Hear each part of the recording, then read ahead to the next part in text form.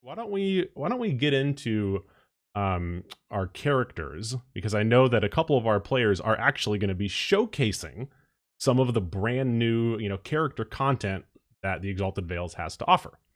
So let's go down and talk about our characters. Great. I'll start. My character is Darruh. I am not playing one of the new mechanics. I am playing a Tiefling Cleric who is currently at level 3.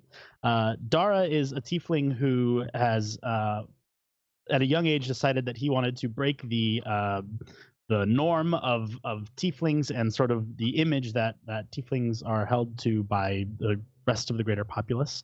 He is out to try and help as many people as possible, and he ran away from home young to do so. He wants to break away from that stereotype. So during his runaway from home, he found himself with an amulet, and he lived with that amulet alone for years. And as it turned out, that amulet would speak to him at times in sort of the form of a holy voice, you might say, teaching him how to do small tricks and knickknacks and this and that, until one day he decided that he can't live out his goal of changing the stereotype of tieflings by living in a cave. So he has gone out now to try and find adventure, and finds himself stowing away on a boat. And that's all.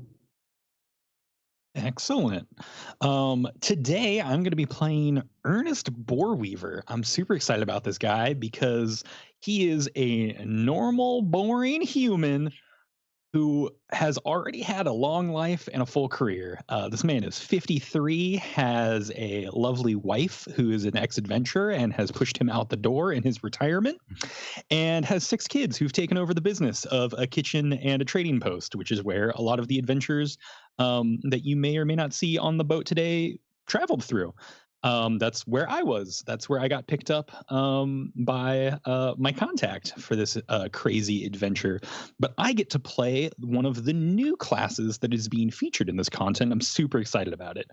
It is the Mechanist class, and the way that Ernest kind of fell into this is he was gathering supplies for his kitchen. He loves to cook and he loves to feed, the general public. He's always wanted a safe haven. Well, while he was gathering supplies, he got chased up a hill by some mischievous fae. And when doing so, he ran into a cave for shelter, and he found a bunch of strange objects. And in there, he found a stranger humanoid person. And through a series of exchanging stories and meals, he very slowly learned about these strange materials until one day that person wasn't there anymore. They had an agreement of just talking, chatting it up. And he kind of finally got these last couple of gifts, and something clicked, and he now has the ability of the Mechanist. They have a strange connection of magic and shaping of items, even the ability to compress large items down into small decahedrons, which is going to be a lot of fun to play around with. And I'm super excited to playtest this class. They're all about tinkering, items, how they work. They're all unique. The flavor text on this class is super cool. But for Ernest, he's been mastering recipes and supporting people. Now he wants to support things, find out how they work, master his new recipes outside of the realm of food and all of the things that he can tinker. And in his retirement, he is going on probably his strangest adventure yet, as he is on a boat, middle of the ocean, trying to not be as seasick as he once was when he was first on the boat. I love him already. I will be playing Ranger Charlie. Ranger Charlie is a half elf. When she was a kid, she idolized her older sister, Jemima, who was also a ranger, much older sister. And when she was a kid, her sister went off to go on her own adventures and never came back. And it really broke Charlie's heart. When she was a teenager, she traveled with her family to Hadna, the Shining, in hopes of maybe gaining some new knowledge about some of these secrets, what had happened to her sister, why her mom left her elven community and ended up with this like random human guy and his kid.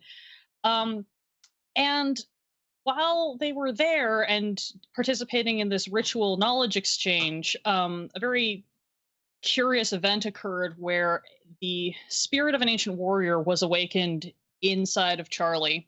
This is a really dangerous thing that can happen, and most people don't survive it.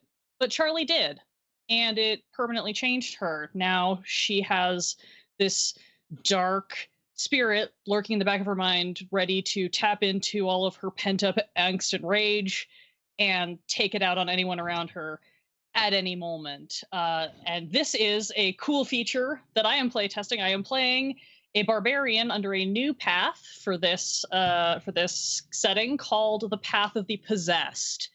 I was not originally a barbarian, but I am now, thanks to the spirit that lurks inside my mind. Anyway, Charlie's now 21. It's time for her to set off on her own adventures, and her good buddy from the Forest Scout days said that her dad got drafted into this adventure, and Charlie should see if he'd take her along. So she's hanging out with her friend's dad, Ernest, on a boat, ready to go see the city of Lusan for the first time and strike her own path of adventures like her sister did all those years ago. Awesome. Nestor, did we miss anything? Yes. Are we ready to get into the adventure? You don't think so? I think we're ready. No. Let me intros, character intros, Kickstarter. Roll the intro. Okay, guys, this is the Exalted Vales, the Gates of Lusan. Lusan, the city of 1,000 oracles. Between the hanging markets, the innumerable places of worship where prophets, true and false, render their sermons, and the marvels of architecture like the blind oracle's pyramid stand tall over the city.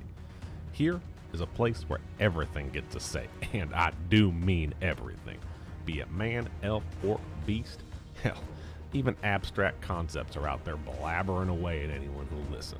But while that does come with its own set of challenges, a little coin might just be enough to let you push down those fears, hop on a ship, and set sail. The world is your oyster, and it all starts here, at the gates of Lusan.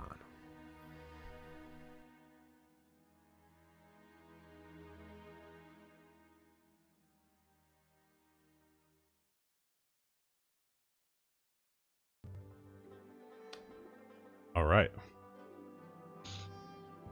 Charlie Woods, the half-elf barbarian, and Ernest Boreweaver, the human mechanist, been at sea for the last week or so. They've been hired to escort Ernest's cousin Efanny, a young archaeologist who is joining her mentor in Lusan for an important exhibit. The journey is paid for by her mentor's guild. The party is tasked with guarding an antique amulet in their collection and will receive 10 gold coins upon arrival. 10 whole gold coins, you guys. Are you hyped? There are 4 ships in the convoy. The party is on the 3rd ship. Efanny is on the 1st ship. She is working on deciphering an ancient scroll with a colleague. And we open on the deck. It's a sunny afternoon.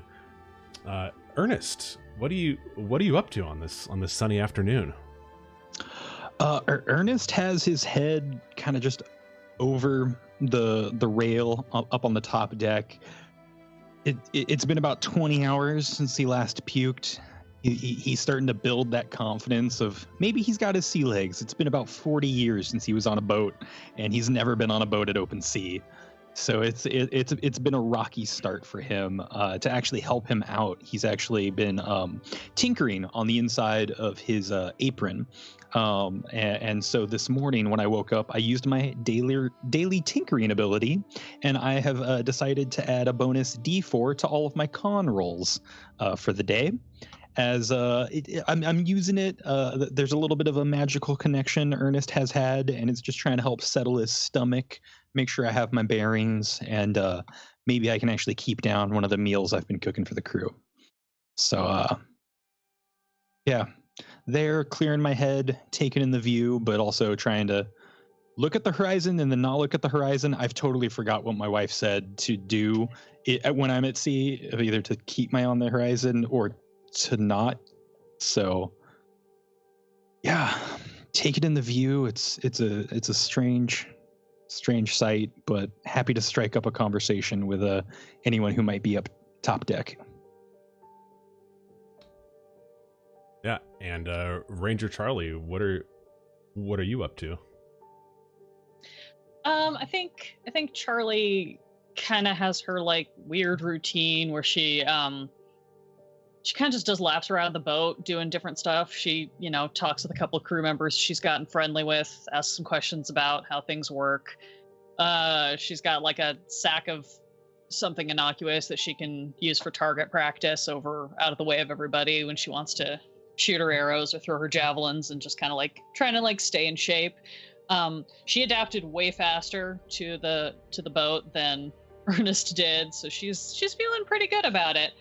But she does like to kind of check in with him every so often because this is her first big time away from home without any of her family, and she's not really sure what to expect, but she knows he's at least got stories from his wife to tell about the big wide world out there. So I think about this point, mid-afternoon, she's going to go hunt him down because this is around the time that he's usually puking over the side. It's been long enough since lunch. So she's going to kind of wander up topside and look around until she finds him. Yeah, and you open the door onto the deck, and you can see Captain Hyrose. He is at the wheel of the ship, eyes trained out in the distance, trying to find Lusan, and you can hear him yelling, we should be landing in about the next day or so." He's yelling out to the sailors. And you see Ernest over across the deck. Well, I will run up to him. "Oh, are you? Is everything okay? You want me to get some more of that stuff from the infirmary that helps settle the..." "Oh no, hey kiddo. No, I think I just about settled down now. I think I got my sea legs, as they say. Didn't think it would take almost the whole journey.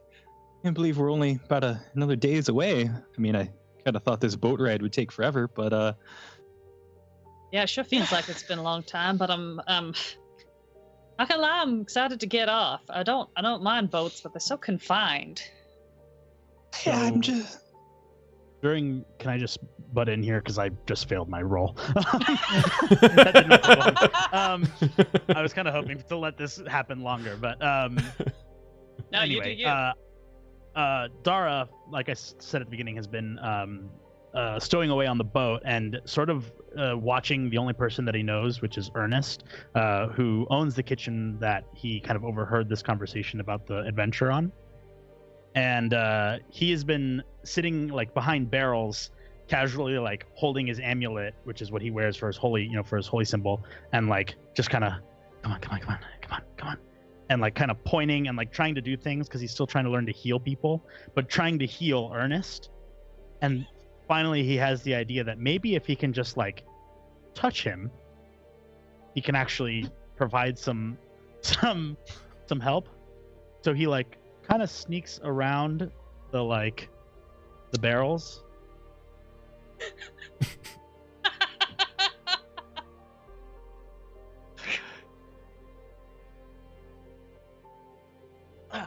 And then as he touches him, he knocks over this whole stack of barrels that he was hiding behind. And that is how Darruh enters the scene. Hi, hello, hi. Charlie immediately like reaches back and pulls her longbow off her back and just like arrow right down. Where the hell did you come from? Oh, hold on. I can be a help. Ernest will catch himself from like toppling over the rail as probably a barrel hits him. I was like, I wonder what if I was like, oh, that's almost a fail, but I'm not going to go overboard yet. But yeah, I'll definitely pull myself back up like, hey, you're you're the think I reckon. Oh no, it's it's fine there, kiddo. He was a general call. Went out back at the kitchen, and yeah, he's familiar. I don't think I caught your name there, Ernest. I'm Darruh. Darruh. Nice to meet you. Ah, yes. Mushroom soup, extra bread, 2 nights in a row.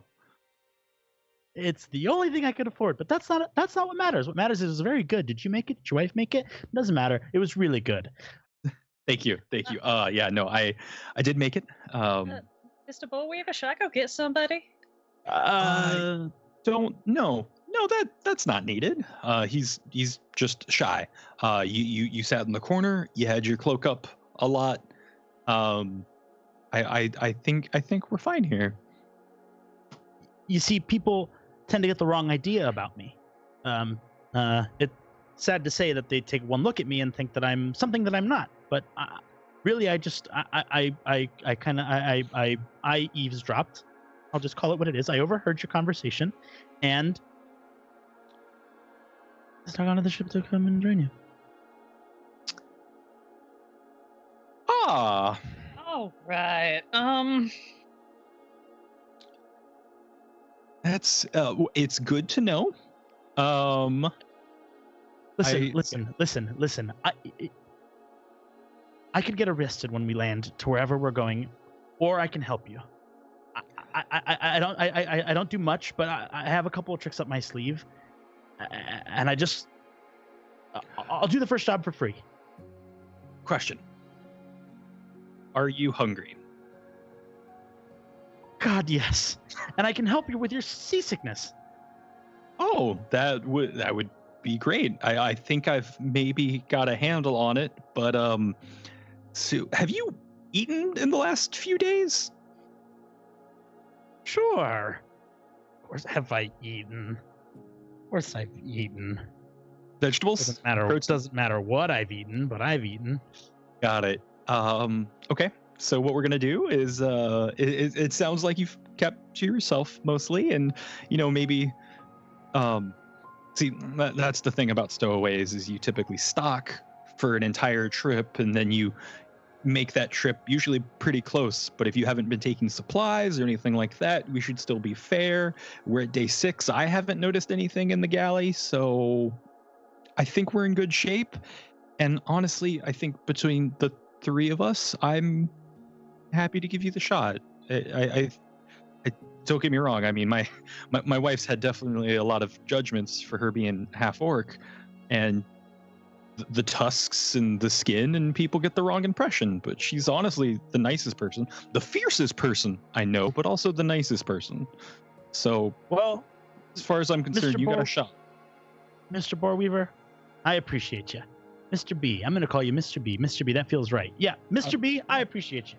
And he sticks out a big hand to shake your hand. And yeah, definitely a big slap hand in there. And then with one pump, he'll definitely try to go in for the hug and the pat.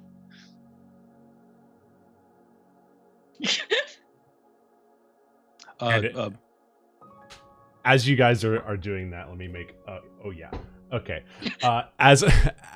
As you guys are doing that, Captain Hyrose just looks over. Stop your hugging!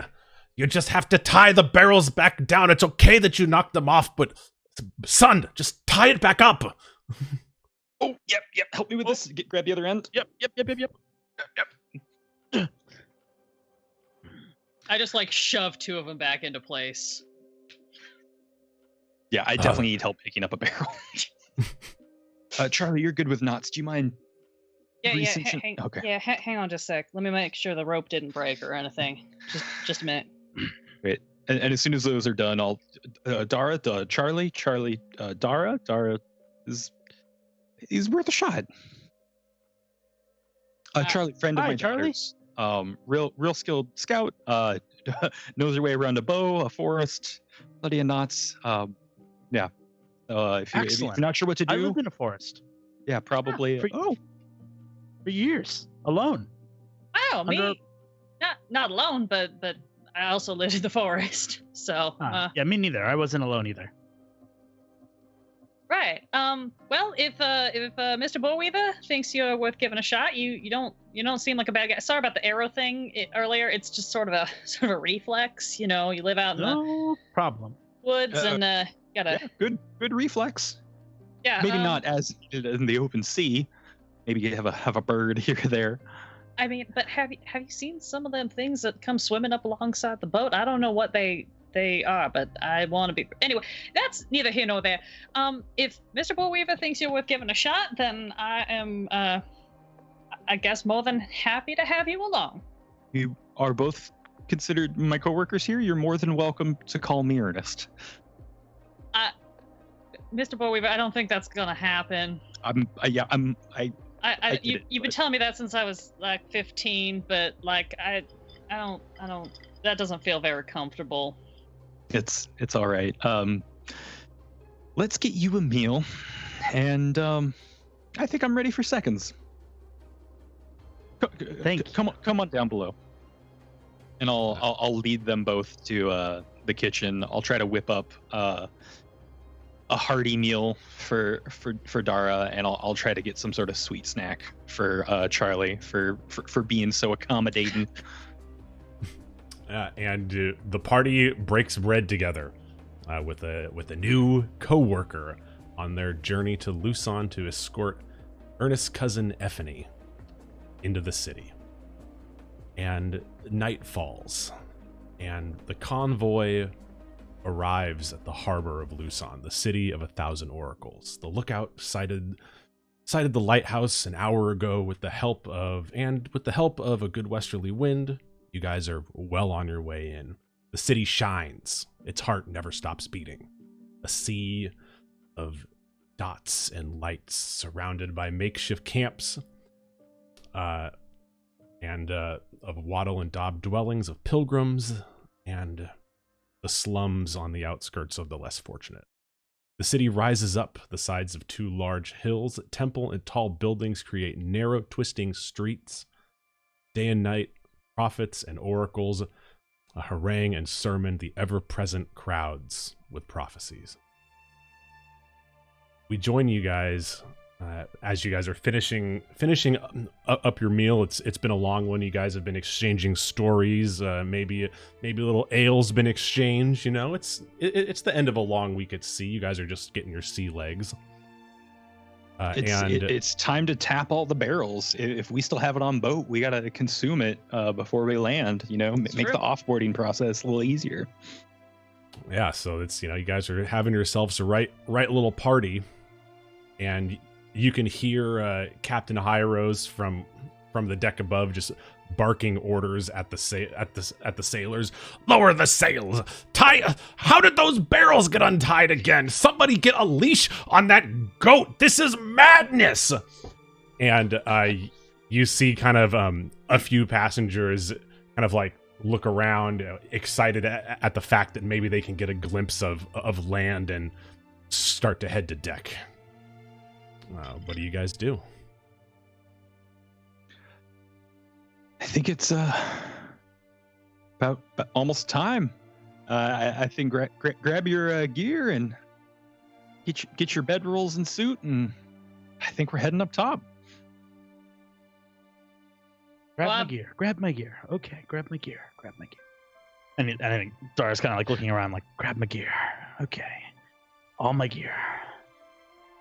And he just picks up his mace and he goes, okay, I'm ready. Light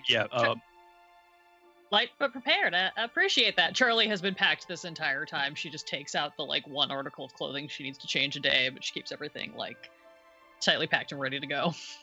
Yeah, Ernest is really just trying to buy time as he like cleans his knives, puts them back into like their roll, like has his like fork, knife, spoon set, puts it back in the roll, grabs like his pewter plate, like cleans it off, puts it in its little pocket, and then just rolls it all up around it. You need any help there, Uncle Ballweaver? I'm already packed. No, I just every piece has its place and every place has its piece. So just getting it all set, and I think we are ready to go. He's like not sure what to do with his dirty rag, and he just kind of like leaves it in the middle of the table. and starts to head up top. Yeah, you see one of the like galley attendants just like kind of like walk by, give you a really dirty look, and pick up the rag and walk back into the galley with it. I'm sorry. I've never learned where they go. Ah! Thank you. I death glare that guy like the entire time he's walking away. It's fine. I'm making more work where I shouldn't be. Up top. Yeah. I really excited to see land. After you.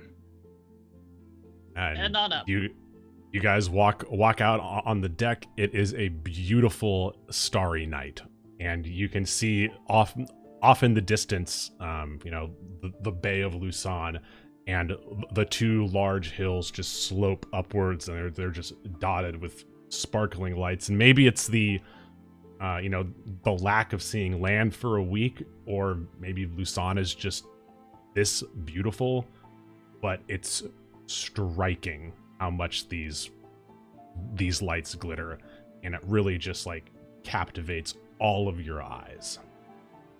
And a bunch of passengers are gathering up on the port side to kind of feast their eyes on this new sight. And from the starboard side, you hear a yelling that sounds, from an elderly human lady. She's standing on the starboard side of the ship. "We're all doomed! This blasphemous! We're doomed! We're all gonna die!" And you see this old lady kind of hunched over, bundling up all of her belongings are bundled up, tied around her waist with twine, and she is just feverishly just blowing into an empty water skin and it looks like she is trying to make a buoy. This is on our ship. It's not the ship next to us. This is on your ship. You guys are standing on the port side with the rest of the passengers, gazing at the grandeur of Lusan, and she is on the starboard side, telling you that you're all doomed.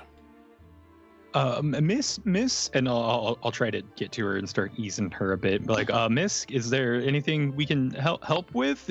We're blasphemous!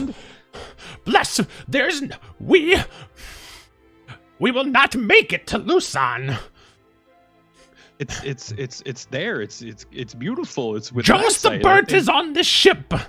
The stone smith has forbidden him from crossing into Lusan. We will be struck down.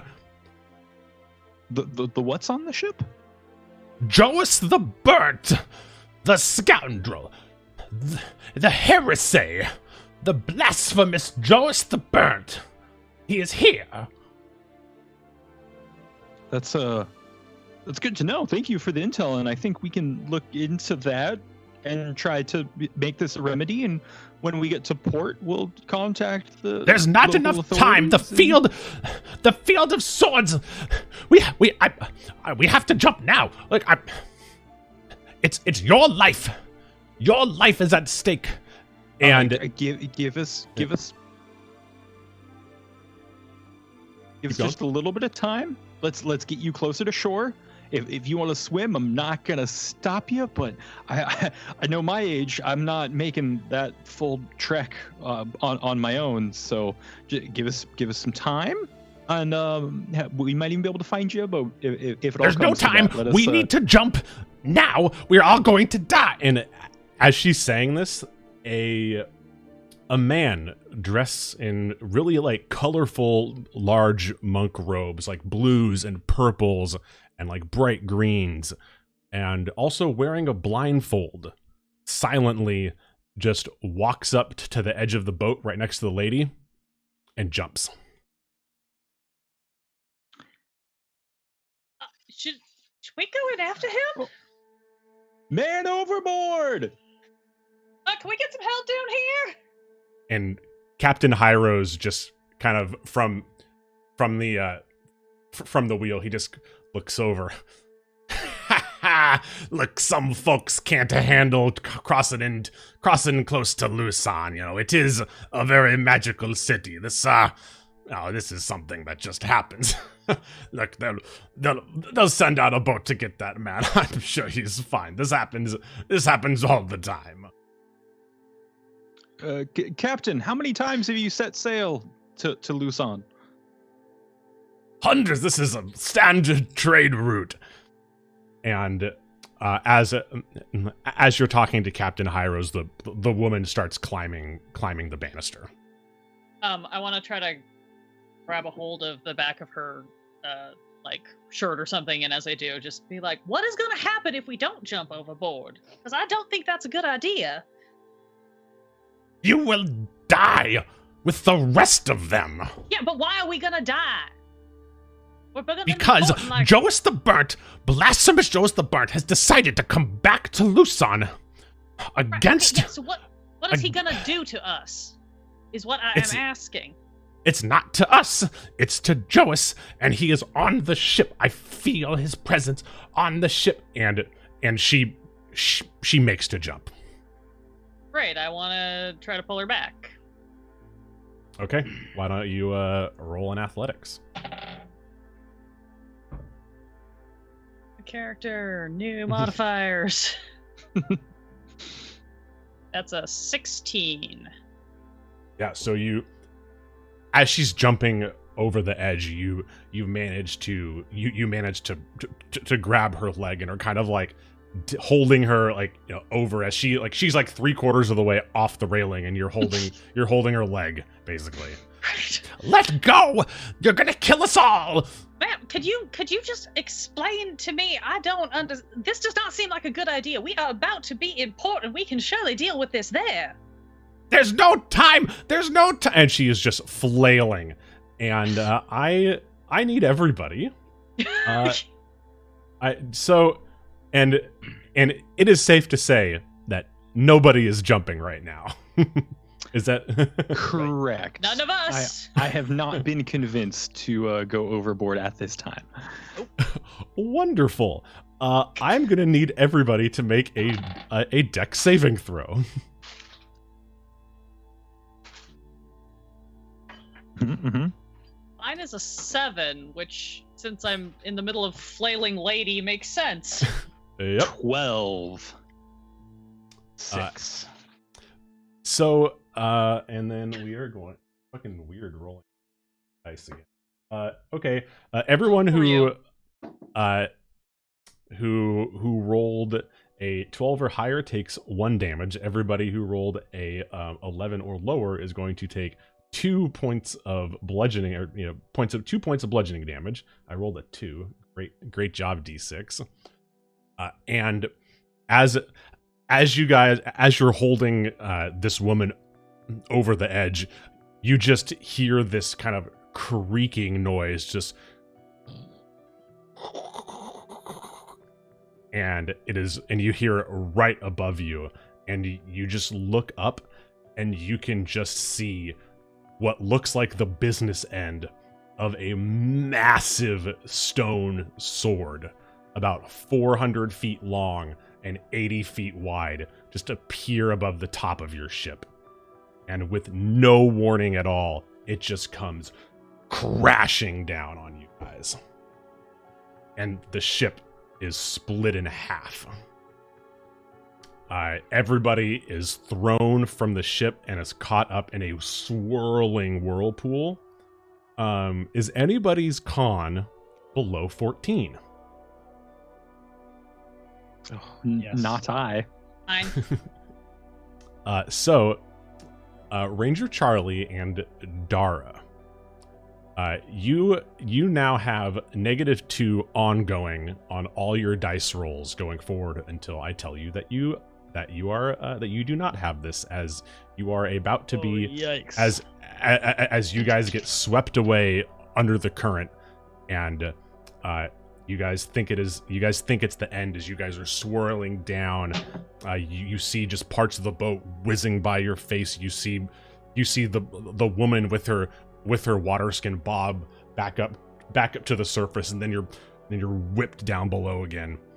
And you all you said -2 ongoing on all rolls? On all dice rolls. Are you sure this isn't Aurora Zero? Yeah, this is All right, you died. You've respawned. You have -2 to everything. this fast. I'm so excited. And you guys are all unconscious. And Oh, we're all unconscious. Jesus. yeah, and you guys all fall unconscious. The people who have con below 14, you have -2. If you have a con 14 or higher, you do not need -2 because your constitution holds. I drank less water. Charlie and Darruh, what are your guys' respective constitutions? 13. So close. Yours is 12. No, 13. 13, excuse me.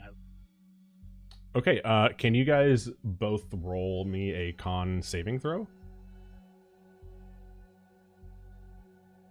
Con saving throw.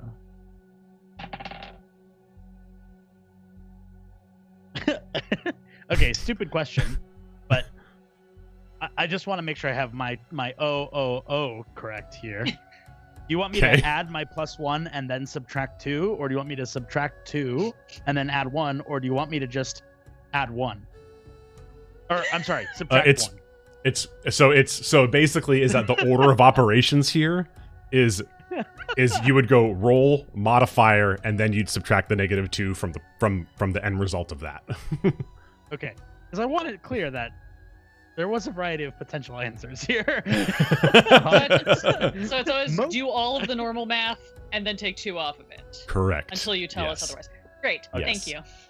And there may be some other like times in this game when there are similar mechanics being added. So that's how we're gonna take care of all of those. Sick. Okay. Rock on. So did you get a -1, Nestor? Like what's going on? No. Okay. My result was the same no matter what, but I was just curious if which what direction to go. My result was a 12. And Ranger Charlie, what was your con save throw? An 11. All right. Yeah. So, bummer for Ranger Charlie. Yep. So we see. Let me roll 20 is hard, everybody. I Okay. think you guys were this good at murking me when it's chat trying to do it. So, Ernest, Yes. you are lying on a you cough and spit out a whole bunch of water as you come back to consciousness, and you are lying on a stone floor that is cold and damp. You see Darruh lying next to you, still unconscious, very much breathing, but still unconscious and not looking very good. You were both clearly dragged out of the water. There are water tracks of someone or something coming from kind of in front of you. There's a large pool of some kind of underwater entrance into this cavern that you're in. And as you look around, you notice that you're in a dark, dingy laboratory. So dark that you can't really see the walls, lit by a single old hurricane lamp from a platform about 40 feet to your right. About 20 feet from that, in the center of the room, you see a weird contraptionist machine powered by a large rat running on a wheel, pumping something through a leather hose that is going back down into the water. On the opposite side, further past that machine, you kind of see what looks like a workshop with workbenches, tools, piles of just crap. This thing is really disorganized. Yeah. What do you do? Sit up, kind of just mumble to myself. This is not what I expected when I saw land. As I get up to my feet, just start yelling out, "Thank you! I'm awake. I'm gonna try to wake my friend. Thank you for pulling us of the water. There was one more of us. If you happen to, are they around? And I'll start trying to wake up Darruh. And you are met with silence, and you can, and after kind of a few minutes of like slapping his face, you know, snapping in front of his eyes, you know, maybe even like turning him over to like do some chest presses to get the water out of his system, Darruh, you come to consciousness.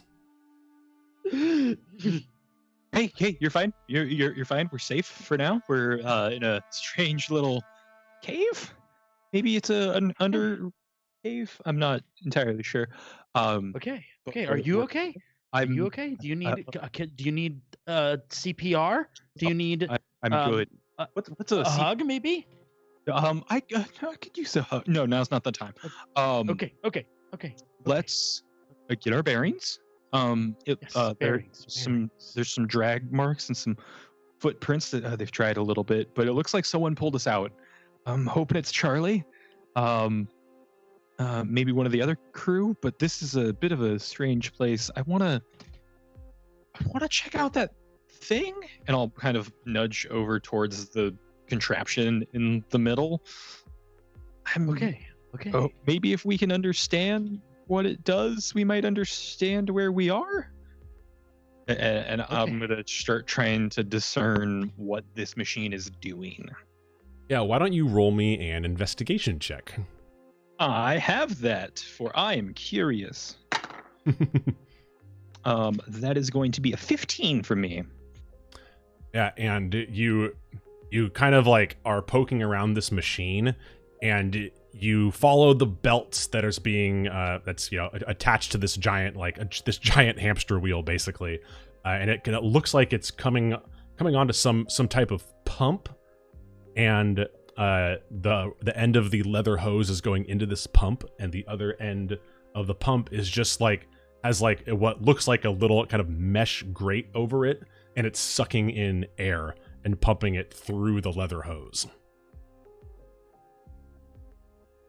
I think this is a contraption that lets you pump air to. Oh my!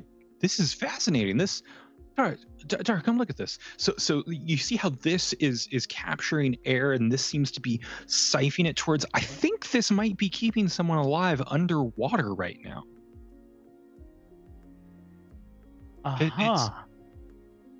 And I think Darruh just kind of stands there and goes, like, no sense of how it works, but just kind of like listening to Mr. B the whole time, like, yeah.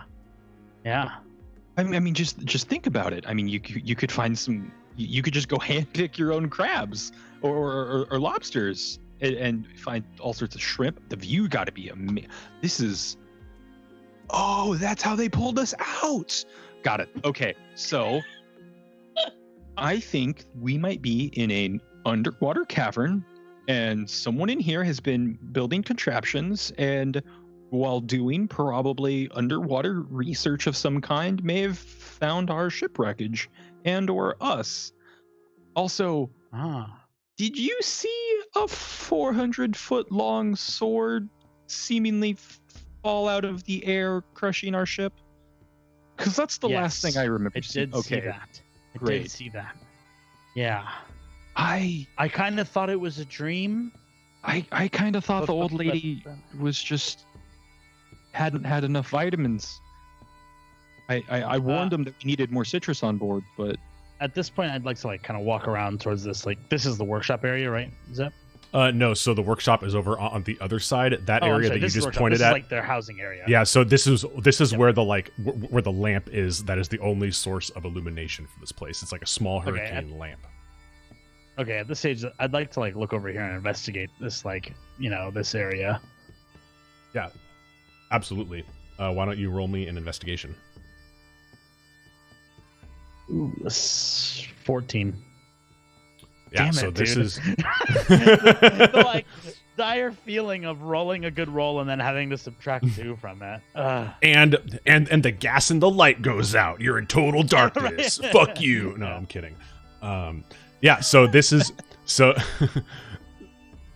this definitely, like, one person. This is the living space for one person. There's one bed, one plate, one set of silverware, like one nice glass, one mug, one cup, one pencil. Very much, and you kind of like look at the notes that are on the desk, and it's like science notes.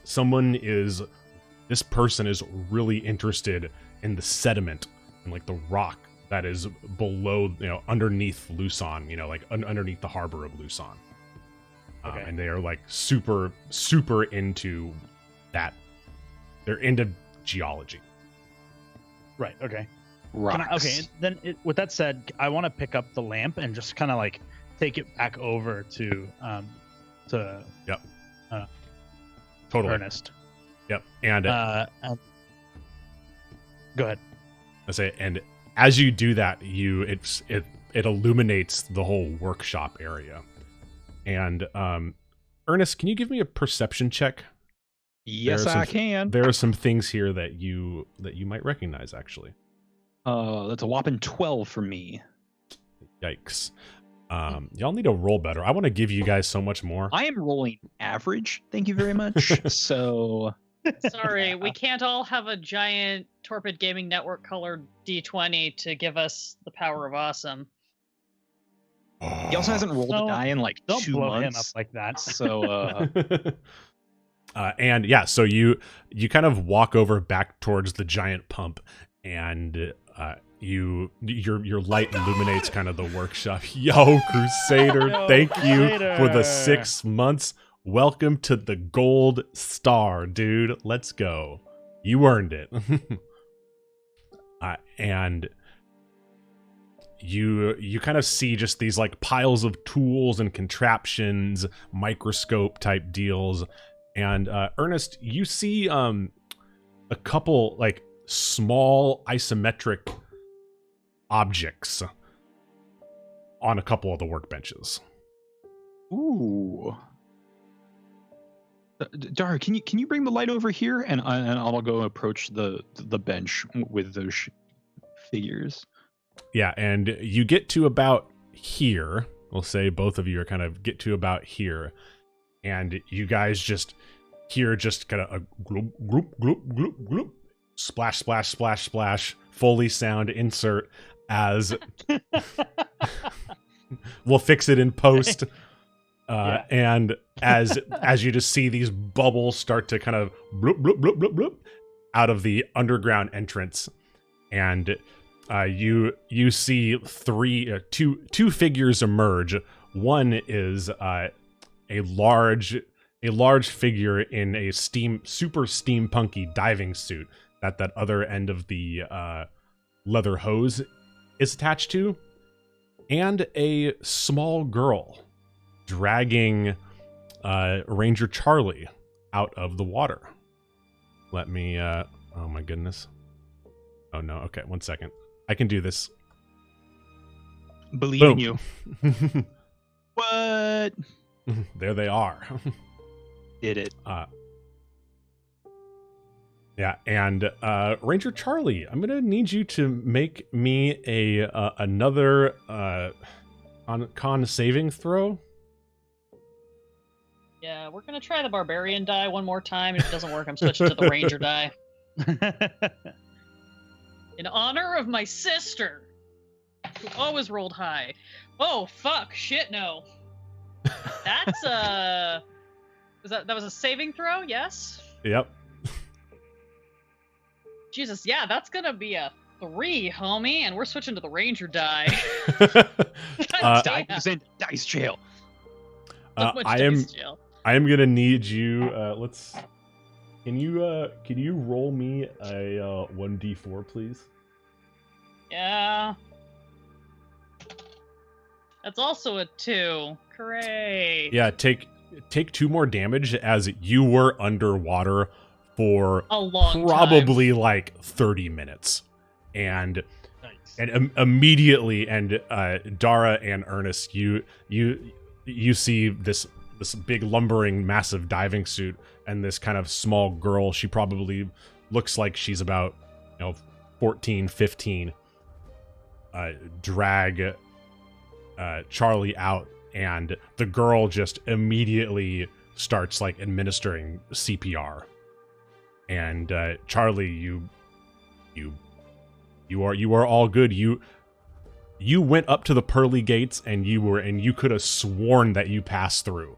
Like you felt like you were dead.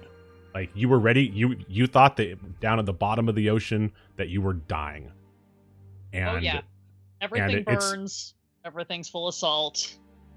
Yep, and it's almost as if you just got pulled by your ankle, like just away from death, as the whole world just comes rushing back as you start coughing water and spitting it on the ground. What the fuck? Charlie? Hey, friends. And start making my way towards the group slowly and with open hands. Darruh just holds up the lamp and follows behind, like kind of checking over like Mr. B's shoulders each time, like, huh? And you guys kind of start walking over here, and you guys start, and as the person in the diving suit kind of like turns around, and you see him start to like unbuckle his mask, you guys see some more bubbles and just hear kind of some more glug glug glug sounds, and the girl kind of looks with eyes wide at the cavern, at the lake, at the cavern entrance. And I'm gonna need everybody to roll a dex saving throw.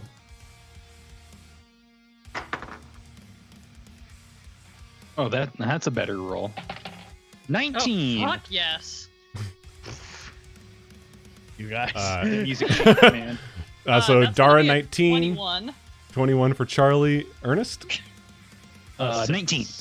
and that's with your guys' -2s.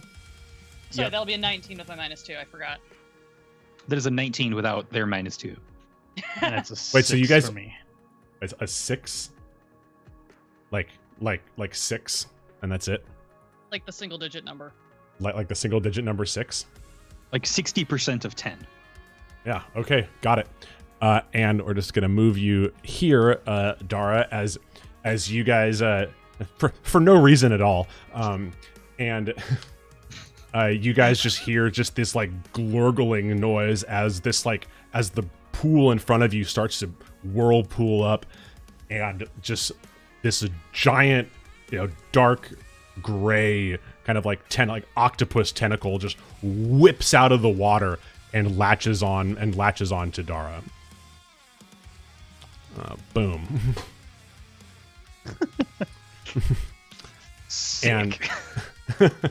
and then as soon as that happens, Darruh, you immediately get grabbed, and it starts dragging you towards the water, and then 3 other smaller tentacles kind of just fling themselves out of the pool. And how about that? Why don't we roll initiative, y'all? Whoa. Darruh. I assume my -2 is on my initiative as well. Correct.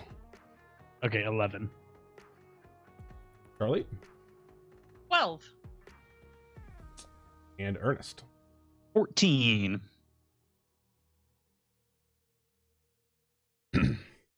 Yes, and so the girl's turn is first, and what are y'all's hit points at right now? 26. 25.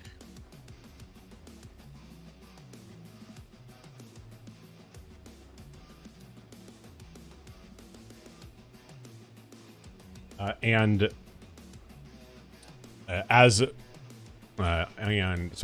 Charlie. Yes, Charlie. That is your name. Charlie, Charlotte, whatever. I respond to many things. And Ray, Ranger. Only girl in the party. Hey, lady. the girl kind of like looks looks down at you as she like finishes giving you CPR, and her eyes glow gold, and she just whispers in your ear, "You're gonna be okay."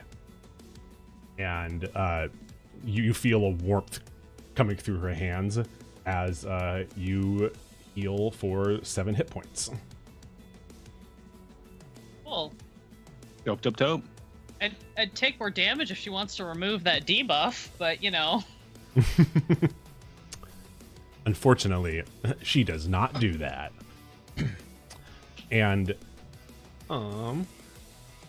it is now the large kind of the large gray tentacle's turn. And just to like be clear, the tentacle that's grabbing you, Darruh, looks very much different than the 3 other ones that kind of sprung up.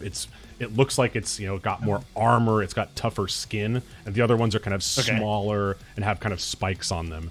And it is going to drag you basically 1/3 of the way back into the water, and I'm going to need you to make a and you can make a strength saving throw against it, right? Try and break. Nice. I want to break free. 16. That is not going to do it. Damn.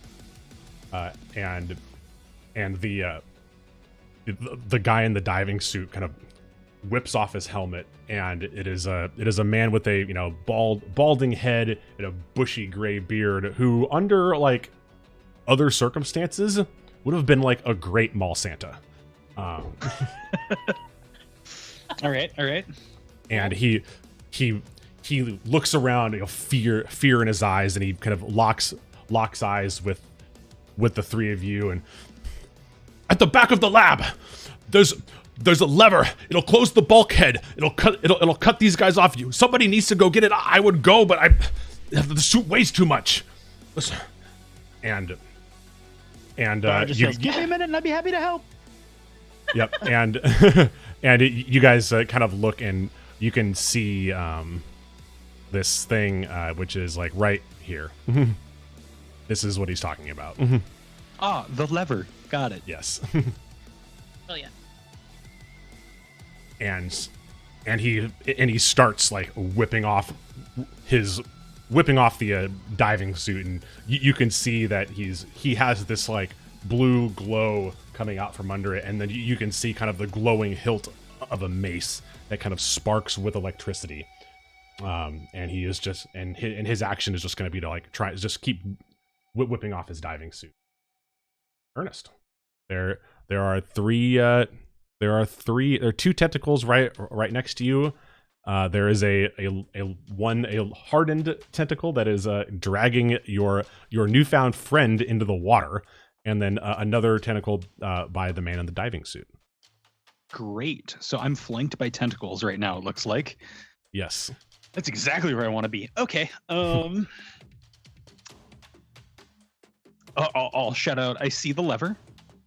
And I need to use my measuring tool. That's more than 30 feet away from me. I am going to use the dash action, and I'm going to try to move 60 feet towards the lever. Okay. So I'll start by moving 30 feet to see if, you know, I actually get attacked by these tentacles. Oh yes. There is definitely two attacks of opportunity going to be had right now. Yeah. And I feel like tentacles are grabby things. So what gave you that idea? The suction little sucky things.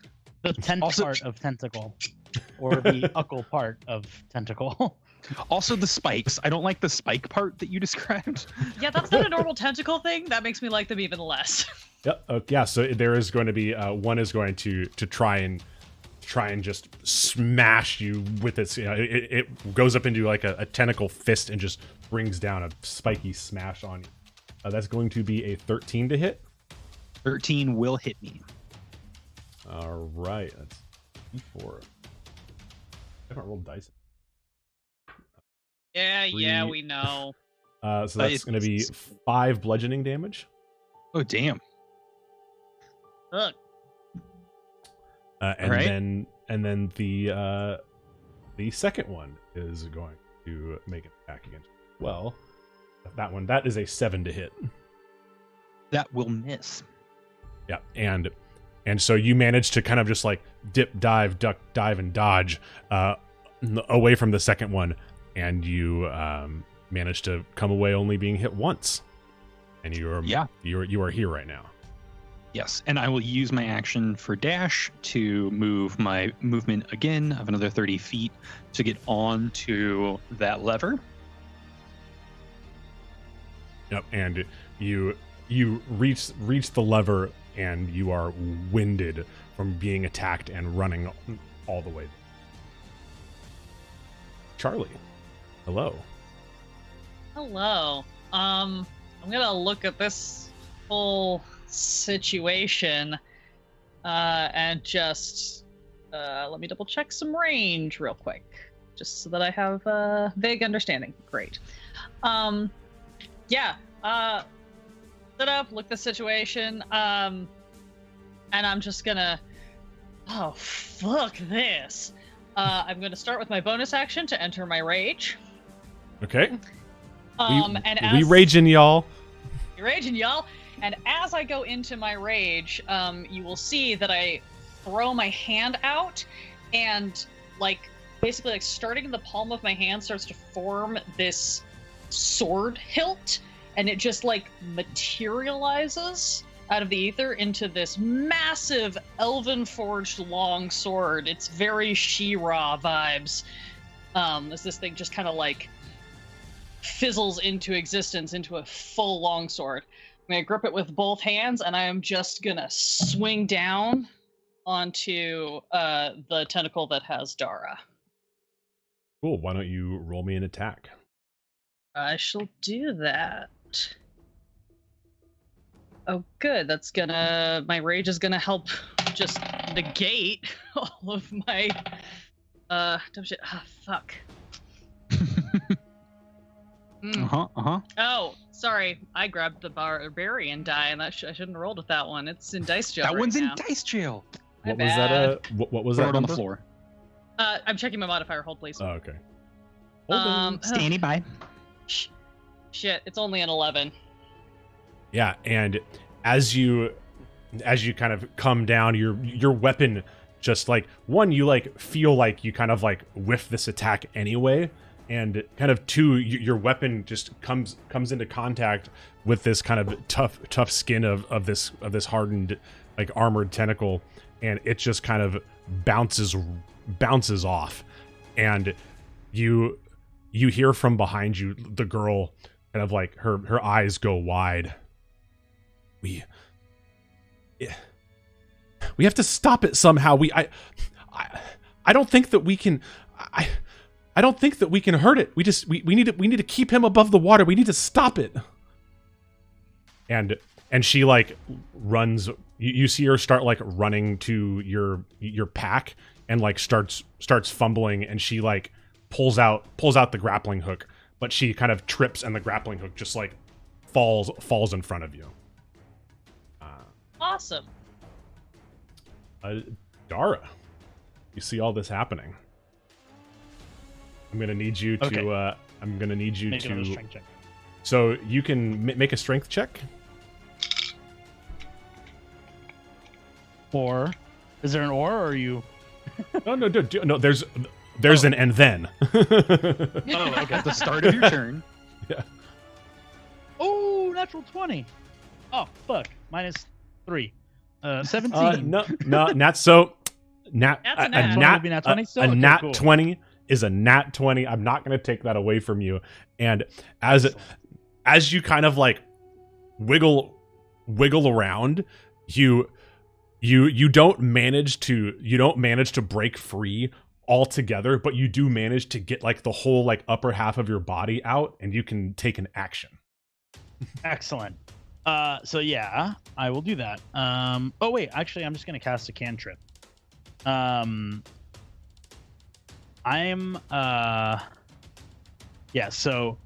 Darruh gets his hands free and grabs his amulet and goes, and you can't really hear him, but he just kind of starts to talk to him and goes, I know we haven't talked in a while, but now it's time. I need your help. And then he just kind of snaps his fingers, and I cast Sacred Flame. And a flame like radiance descends on a creature that you can see within range. The target must succeed on a dexterity saving throw or take 1d8. Who are you casting it on? On the tentacle that like still has me tied up. Okay. Roll your. So let's a dex save. You roll dex save. Yeah. That is a 12. Oh, it's a tie. So it saves. So it saves. Okay. And and as you're like casting Sacred Flame, you like start immolating this kind of hardened tentacle, and it is just unfazed. And you kind of get the vibe that even if you had like nailed the Sacred Flame, that this thing would not be damaged at all by it. It is not able to like kind of pierce its toughened skin. Okay. And Darruh just kind of like looks at his hand and goes, "Okay, good start."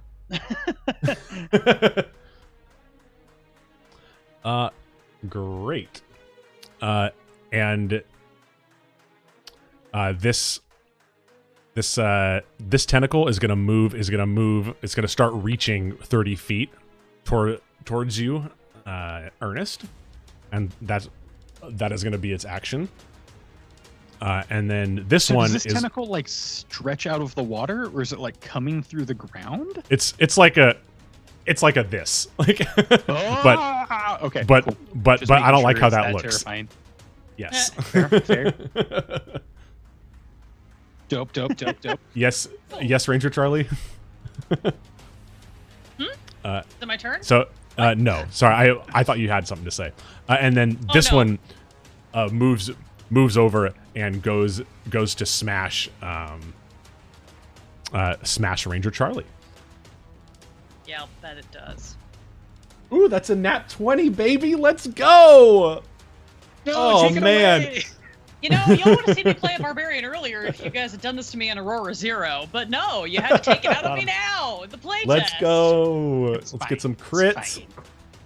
Oh, that's not good roll. So that's only going to be 5 bludgeoning damage. Oh yeah, only 5. Yep. Hey, just take And then- a fifth of your hit points. Yeah, it's cool. I didn't like those and- hit points anyway. And then the third tentacle is going to take a swipe at the guy who is like trying to rip off his suit, and it is going to have advantage. That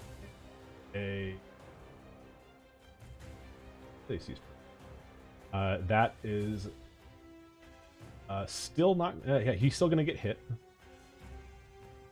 for 4 damage. And you see him just like he just reels back in pain and just lets out a as his side just gets slashed with these spikes. And you see the girl just kind of like runs back towards the machine, and she kind of like looks around and looks at Darruh. What do you want me to do? Well, getting it to let go of me is a start. Okay. And she like looks. She runs back and grabs the grappling hook and turns to Charlie. Look, I could loop it, but I need you to pull. And she All right. and before you can even say anything, she just throws the grappling hook, and you can see that it loops around the tentacle once and holds it, and then she hands you the rope. Look, just it'll rip me out. Just tie this to something. Any suggestions? And you can definitely see kind of like off to the side. There's definitely some like, stalagmite stalactites, whichever one is the correct one, coming out of the ground. Lights are on the ground. Yep. Stalag. Yep. There's there's definitely some stalagmites coming out of the ground, like off to the side there that you can see on the map. Perfect. Look, just tie it to that. Tie it to that. You got it, sugar. And I'm gonna need Charlie to make a strength saving throw as this tentacle is still kind of pulling Darruh back in, and you need to fight to keep yourself from getting pulled in with it.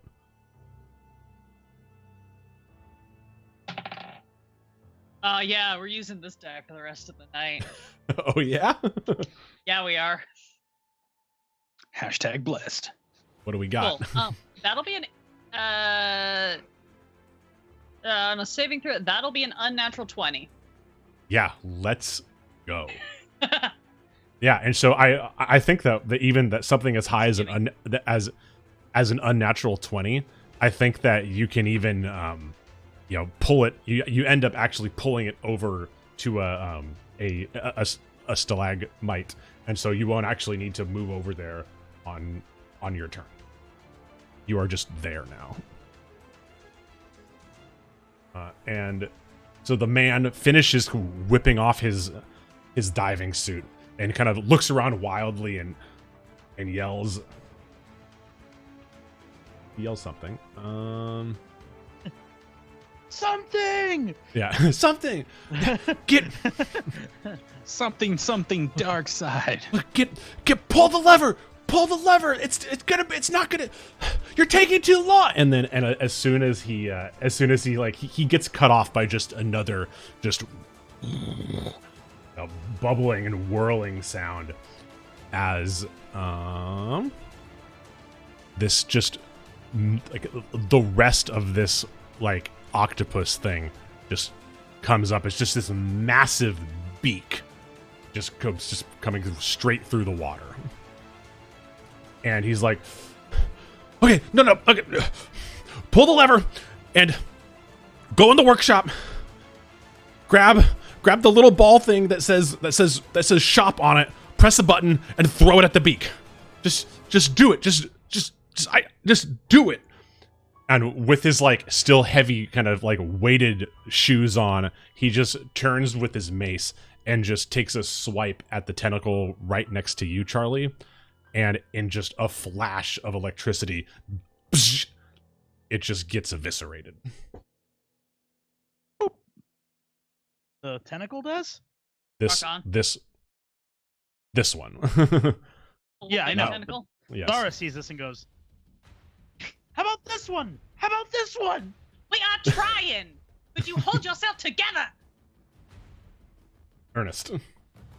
I pull the lever. Give me an athletics check as this lever is rusty AF.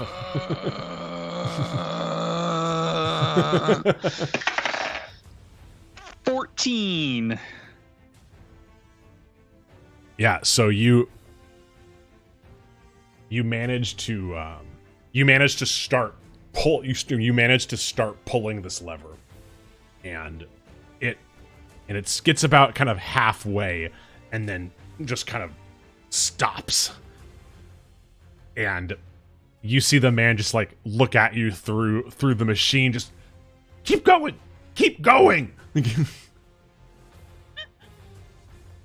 I continue to pull the lever.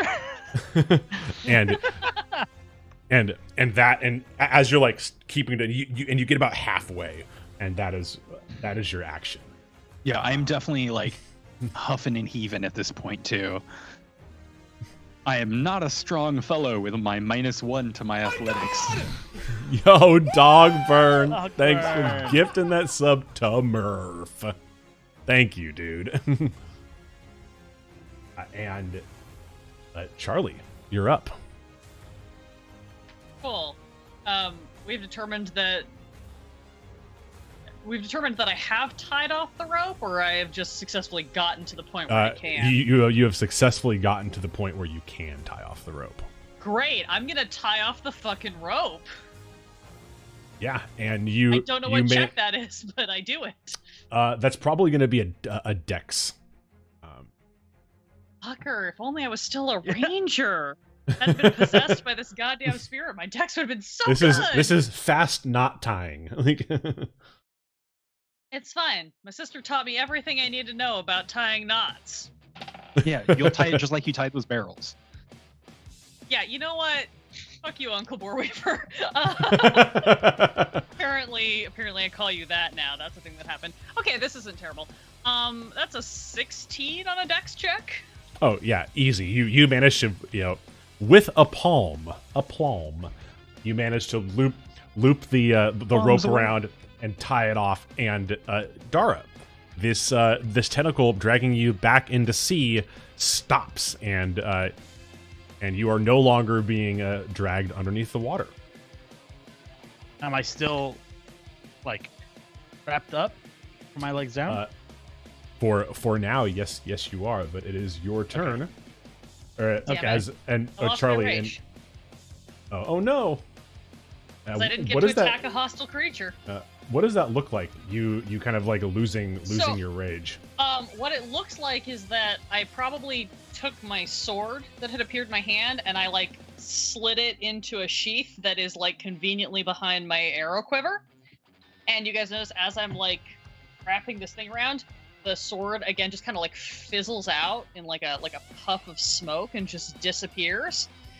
And once I finish tying off, I kind of like sag against the stalagmite for a minute, almost like I've lost a bunch of energy. Did you get hit last round? No, I did not. Oh yeah, then your age is definitely gone. Wait, no. What did I lose hit points for then? Something tagged me. Because if you get attacked, you also maintain your rage. Oh. I think that you did get attacked No, I last did turn. get tagged. Great. Yeah, Never mind. if you take Still damage angry. or hit something. Still angry then. Yeah. Cool. Still bad. Blood for the anger gods. Cool. In that case, then I'll tie off the rope and I'll just redraw my sword and be ready. Fuck these tentacles. Darruh. Okay, I would like to try and stand up. Yeah. Make a strength saving throw. Oh god. He gets to make strength saving throws. Well, he's not the one trying to tie a knot. Yeah. Sure, Nestor. Why not? I'm a benevolent DM. Fuck. 16. Yeah, and I think that because of your initial one was so high, I think on your third time as the charm, you managed to kind of wiggle your way out. Yo, Earth Child, thank you for the 500 bitteroos.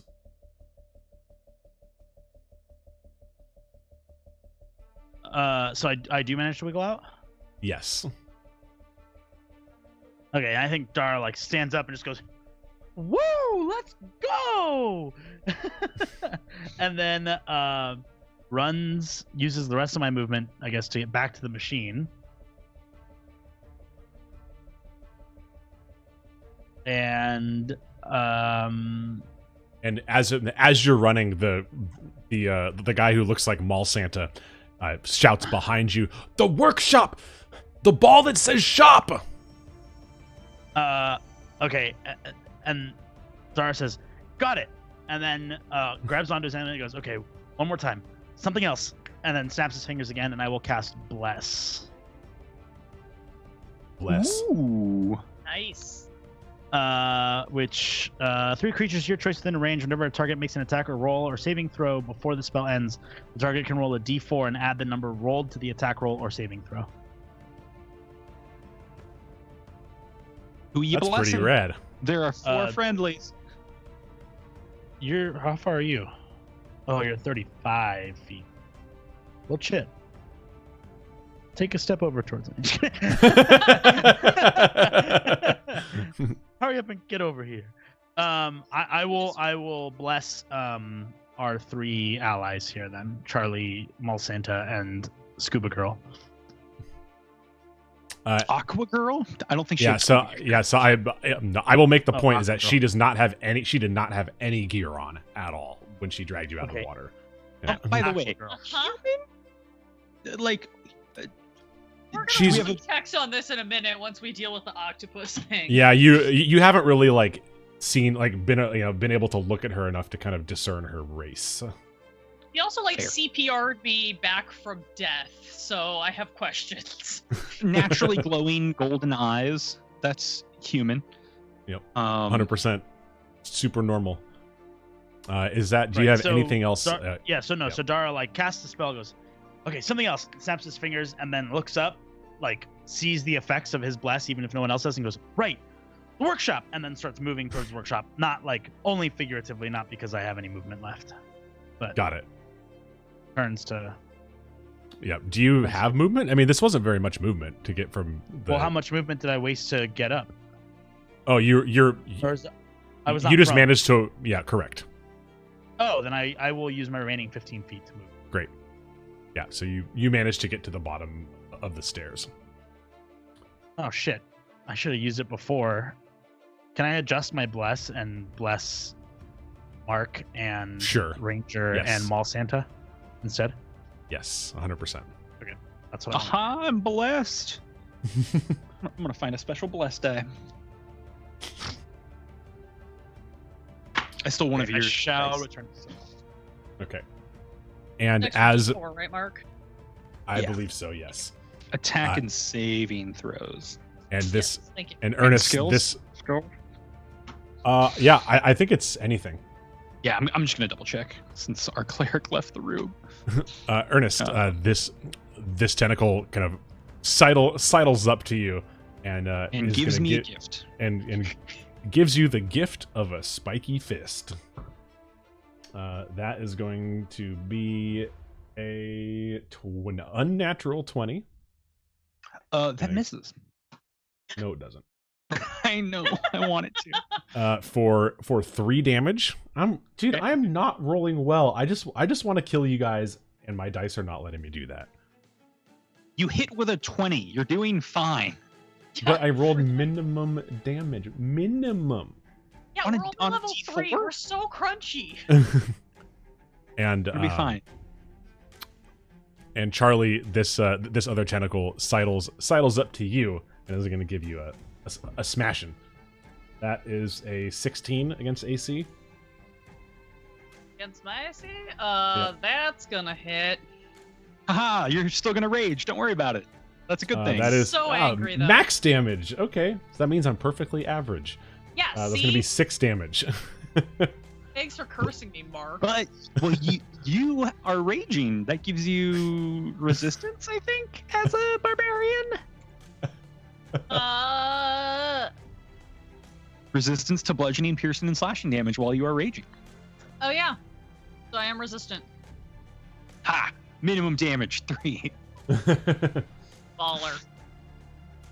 Sorry, y'all. I have not played a barbarian ever since my zero character hasn't hit that point yet. So I'm still remembering all of the buffs. My bad. And No, you. as the girl starts to move away from the armored tentacle, it's gonna whip out and try and grab her as its attack of opportunity and save. She has failed, and and this tentacle just whips out and just grabs this girl and starts to squeeze, and she lets out just a painful yell. This is the chonky tentacle. Yes. Okay. Just checking. Chunkiest tentacle. And the man, Malsana, we'll call him, has finally finished like taking off all of his gear, and he kind of stands tall and does this like kind of like crazy like electrified mace flourish and goes to attack the tentacle that's right in front of you, Charlie. That is going to be that's a hit. Wow. And he's going to hit it for 5 damage.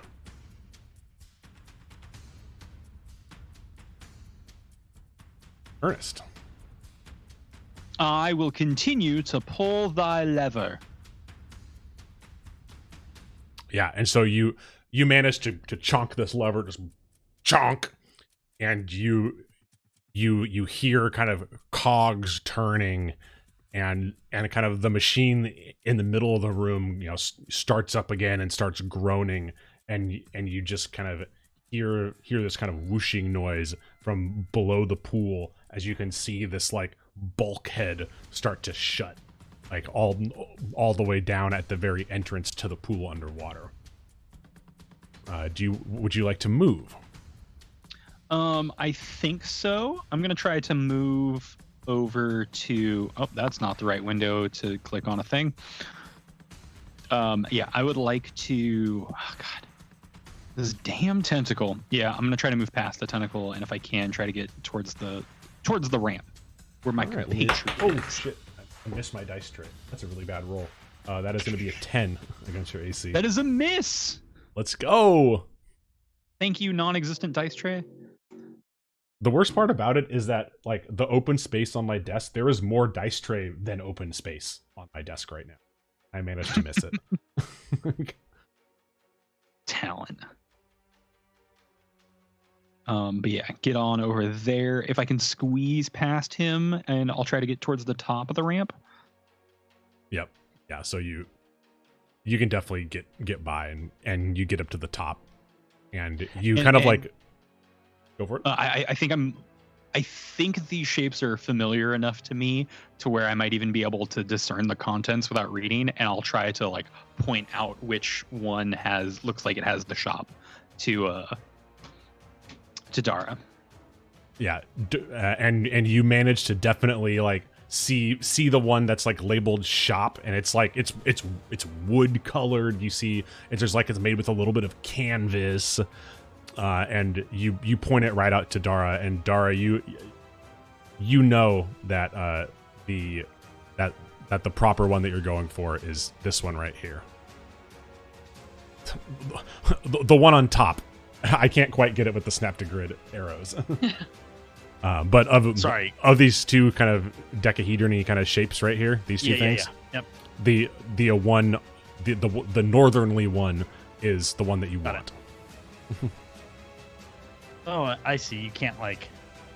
Mm-hmm. Yeah, there's like a grid, and they're like right on lines. You know what I mean? Okay, well, I will move to that. So it is that will be on your turn, where it's Charlie's turn now, and then it will be your turn. Yeah. So I'm telling you that at the end of Ernest's turn, he is pointing out to you which one is the correct one. Charlie, hello. All right. So there's the one chunky armored tentacle that has grabbed Aqua Girl and is grappling hooked to this stalagmite. Are there other? I'm just double checking. Like, are there other like wuss tentacles that are near me? Yes. Yep. There's one right in front of you. It's great. Gonna fuck that one up.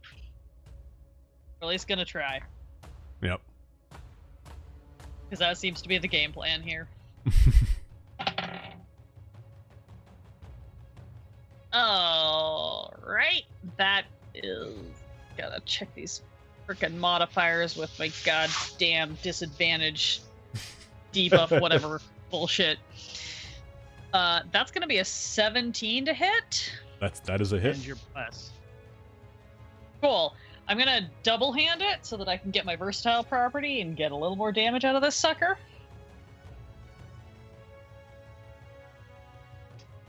With my cool sword. And that's gonna hit for 9 damage.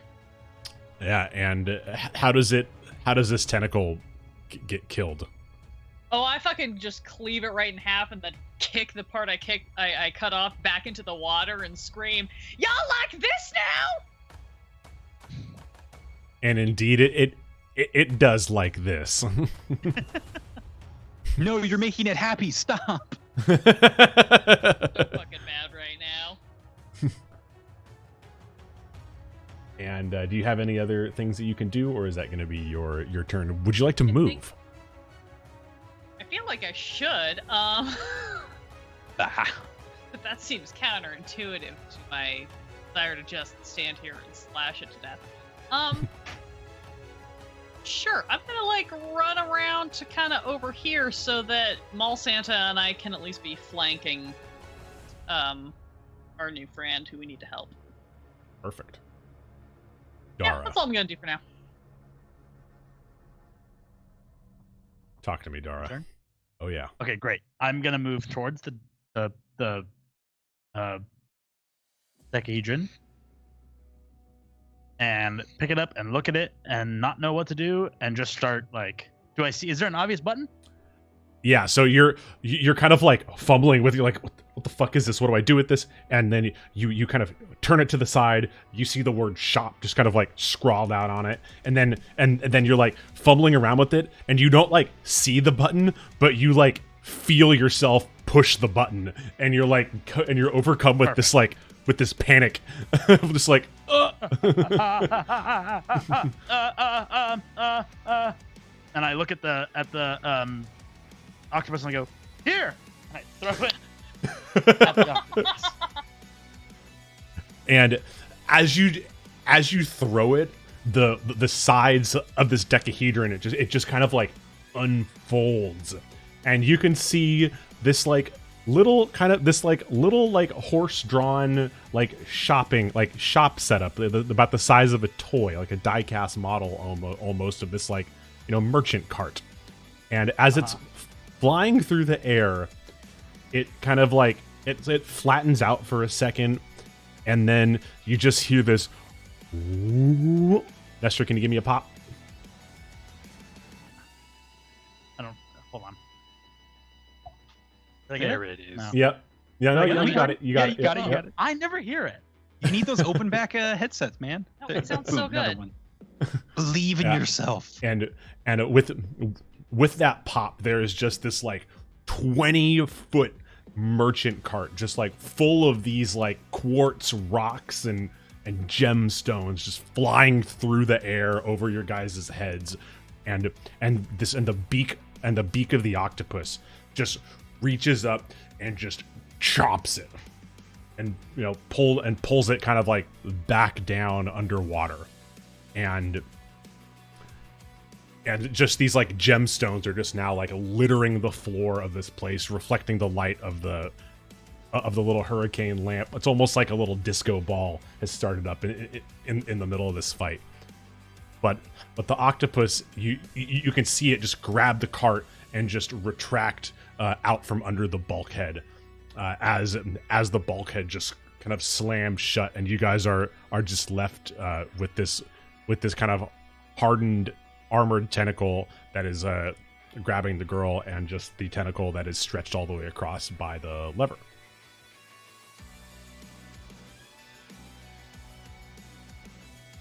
And that is going to bring us to the tentacle's turn, who is just going to reach over, just because you are still the closest, Ernest. I was going to try and give you a smash. Tentacle loves me. Ooh, that's going to be a 6 to hit. That's a miss. That is a miss.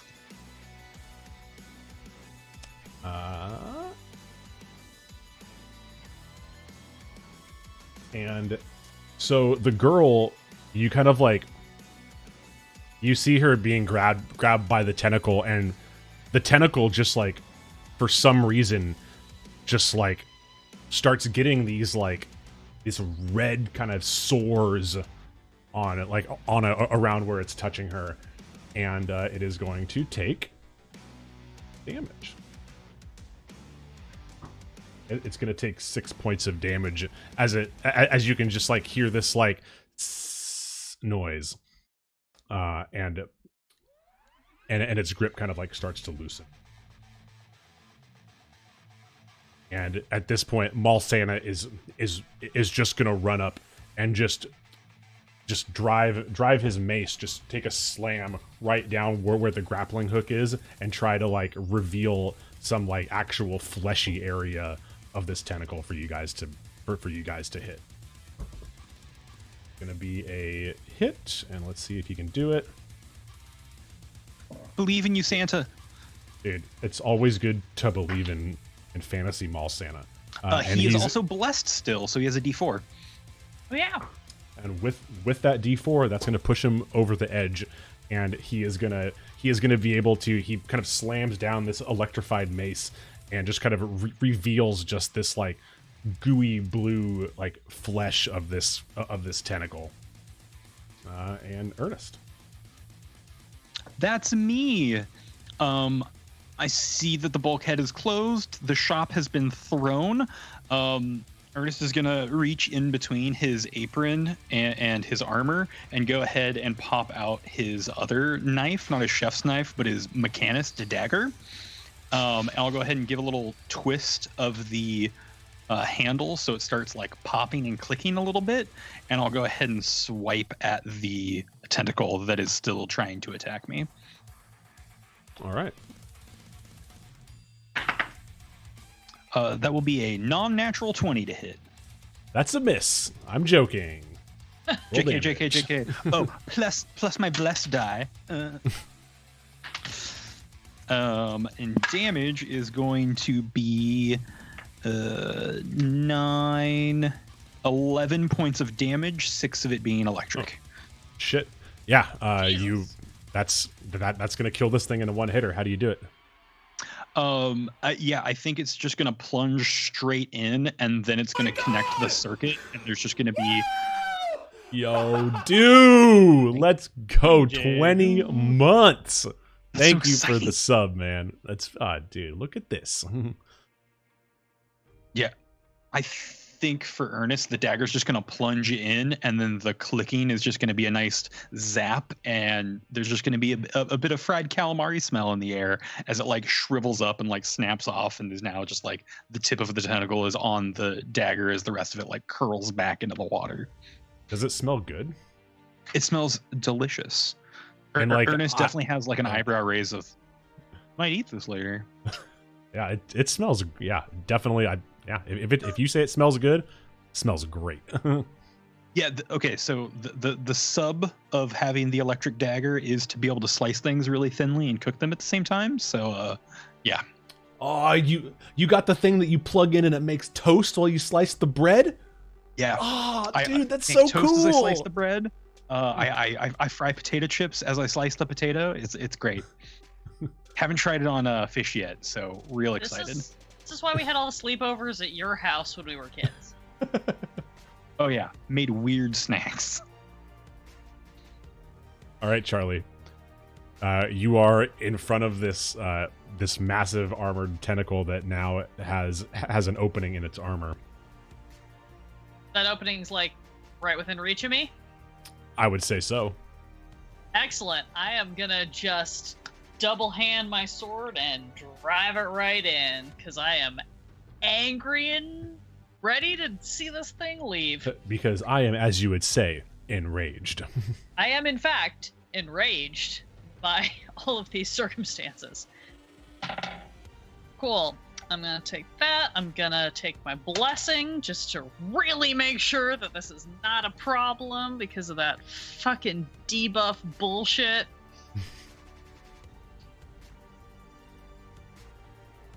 Like new characters, I don't remember what I'm doing. That's going to be a 17 to hit.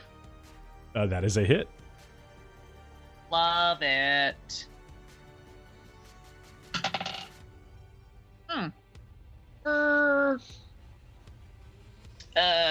7 damage. And you stab it in there, and the tentacle just drops the girl chick to the ground and kind of like reels back in pain. It is not dead yet, though, unfortunately. It's fine. I'll live with it. At least I'll let go of her. Darruh. There's just this one, the last tentacle that originally had you biffed is sitting here waiting in front of you.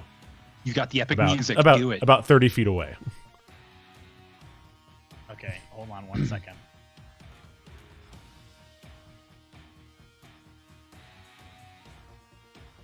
Okay. Darruh like looks at like having just witnessed the store pop-up thing, the store cart pop-up. It's like awesome. And then he snaps his fingers again and tries to cast Sacred Flame again. Yeah. Do you roll an attack for that, or do I roll a save? No, you roll dex save. That is a 3. Ah, Do I save? no. So roll a 1d8. Ooh, max damage 8. Nice. 8? Yep. Yeah, and dude, how does this thing die? Holy shit. Oh, I was not ready for it to die so quickly. yeah.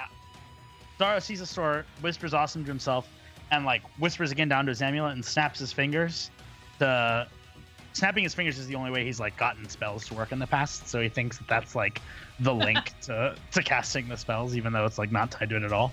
Because nothing ever happens when he's like, nothing pops out from his hand when he casts Sacred Flame, you know? So he's just like, and the Sacred Flame like comes down from the sky and melts away the tentacle, and Darruh kind of like walks over and goes, "And today, Octopus, you've met your fate at the hands of the adventurous trio," and just starts monologue riffing on the octopus.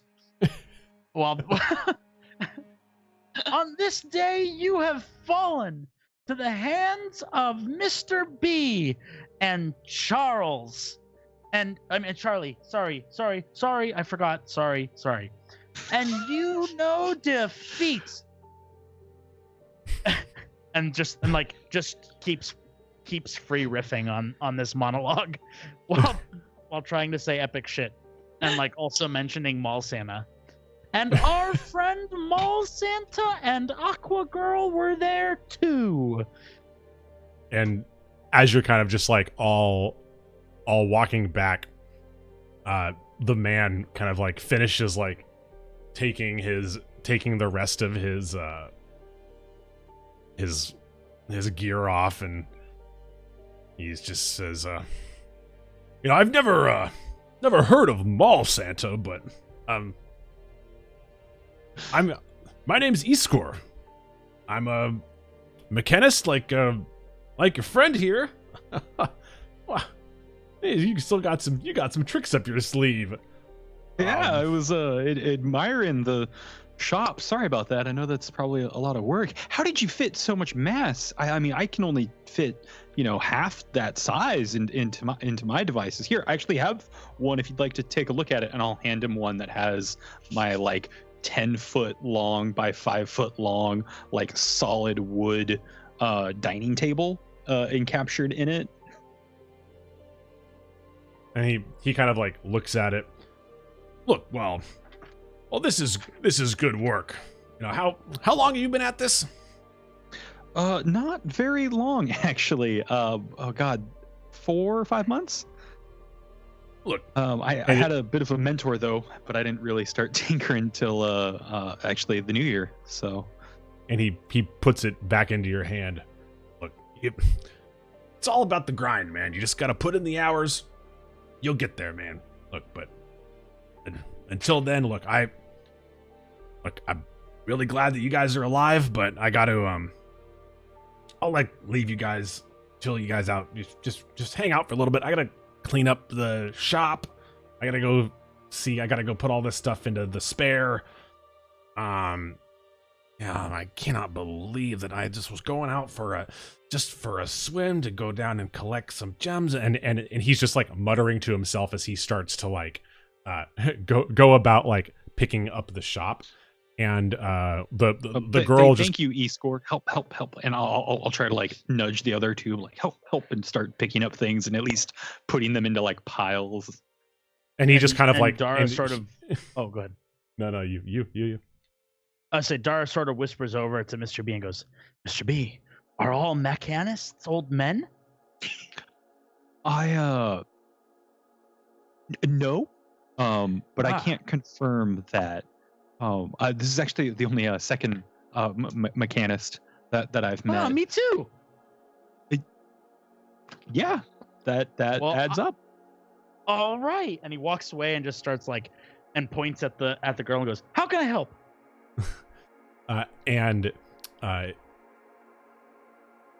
You kind of sidle over to the girl, and she kind of is just kneeling down over at the edge of the lab, and he kind of like looks up at you. I need to get home. Where's home? Lusan. Well, I think you're in luck. We're going to Lusan. Well, Really? We were going to Lusan.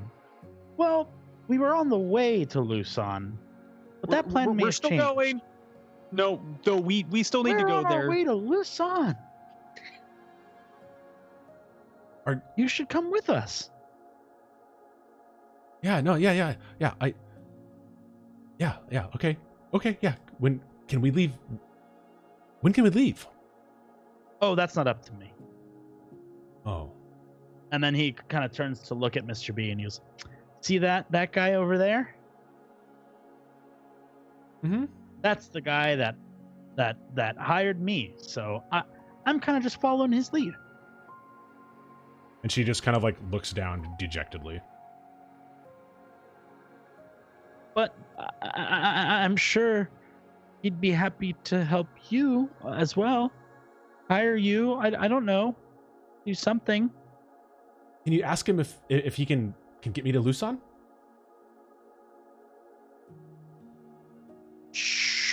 Sure. He said tentatively. Wait right here. And I stroll over to Mr. B. And I go, Yeah. Mr. B. The little girl needs to get home to Lusan. We're going to take her to Lusan. I told her we'd help her, so we're going to help her now, okay? That sounds great. More the merrier. Okay. And I turns around and goes, "See, I told you it was good. It was fine. I knew it was going to be great the whole time. I knew he'd help. He said he'd help, so we're going to Lusan." And she like looks up and cracks the smallest smile. And Darruh smiles back with the biggest one, like. and she kind of giggles a little bit.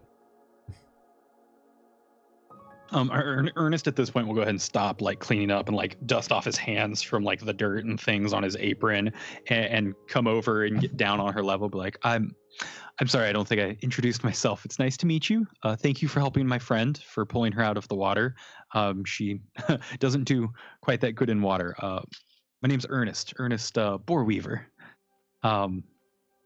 We're happy to take you to Lusan. I have family there. I believe they made it, and so I want to come and check in on them. You're welcome to come with us. My name's Bryony. Thanks for taking me to Lusan. Thanks for helping us, Bryony. I'm happy to return the favor. Want to help us clean up? Figure the least we can do is help put Mr. Escore's shop back in place before we leave. Seems like the hospitable thing to do. Yeah. Okay. Look, so if I don't, I need to be up before. I need to be home before the sun rises. Look, my parents, they're really strict, and it's important that we leave, and I just need to get back.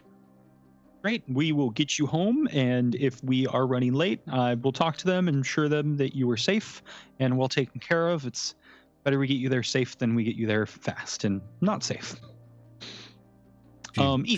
She starts to look around, like almost like she's like looking for an exit. Look, I just as fast as you can. Yeah, please. I would love to get going, but I also want to make sure that big beaked octopus tentacle cracked in squid thing has had enough time to get away from here. So we'll be going momentarily. E-score, I believe it was. Yes. Hello. Yes. I hope we've been able to help tidy up a bit. Two things to ask. If we can, we would love to make our way to Lusan, and I have gathered we may be in an underwater cavern at this time. Oh, well, any recommendation for us? You're in my lab. I use the lab to gather sediment, make gemstones. I love sediment. It's great. Yeah, but it seems you found quite a market. But look, and he kind of like sidles over, and the water has since kind of drained out of that cavern entrance, and you can see a big bulkhead that has a porthole on it. Has closed, and it's kind of like dripping water as it's leaking a little bit. And he kind of like walks down and pulls the porthole up, and he just like closes it. Look, that thing is that's still out there munching on the shop. But there are some tunnels on the other side past the lever that I have never had any interest in going down because they're a little bit too steep for an old man like me. But I can only assume that they lead out to the surface. Okay, well, I think with the 4 of us, we can make our way back surface side with some rope. Second thing, thank you so much for assisting me and my compatriots for finding this shelter. I think none of us would be here without you. But you didn't by chance. Oh, go ahead. I was like, don't thank me. I would have never have seen you guys like this. That whatever that sword, was that a sword? Yeah, I'm still not certain about that. 400-foot long stone sword out of the sky. There was a lady screaming about Joe's the Burnt. Name ring a bell by chance? Because I think that's who the sword was after. Oh, I was down picking up gemstones, and just all of a sudden I just saw this massive hilt of a sword slam the ground, and there's all this sand. I was just blinded. But I saw this light, and I followed it, and I saw you guys, the 4 of you down there, and that girl, she was the only one conscious, and she helped me pull you guys back. Well, I appreciate the help nonetheless, the use of your lab, the use of your equipment in saving all of our lives from that creature. And I just have one more thing to ask of you. If you happen to find a chest that contains an amulet, it belongs to my cousin. I'd really appreciate it to get back at some point. I think we're going to be staying in Lusan for, the next foreseeable future. So if I can ever reach you, if you can find it, I'm certain we can arrange some sort of bounty for it. Yeah, Boar Weaver? Yes. Yeah, okay. Yep. I'll make sure I'll keep an eye out. I'm probably gonna as soon as that octopus is gone. I mean, it's treasure hunting time, right? There's that ship. If there is that treasure chest with that amulet out there, who knows what else can be down there, right? There's quite a bit. There definitely supplies, many usable things you can have. I mean, plenty of scrap wood to dry out. But I appreciate it. And if you're ever in town, you have a meal on me. And I'll shake his hand. Yep. He reaches up. Oh, shake. And I just whacked my mic. Yeah. I was like, what is that? What is that noise? Is something wrong with my headphones? Nope. It's the sound of a hand shaking. Is me. And Darruh, what's up, dude? Yes. I need you to make a wisdom saving throw, my guy. Aw, snap. Well, that's exciting. This sucks. The last 10 wisdom saving throws have done nothing to us. Yeah, that's always a bad sign. I hate that always. 10. Yikes. So Darruh, where would you? So when that kind of tentacle grabbed you, it kind of wrapped around kind of your arm, and then it wrapped around your body, and then it kind of it landed on kind of the bottom part of your bare leg. So probably on your left arm and your right bare leg are the places kind of where it touched your bare skin, and you feel a searing pain from the areas that the tentacle grabbed you and where it touched your bare skin. And as you look down, there's these black lines that are spreading almost like blood vessels only around those areas. And it's almost, and they kind of get thicker and thicker, and it's almost like it's kind of forming this like weird tribal tattoo kind of formation on your left arm and the bottom on the lower part of your right leg. And you kind of like step back, and Charlie and Ernest, you can see that Darruh's eyes are kind of glowing bright green.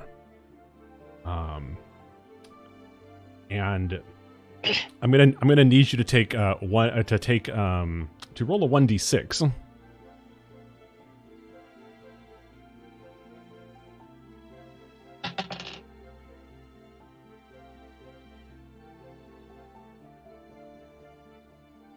No, only Darruh. Oh, Oh. fuck. -2, right? Nope. Hang on now. You said every 6. roll. Except you for did damage say every rolls. roll. It meant well. all checks. 6, you said? Yeah. So take 6 poison damage. And now you can also, as you know, you guys kind of are, you guys don't have to take those -2 ongoing anymore. Yay. But Darruh, the kind of, and you get this like searing headache, and you start like seeing, and you get like a little lightheaded, and it almost like seems like the world is slowing down. And like you feel like your insides kind of like start churning a little bit, and you feel poisoned. But the world kind of like starts to slow down, and you immediately are like very lucid. And you now have a little bit, and you have a little bit kind of more time to think about your actions. You now have an ability called Perception of the Future. Once per round, Shit. once per Okay. round in combat, or once per short rest out of combat, you can give yourself or an ally a 1d4 bonus to a failed roll. And you can give that bonus after they failed the roll. Okay, sorry, Zep. Let me, because I was trying to find a place in D&D Beyond to add custom add, and I couldn't find a custom add ability. So, Perception of the Future. I'm just gonna send you a thing in Discord. Thank you. That is super cool. Haha, and you have that sweet magic ink now. Magic tattoo from an octopus. This is great. And yeah, so Go ahead. and E-score kind of like looks up really quick as you know, there's this like kind of dim green glow coming from your eyes, and then as it fades away, he's kind of like runs over quickly to you. Did it touch your bare skin? Yes, he says, kind of like gesturing towards the towards the ink. And E-score just gets super worried. Look, I know that you might feel really good right now, but don't let it fool you. This is poison. I've seen this before. I was feeling really good until you started to freak out. Look, I'm not gonna sugarcoat it. This may be a little bit hard for you, young lady. And he's addressing Bryony, but probably only have about 4 or 5 hours to live unless you can get to an apothecary, somebody skilled enough to make an antidote. I can't make it here. I don't have the supplies. 4 to 5 hours. That's More a than enough long time. More than enough time. We're heading to those tunnels. We're gonna go. Do you guys have contacts in the city? My cousin hope has so. a well-connected mentor with many resources. I think we'll find someone. If you have a recommendation of somewhere we can go or an idea of where these caverns might let out, it would be helpful, but we will blaze a trail if need be. Once you get to the surface, find your cousin, and she she'll know the right apothecary. Just be careful. There are a lot of people on the surface peddling lies, but he needs to find a skilled apothecary. The tunnels, just the tunnel. Yeah, find the tunnels. I've never taken them, but this is. I need to clean this. Fuck! I need to clean this mess up. You've done more than enough for us, and we'll be on our way.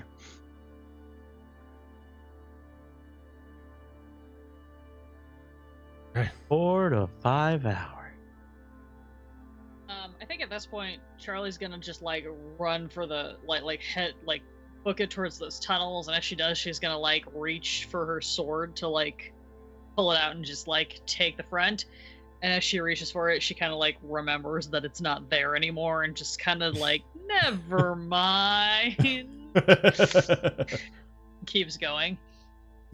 That's hilarious. Yeah, and Bryony, like on the back, kind of like tugs on Ernest's like his like little apron. Hey, look, thanks for saving me. Thanks for helping us. We have a little more helping to do, but that's what we're here for. Look, I just have to get back up before the sun rises. Okay. We have to get back in the next couple hours, so yeah, we're getting back as quickly as we can. You handled yourself really well back there. Just stay close, and we'll get through this together. She just like has a determined look on her face and just nods. And at the back of the cavern, you see these tunnels kind of unlit, leading away from the warm glow of the dimly lit laboratory. You guys all have like dark vision. I feel like every D&D player character somehow manages to have dark vision. So fun fact about humans. I do not. No. I do. Rangers take a point. Wait, no, Darruh, you must have it. Tieflings have dark vision. Oh, it does. Yeah. It's just not where I thought it was. I do. 60 feet. Dark vision for 60 feet. I was looking under proficiencies for some reason. My bad. No, I got you. I'm proficient with eyeballs. Cool. How about I go in front, y'all? Okay. And Darruh like puts his shoulder on Charlie's, puts his hand on Charlie's shoulder and goes, "Lead the way," and I cast guidance. Boom. Thank you. We love guidance here on TG, and it's Cleric. our favorite Our favorite cantrip. So the tunnels are narrow. They are steep and they are slippery, dangerous. It's very, very slow going as you guys are kind of like skirting around ledges. There are just drop-offs.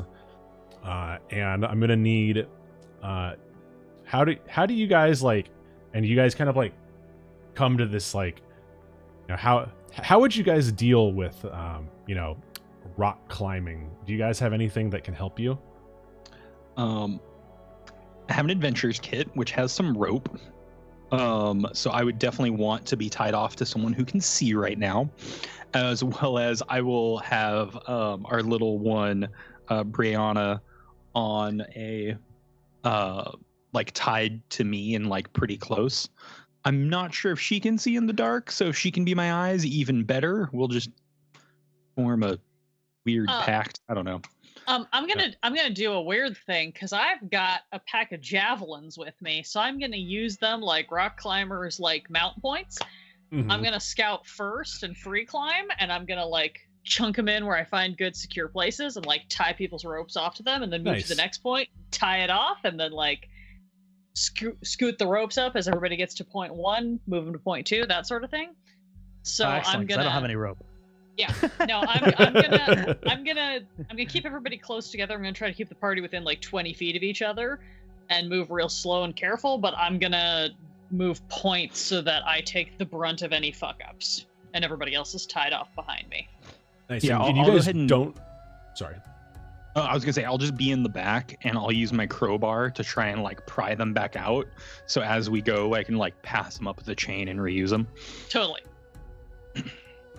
And and you guys don't have any torches, right? It's just I do. two party members. Hey. Well, are you using a torch, or are you guys just relying on your dark vision? Knowing that Ernest doesn't have dark vision, I'd probably either light a torch or give him my flint and tinder so that he could if he needed to. I have a torch, so I'll definitely use one of mine, and I'll have I'll ask Brianna to hold it for us.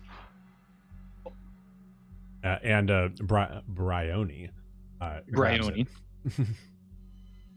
grabs the torch and is holding it. Has managed to pass these tunnels without too much effort, thanks to your wit and cunning. We did it, y'all. I was just waiting for you light a torch and murder happens. Yeah, and Giant just spiders. all of the flammable gas that you're around explodes. No. Does anybody have an athletics of 2 or 2 or lower? Like our modifier for athletics? Yes. Oh, great. I have an athletics of -1. Athletics, I have -1 as well. Fuck you guys! I'm Did I quick, get I ain't advantage 'cause strong. I'm tying them off to my fucking javelins? My athletics is super high. Yeah, why don't you guys roll an roll an athletics check with Are you advantage? sure I have a because- -1? Yes, I'm very sure with advantage. Because you are tied off. I will give you that. Yes, Ranger Charlie, good job. Thank you. We have that cunning. I'm Look, so I'm happy angry, I but have I'm also advantage. smart. Because one of them was a 1, but I have advantage, so I rolled an 11. Darruh? Oh, you're gonna give me the roll as well. I thought you were just gonna fail me. I have advantage. Yeah. Because I tied you off. 10.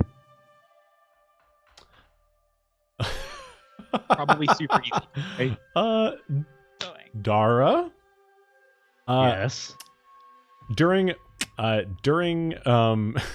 combat, as you manage to like somehow get your like arm, like, it must be because you're weak because of the poison, but you like manage to like slip and fall for a second, and you like totally like hurt your arm, and you're super fatigued as you're like you have to like try really hard because you're not used to adventuring, right?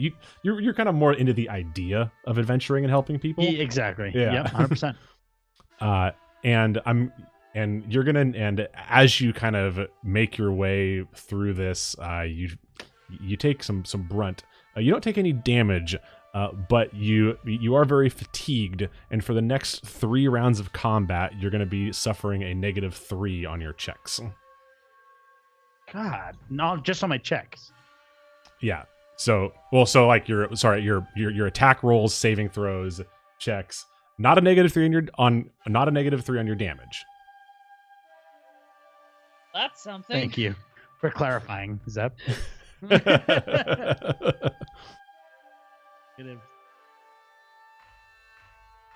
Thank you. Yep. And as you get further into the caves, the small tunnel and path opens up into a cavern. Ooh.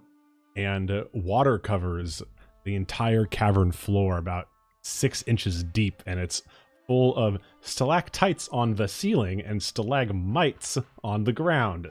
Nailed it, right? We're also an Totally. educational stream. Get in here. And about halfway down, there looks like about 15 feet away from you guys as you get into this cavern. There's kind of this natural stone archway, and the cavern kind of continues, and it's on like a slight incline. The water is definitely running down the way that you came, and it smells different. It smells like almost like a tide pool in here. Like you smell like fresh plant life. It smells a lot different than like the depths that you came from. Almost and there's almost like a draft, like a cool draft. I'm trained in survival. That's probably a sign for that we're getting closer to the surface. Yeah, absolutely. 100% is you don't even need to roll for it. You can 100% tell that you would not be getting this like draft in here if you were not close to the surface. And yeah, I'll just convey that, like, all right, we're getting close to the surface side. We'll need to be a bit wary. Brioni, you're a local, right? What do your parents do? Like, how do we find them quickly and efficiently once we're surface side? Any tips for some new travelers to your fine city? Oh no, I'm just gonna go home. As soon as we get to Lusan, I'll just go home. I know my way around. Great. Mr. Warweaver, I understand your concern for Bruni, and we are very grateful for her assistance. But I think right now we just need to focus on following that draft. Oh, absolutely. Keep trudging along, and looks like our boots are going to be a bit wet, but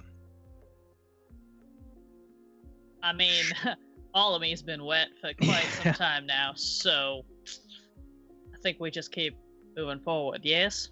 Yes, and medical assistance is at the top of the list, and it sounds like that may only come from a reputable source, which may be Efanny when we get surface side. So swiftness is key, so please keep carrying on. Right, keep your ropes tied off, so in case I lose ya. And I'm just gonna keep pushing forward in the direction that the draft and the water seem to be coming from.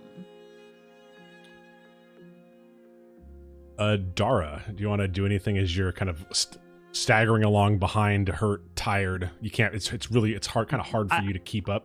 No, I think that's exactly why Darruh is doing nothing. He's like really focused on just kind of like stumbling, keeping his vision of the team, and kind of like making every step count toward. I mean, he feels the draft also, so kind of like making every step count towards the draft and moving comfortably without falling or hurting himself, further. What is everybody's passive perception? Ooh, passive perception is 12 for me, dog. 12 for me as well. 12 for everybody. 12 for me. It's 12. Collective 12. Unless that's a 36 if you want to fool all of us. Yeah. Or if Brony has like some cool buffs she wants to offer. She has no interest in offering any buffs right now. She just wants to get home. I respect that. So let's I need to do a little poll here for no reason. Damn it. For no reason in particular. Yeah, no, Darruh, totally. Darruh, does a 22 break your AC? Yes. Oh yeah, it's gonna break everything. It's like you knew it was coming, but still asked the question. Yeah, it's weird, right? Consent is important. You have to ask the question. Yeah, way to flex on him, Zep. Yeah, so Darruh, you feel just this sharp crushing pain on your left ankle as you take 9 points of piercing damage, and you look behind you. What's up? You're dead? I have 4 points left. And yeah, so you take 9 points of piercing damage. Yikes. as there is just this like big kind of red crab behind you. And you guys hear Darruh go down. Do you are you a screamer, or are you kind of more of a silent go I am a silent sufferer. Silent sufferer. For sure. Do I notice that his rope goes taut? Yes. So you noticed, you definitely noticed that his rope goes taut, and I'm gonna need everyone to roll me a roll initiative, as Darruh was surprised by this crab, obviously. I think we were all surprised by this crab. Yeah, but now I get the natural 20. God damn it! That's a 22. 10. Fuck, I have to like remember what. Okay, 5. All right, and as you guys kind of look behind you, you see just these two like red crabs like scurrying left, scurrying right. One of them has Darruh just in a grapple, and Darruh seems to be, almost looks like he's unconscious. Charlie. Cool.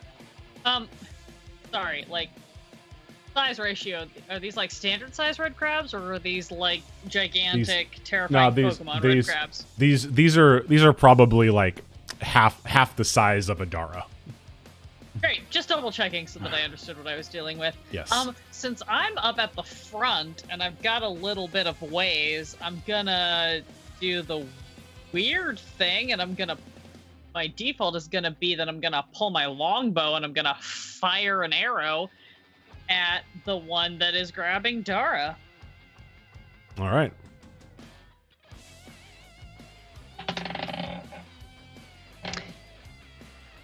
Does a 22 hit? Yes, it does. Ooh, how does it feel, Zep? Throw right back in your face. Well, that's gonna hit for 5 damage. And it is, it's not starting to look awful, but it looks like it's been hurt for 5 damage. Cool, that's fine. I'm going to make sure that all the ropes are securely tied off with a quick glance at my nearest javelin, and then I'm going to immediately use my bonus action to go into a rage, and my sword is going to appear in my hand, and I'm going to head back down the corridor toward them. Vroom, and it just appears in your hand, and you're walking back down. And hell yeah. And this crab right here kind of scurries, it scurries to the left and it scurries to the right. It's looking a little timid, almost like it's kind of like waiting for the other one to act before it does anything. It kind of like doesn't really know what to do. It doesn't look like it's seen any other like larger animals than itself before, so it doesn't really know what to make of you guys. And Bryony immediately sees you go down, Darruh, and kind of like runs up next to you and puts her hand like right on top of right on your shoulder, and she kind of touch of death. Yeah, touch of death. You're totally dead. And she puts her hand on you, and you immediately like wake up, and you are at one hit point, and you are stable.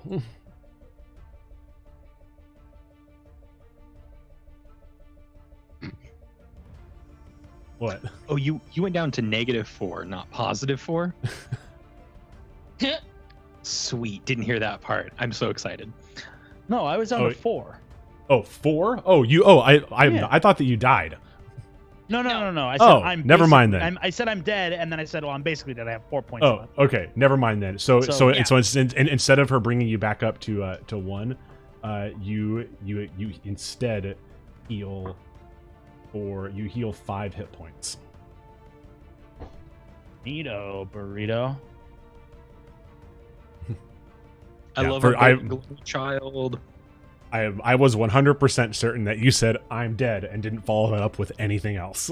Oh no, sorry. I must have just not said it clearly. My bad. Well, I was tracking. I understood your intention.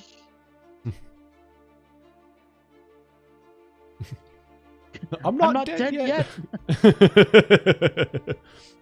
And is it my turn? No, right? So it is not your turn. And then as and the crab, as it sees Bryony like to heal you, and you kind of like start to wiggle, it like it redoubles its grip on you, and it is going to is a 13 enough to hit you? No. Ooh, nice. Nope. Suck a fool. Yeah, and it like tries to like reach out with its other claw and grab you, but you are not you manage to like wiggle out, and it is Ernest's turn now. Dope. I'm pulling out my Mechanist dagger. I would like to get right in front of our Tiefling friend. Yeah, get me right in the thick of things. Mm-hmm. And I will attack the one that has been clawing at him. Do it. That is going to be a 14 to hit. That's a hit. Yes, sir. Sick. I will also use one of my Mechanist abilities on this hit. So when I hit, I can create a an arc of lightning to jump from one to the other. So this other crab over here is going to take a d8 of electric damage, which will be 4 damage. And that costs me one of my heat points from my pool of 3 heat points. So excited. And then I'm going to deal 10 points of damage to the crab that I attacked. So and 10 the to crab this that's guy. grabbing Darruh just wails out in crab pain. What is it? What do crabs sound like when you boil them? And it wails out in crab pain as it's on death's door, and its grip kind of starts to loosen on you, Darruh. But you are still grappled, and you are going to need to make a strength contest to get out of its grip. Do I still get a bonus action? You do, if you have Awesome. something to do for a bonus action. Do. So I spent a heat point in order to make that lightning kind of arc over to the other one. And I'm going to use my bonus action Mechanist ability that I took with one of my arts.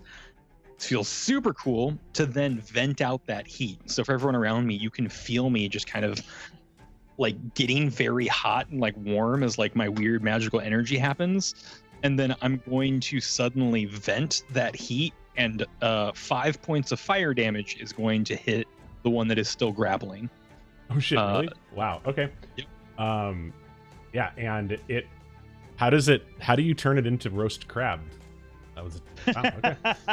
Yeah, so you guys can see Ernest just kind of get really red in the face, and like his kind of chest like swell up as he like hits in.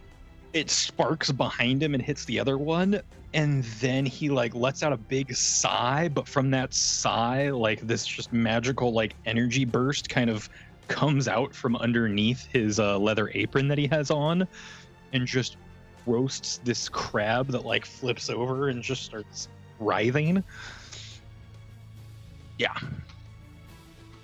So yeah, burning matter jettison as a bonus action. And it actually makes the roast crab noise. That's a good That crab. kind of roast? Yeah.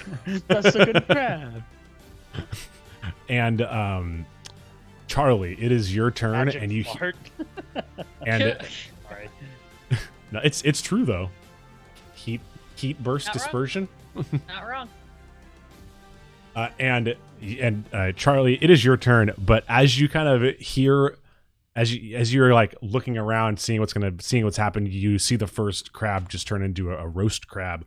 You hear just kind of like a skittering behind you, and you turn around, and there are 2 more. Yeah. And they're kind of just like staying on the sidelines. They haven't attacked yet. They don't really. They're keeping their distance as they kind of just like scurry from side to side. Yeah, let me see about what that distance is. Cool. This fucker made mistakes. So... And don't forget about the one that is still close to you. But he's hurt, right? He This guy? he has been hit once Right. for I- 4 Electric damage. juju to it. Yep. That's Or 5. fine. They can't have that many hit points based on how this has gone, so I'm gonna run and clear the path up to this Okay. guy who's in my range. I'm gonna run up and I am just gonna double-handed try to cleave this motherfucker. Oh, right here. Yup. Okay. All right. As I do, I'm just gonna yell back like, "Y'all got this, right?" Yeah, that's gonna be a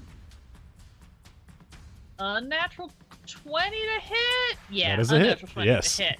Cool. Barbarians doing barbarian things. I'm so angry about everything in my life right now. And I can roll a 10 because I'm double-handing it. That's gonna be a sweet 9 damage. Yeah. Ooh, dang. Dang. Okay. 9 damage. And it is starting to look a little bloodied. Right. I'm gonna scream at it in Elvish while I just cleave down on this guy. And Bryony kind of steps away looking scared. She just kind of backs away and kind of just like hunkers down almost in fear, down kind of in the center as far away as she can get from all 3 of these crab looking deals. And since you and so the crab that you attacked, Charlie, is you have made it angry and it is now going to attack you. How about that? Oh no, it's raging. The Not quite. raging crab. Rage crab, my least favorite. 17 on your AC. Yeah, that will hit. That is going to be 8 piercing damage, and I'm I going am to need you resistant to piercing damage. Oh, so that will be 4 damage. Uh-huh. And I'm going to need you to make a strength save as it tries to grapple you with its pincer. That's cute. It's fine. I have my blessed die. That's gonna be strength save. Okay, that's a 17. You also have advantage on it if you need it because you're raging. Oh, that's right. I do have advantage on it. Just for funsies in case. Oh, I got a natural 20 on my second one. Never mind, fucker. No way! Wow. Yeah, why don't okay, why don't you roll me so what's your unarmed strike damage? My unarmed strike is a 3. Yeah, so you managed to just like just like grab its pincer and just like sucker punch it in the face for 3 damage. Yeah, fuck this That was fast awesome. food.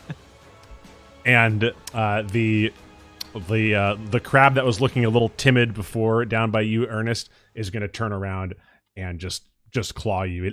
It sees its dad die and now wants revenge. If you kill the father, you monster. It's okay because I don't understand crab emotions. All I see is angry food. That's 13 or sorry 23 against your AC. 13. Silly me. Does it have a plus 13 to hit? My God. Jesus. No, it rolled a 19. Okay, cool. Still hits. Yeah. Vision is hard, and that's going to be a 11 damage of piercing to you. Ugh, I don't like these crabs. I mean, who does like crabs? And I'm going to need you to make a strength save. A strength save, you say?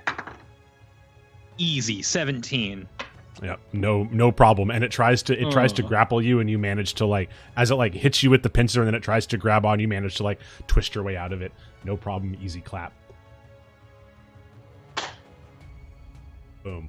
And Ernest, it is now your turn. I do not like this crab that's giving me the pinches, so I am going The to pinchies. just fire up my sweet mechanical electro dagger and plunge it into this guy. That's going to be a non-natural 20 to hit. That's a hit. And that is going to that be crap. 9 points of damage. 9 points of damage. Ooh, and it is starting to look pretty bloodied. Oh man, I've only dealt 13 points of damage to it. Yep. It's like weird coming from our other game where we're all like level 13 dealing like 50 damage a hit to being like you dealt 6 damage and now that crab is bloodied. Like Yeah. Darruh, you are up and you are able to get up from being prone. What's up, dude?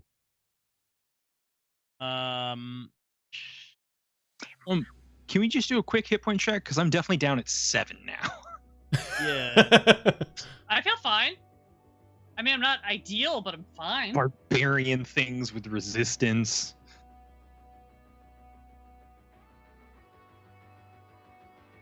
Look, this is also weird because I'm like, this is like the only character I've played in a million years that doesn't have any healing spells because I have no spells. Okay. So. Okay. Darruh is gonna like push past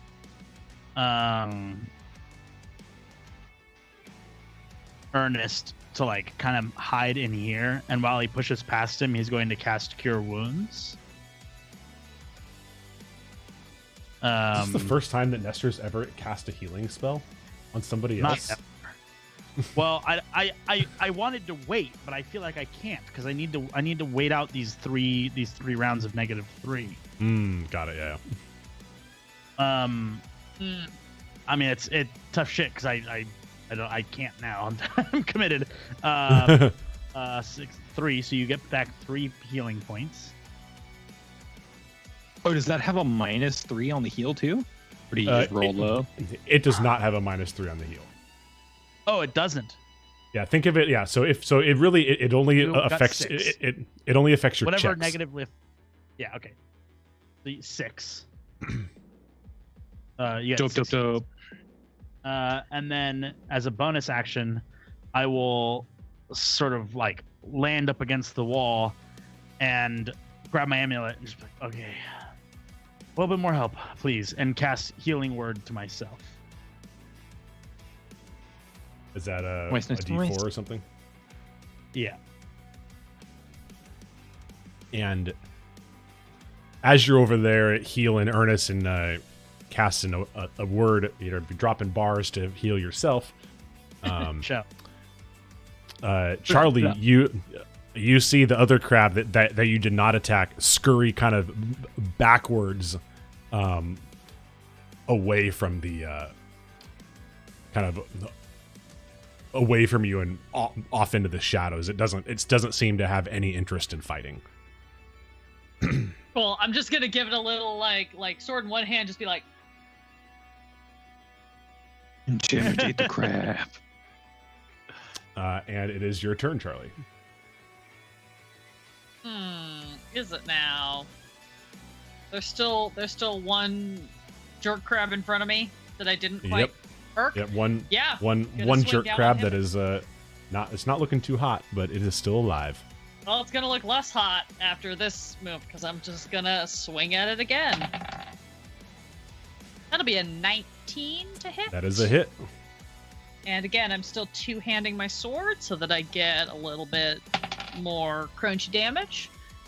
Because that's the cool thing about versatile weapons and my cool possessed spirit sword. That'll be 6 damage. And it looks, as you kind of like bring your sword down on it, it just splits in two and just blood just starts pooling and becoming blooming in kind of the 6 inches of water that's on the ground. And Rock on. and as it dies, you immediately see this crab beelining towards you in this crab, but as it kind of like gets closer, it's not looking at you. It is looking at the crab. What do you do? Oh, I don't like that. Let's split this crab in half. I will reach up and grab one half of it in my hand and then kick the other half toward the crab that is beelining toward us. Desecrate the body. No. And it kind this is my dinner. Here's yours. Yeah, and and it immediately just starts ripping apart and just eating that half of the crab. Cool. Then I'm gonna take the other half that I just picked up and I'm gonna chuck it down the tunnel and just be like, "Hey, Mr. Boarweaver, offer him this." And you probably Life, baby. roll me a d20 and it plus your like. Roll me a d20 and add your strength, and that's how far you can throw this. Great. My strength or my athletics? Athletics, why not? Thanks. That's a 14. 14 feet, okay. Cool. Yeah, so it basically lands like right on Hit the child Bryony. with a Yeah. dead crab. I'm real mad. I don't care who I smack with it. I just want these crabs to get the fuck out of our way. And Ernest, this crab is gonna try and give you a little smasheroo. I don't That know is why a that made me n- think of just that the crab is a jumping up and natural on you. 20, baby. Ernest, Don't tell me those things. No! you're gonna. I hope you die. I think you're gonna die. I'm at 13 points of damage before I start doing death saving throws.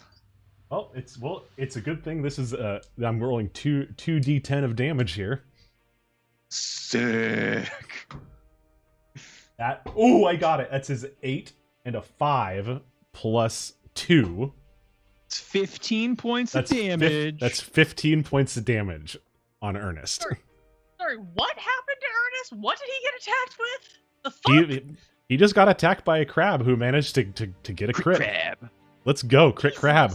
Crit crab. Crab. Does that put it's you from out? the crab you threw through the air. It hit me in the back where I was unprepared.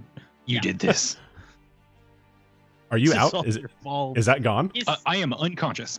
Bang. Ah, yes, I finally get to put an X on a player character. Justice for Brew.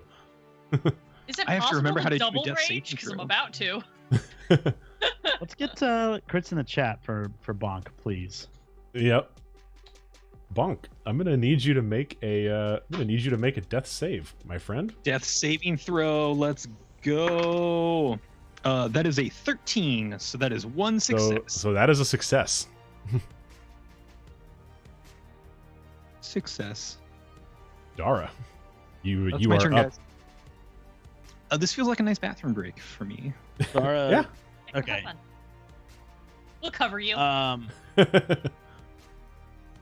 Zara makes a move towards Ernest, and I will cast Spare the Dying. Let's go. Let's get it. Don't forget about your friendly neighborhood clerics, y'all. Hell yeah.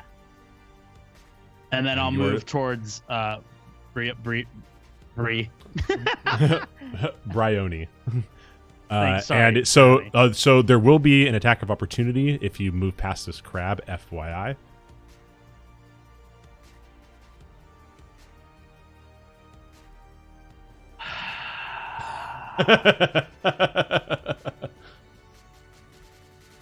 Just Okay. kill him. Just kill him. But as I walk past, I am going to take a bonus action and cast Shield of Faith on myself. Okay. There it is. And the attack of opportunity with the claw. Aw, yonks. That's only a 6. Ah, I didn't need the Shield of Faith, but that's fine. I mean, if I had rolled another crit, you definitely would have needed it.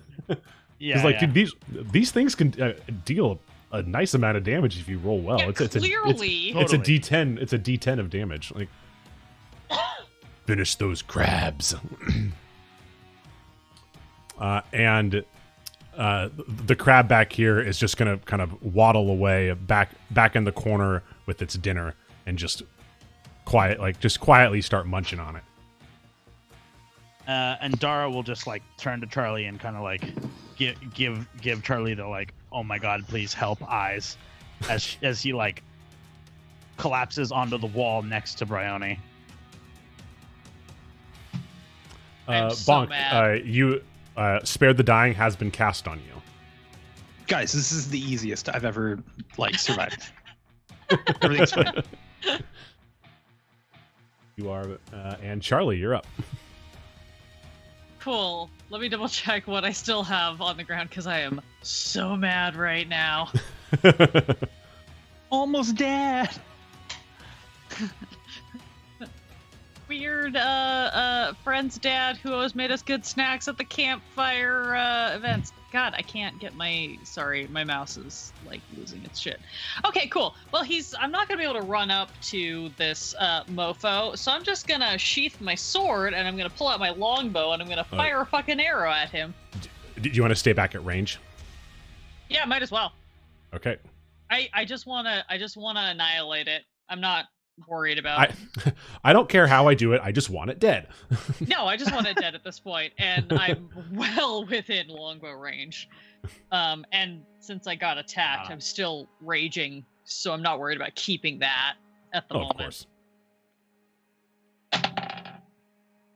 I'm keeping these dice for fucking ever. That's good. 19 to hit. Let's go. Let's get it. That's a hit. Blessed by the spirit of my lost Can sister. she kill it this turn?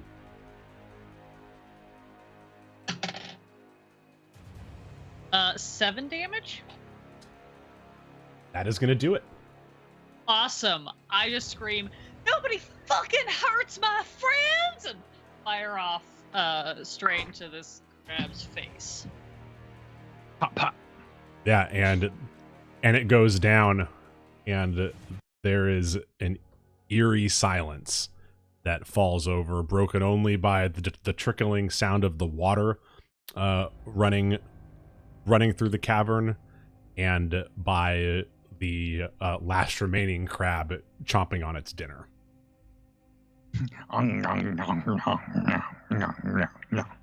How's everybody doing? You think we can make a break for it?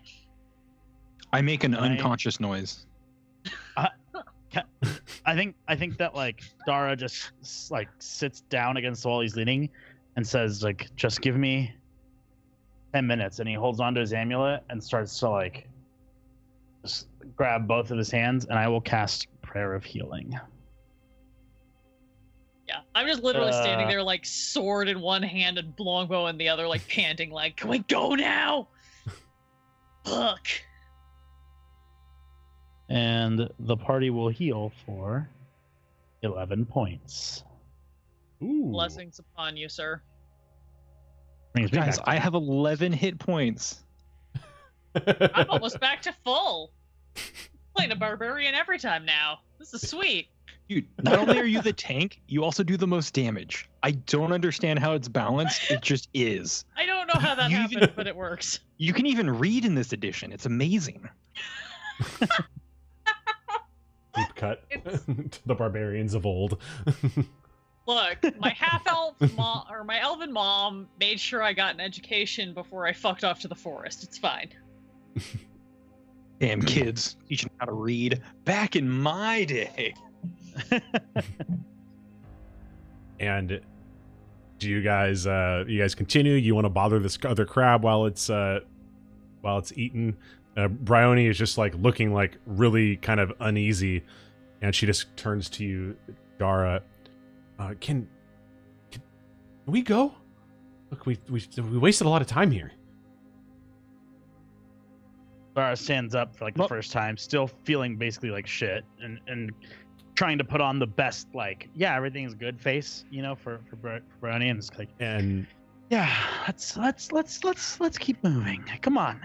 And he like sticks out his hand to like have her grab it so that they can like walk. And as you like stick out your hand, you just feel just this like this searing pain in your head and across those black tribal tattoos. I'm gonna need you to make a con saving throw. Okay. Did we have 3 rounds of combat? Yes, you are So feeling my -3 is off the table, right? correct. Yes, you are rolling at full efficiency. Until I get a fucking another one right now. 16. Can you roll a 1d4 and take half as you feel the poison start like pulsing in your veins, and you're gonna take half of. Just one. And as this happens, you guys kind of see his eyes glow green again as he kind of winces from that piercing headache. We need to get this. We need to. Darruh, honey, you hanging in there? We need to go. I think we need to go. Yeah, this is really pretty bad. Yeah, I think so too. Also, who chooses this? Who chooses to? I chose to adventure, but who chooses this? This is awful. Wait. All right. You, tomorrow. Mr. Boreweaver, Darruh, could you just? And I'm gonna take the 2 ropes. I'm gonna like tie them off to my waist. I'm gonna throw one to Ernest. I'm gonna throw one to Darruh. Could you just tie these off, please? I'm a little concerned. Brownie, honey, can you make sure that you either hang on to me or Mr. Boreweaver, please? Yep, and she kind of like walks you. She walks over to you and does like a piggyback.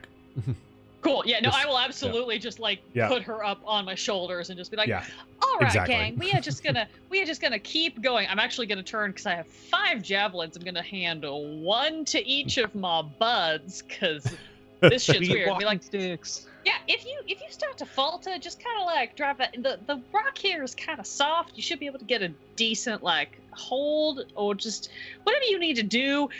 Let's go. And I'm just gonna like truck ahead, not super fast, but I'm gonna definitely like I am plowing the way and trying to like drag everybody to the surface because this is awful and I'm terrified.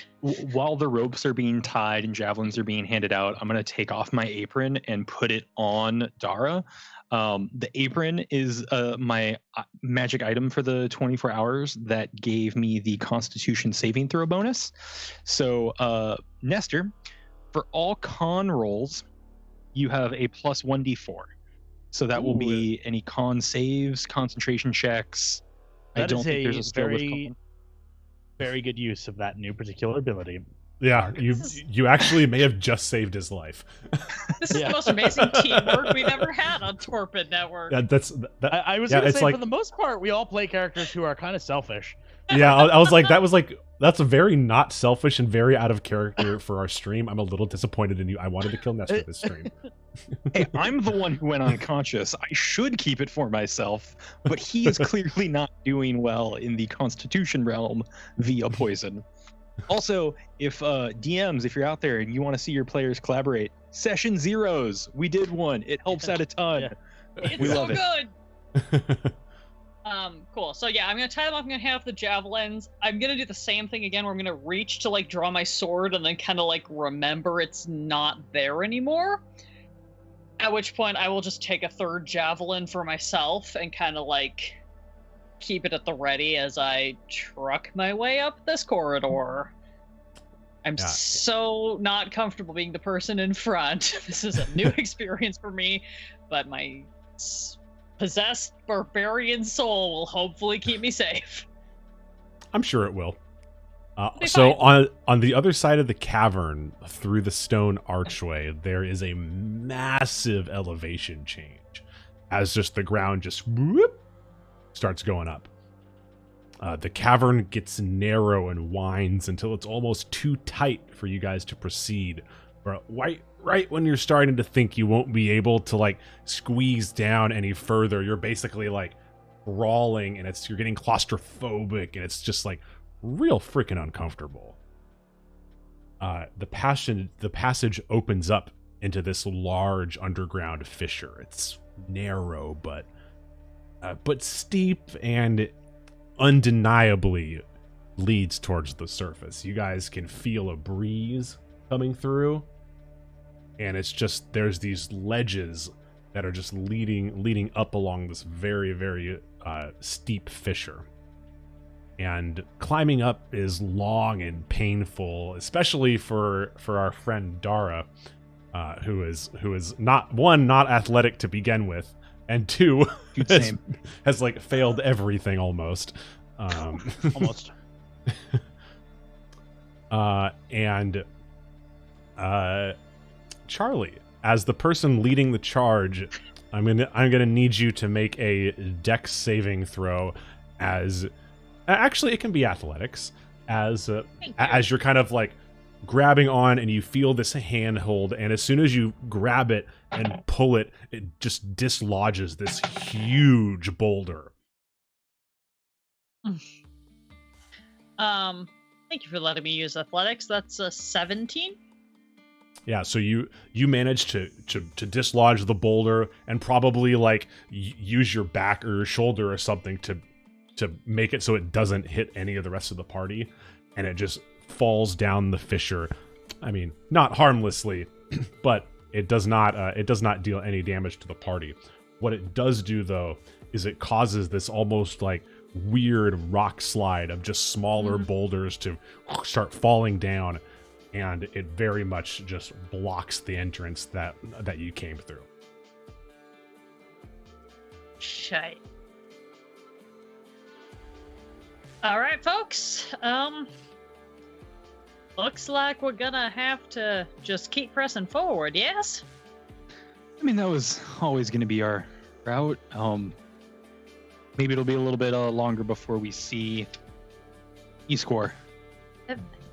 Yeah. Everybody, how's everybody doing so far? Y'all doing okay back there? I'm not trying to rush y'all, but like I understand the time is of the essence, and I'm very concerned about the situation right now. Doing great. Yeah. I feel like 1,000 gold pieces. 1,000. Still not as hard as fatherhood, so ready to keep going. I mean, I have heard stories, but I don't want to make judgments. Bryony, are you doing all right, sweetie? I know we're moving kind of fast for you, but you seem to be in kind of a hurry too. So is everything okay? Yeah, no, I think I can handle it. I'm fine. Let's just keep moving. I need to get to the service. All right. Let's us keep pressing forward then. Yes. Yeah. Hey, Sep, do I get the sense that Bryony is trying to hide something more than just not be in trouble? Like, literally everything out of her mouth is about getting to the surface before the sun sets, and with all of the crazy things like magical swords falling out of the air and, let's be real, losing a fight to dinner. I'm starting to not believe a lot of stuff in this general area. Is Why don't you roll an insight check? Yeah. Can I assist him on that? I would say, can I assist him on that? Yeah, because I also don't totally trust her. Why don't you roll with advantage? Great. Thanks for the assist, team. That brings me up to a total of 14. Yeah, so I mean, she definitely seems that there is like a weird urgency about her, and maybe you can kind of you feel like you might be able to press her on like who her parents are and why it's like so pressing that they would want her back before morning. But as a 14-year-old, it like kind of makes sense that their kid is missing and she wants to be home, like because she's gonna be in fucking trouble, right? Yeah. I think with that thought process of like, yeah, like if my kid was missing at 14, I'd definitely lose my shit, even with the sixth one. So yeah, I'll go ahead and just ask like, so Bryony, we're gonna get you home as fast as possible. What do your parents do? What are they like? Oh, they're merchants. They peddle in light goods, and we just have we have a big event in the morning that I'd have to get back for. I'm gonna be in so much trouble if I'm not back. Can we just go? Yeah, honey, we're gonna go. It's all right. Yeah, absolutely. I know if my kids were missing at your age, I'd be freaking out. So yeah, don't worry, we'll get you home, and if you're in trouble, I'm happy to vouch for you. You've been a huge help. I just want to say, like, we couldn't be doing this without you. So I'm glad you're here. Oh no, it's the least I can do for you guys, rushing to rushing to get me back. I really appreciate it. I want to turn back and to Ernest in halfling. I'm going to just say, are you sure we should trust this one? I'm getting a little concerned. Yeah, I'll go ahead and respond in halfling. Hey, I remember you staying in the woods for too long on too many nights. I'm not going to be surprised if this one's been known to stay out, in the reef or whatever. She seems to be a natural swimmer and quite helpful, so... All right, if you trust her, I'm just getting a little concerned about this situation, and also about you, because she is a stranger, but I feel an obligation to make sure you are all right. This stranger pulled us all out of the water, though, so... That's fair. All right, let's keep going, and then I'll just keep trucking ahead. You want to say anything or do anything, Darruh, before we move on? Nope. I was looking at my languages to see if I had halfling, and I don't.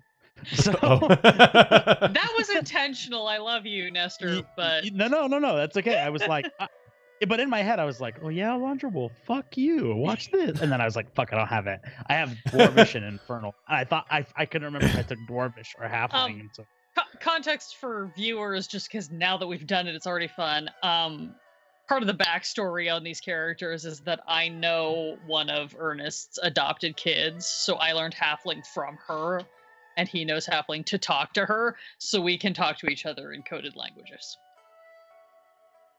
Yeah, session 0. Session 0, y'all. And as you guys climb this fissure, you reach a natural cavity with a ceiling so low that you have to like start kind of like crawling like down on your hands and knees. And about 20 feet in front of you, you see a shaft of light illuminate this natural cavity. And you can tell that you are at the bottom of a pit about 20 feet high. It's like a man-made kind of circular pit that's probably about 6 feet across. And down at the bottom of it, as you are crawling up to them, are the rotting remains of what seem to be animal carcasses, and maybe some of them larger than animal carcasses. They look like almost like large animal carcasses. No, like like bipedal corpses. okay. And awesome. And at the center of the pit, there is a large metal bell-shaped object with a chain at the top of it, and it is emanating heat. Even at about 20 feet away, you can feel the heat that is emanating from this large metal bell on the ground. And as you guys kind of like get closer, you can look up and kind of like see up the pit a little bit at a steep angle, and you can see a stone rim. Again, you see the top of kind of a wood roof, a wood ceiling, kind of beams, and you can see a wooden plank that juts out into the middle of this pit, presumably for these sacrifices were standing on before they got pushed down into here. And at the top of the pit, with his back to the pit, a person in a black robe and a hood is facing what you can now hear as a crowd of quite a few people. And you hear, "Everything we've done over the last 5 years has led to this moment. All of our obstacles we have conquered has led us to today. We fulfill our destiny and take our place among the Vales manifestations. Today, we fulfill the prophecy, the potion, is ready, and it will provide us the powers to bring us out of the shadows and into prominence, spreading violence, suffering, despair. And that just continues. Stuff like that just continues. And about evil speech. Got it. Monologuing. Got it. Evil speech just happens, and during the sermon, the ground starts to shake, and you hear the noise of cogs turning and chain being wound.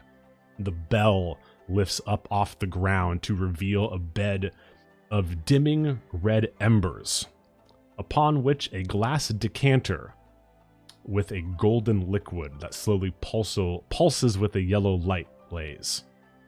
And as this bell rises up, there is just a huge roar from the crowd. And there's also mixed in with this like clapping and cheering and like crazed yelling is like this weird and very disturbing howling and barking noises. And you can estimate you hear at least 40 people and at least 2 of the things making the weird howling, barking noises in that room, possibly more. The light of the embers illuminates on the other side of this pit a small crawl space that it looks like that you guys can continue. Now, it looks like the crawl space that you're in continues past this pit. And Bryony immediately, you can feel her, Charlie, just start to shiver and is scared.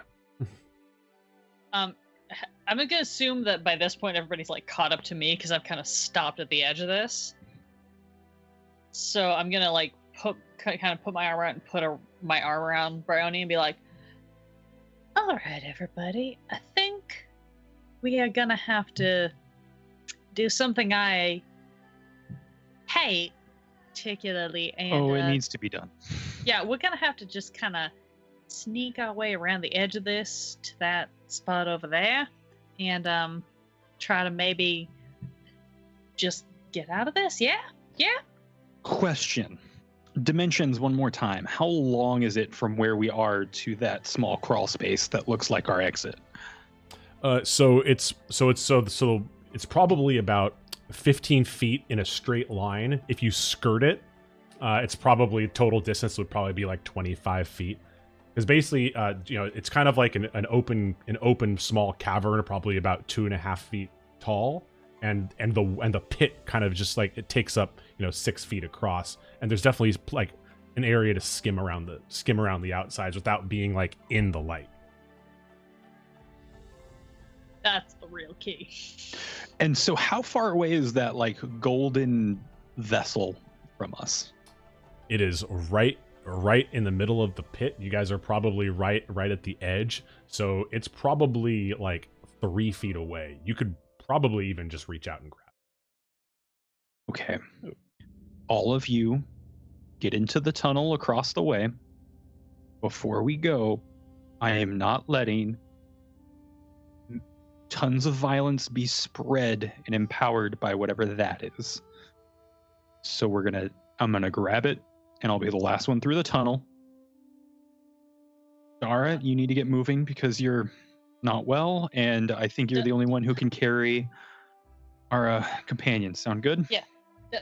Darruh, Bryony, I want you to go ahead of me. I'm gonna stay tied to you, and I'm gonna bring up the rear in case I need to pull Ernest out, because I seem to get the impression I'm the only one with the physical ability to literally do that. Hey. You got this, Mr. B. And I kind of punch him on the shoulder and cast guidance. Sick. Great. I love it. And as you, Ernest, as you kind of cross and make your way towards the other crawl space, I'm going to need you to roll a con save. Sorry, not Ernest, Darruh. You get an additional D4 on top of that because you're wearing my apron. I was like, okay, Ernest, good luck with that con save, bro. Dude, I'm okay with it. I got a +5 to my con. God damn, y'all. Dude, I got hit points on hit points. Well, I used to. Yeah. 14.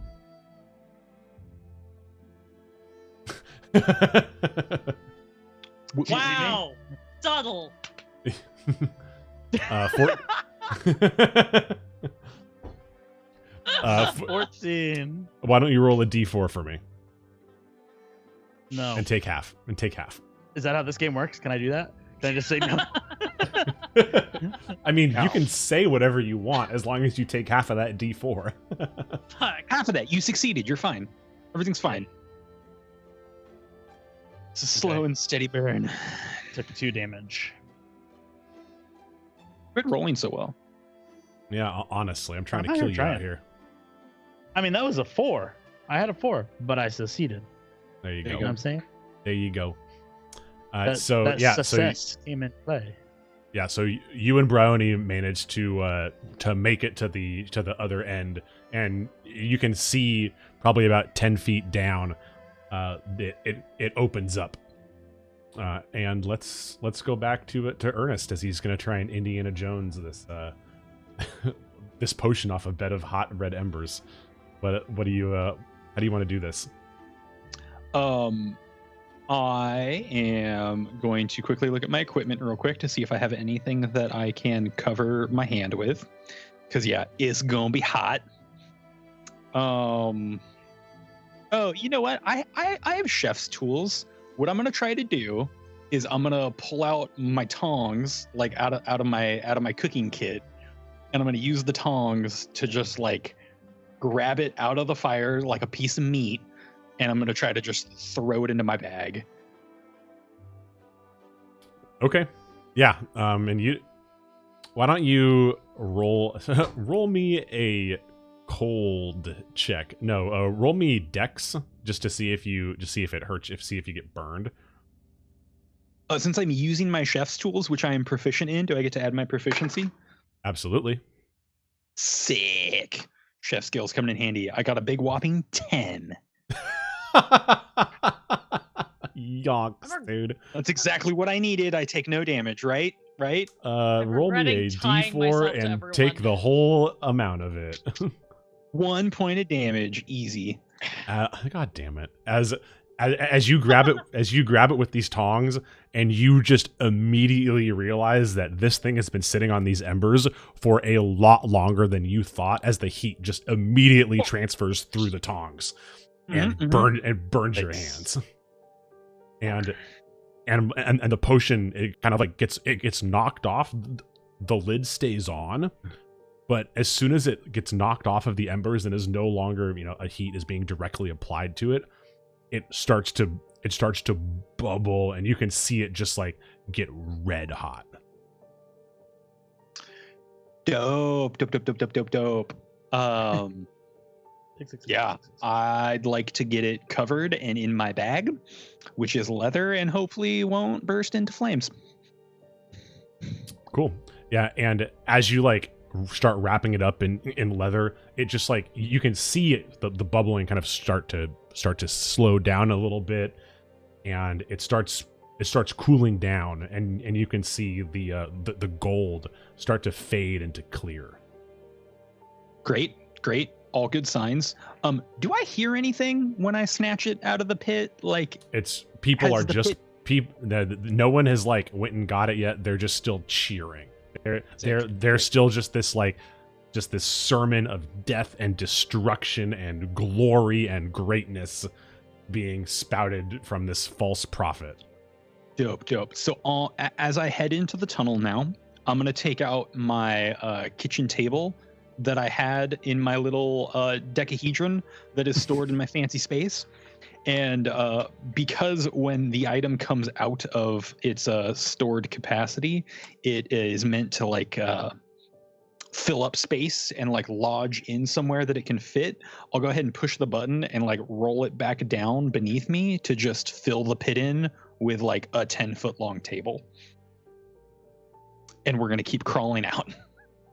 And are you, just to be clear, you are filling the pit so nobody can go down and get the... I think the ideal would be when they get to the bottom of the pit, instead of seeing carcasses and coals and like where the potion would be, they would be greeted by a wood surface that then extends into both sides of the tunnel as just kind of like a giant like wall or barrier in both of the end caps of the tunnel. Yeah. Yeah, and so you can just as the table just expands in there, it knocks the chain off to one side as it pushes that kind of chain off to the edge, and you can just like, and you kind of hear a hush start, you know, the cheering starts to subside. And as you guys get to the other end of the cave, or the crawl space, you see it leads to a natural like wastewater and waste kind of drain, as just this like kind of like water is kind of rushing through it, and it just smells gross. You can see two kind of openings about 10 feet above you. One is obviously the business end of a toilet, and the other looks like a garbage chute.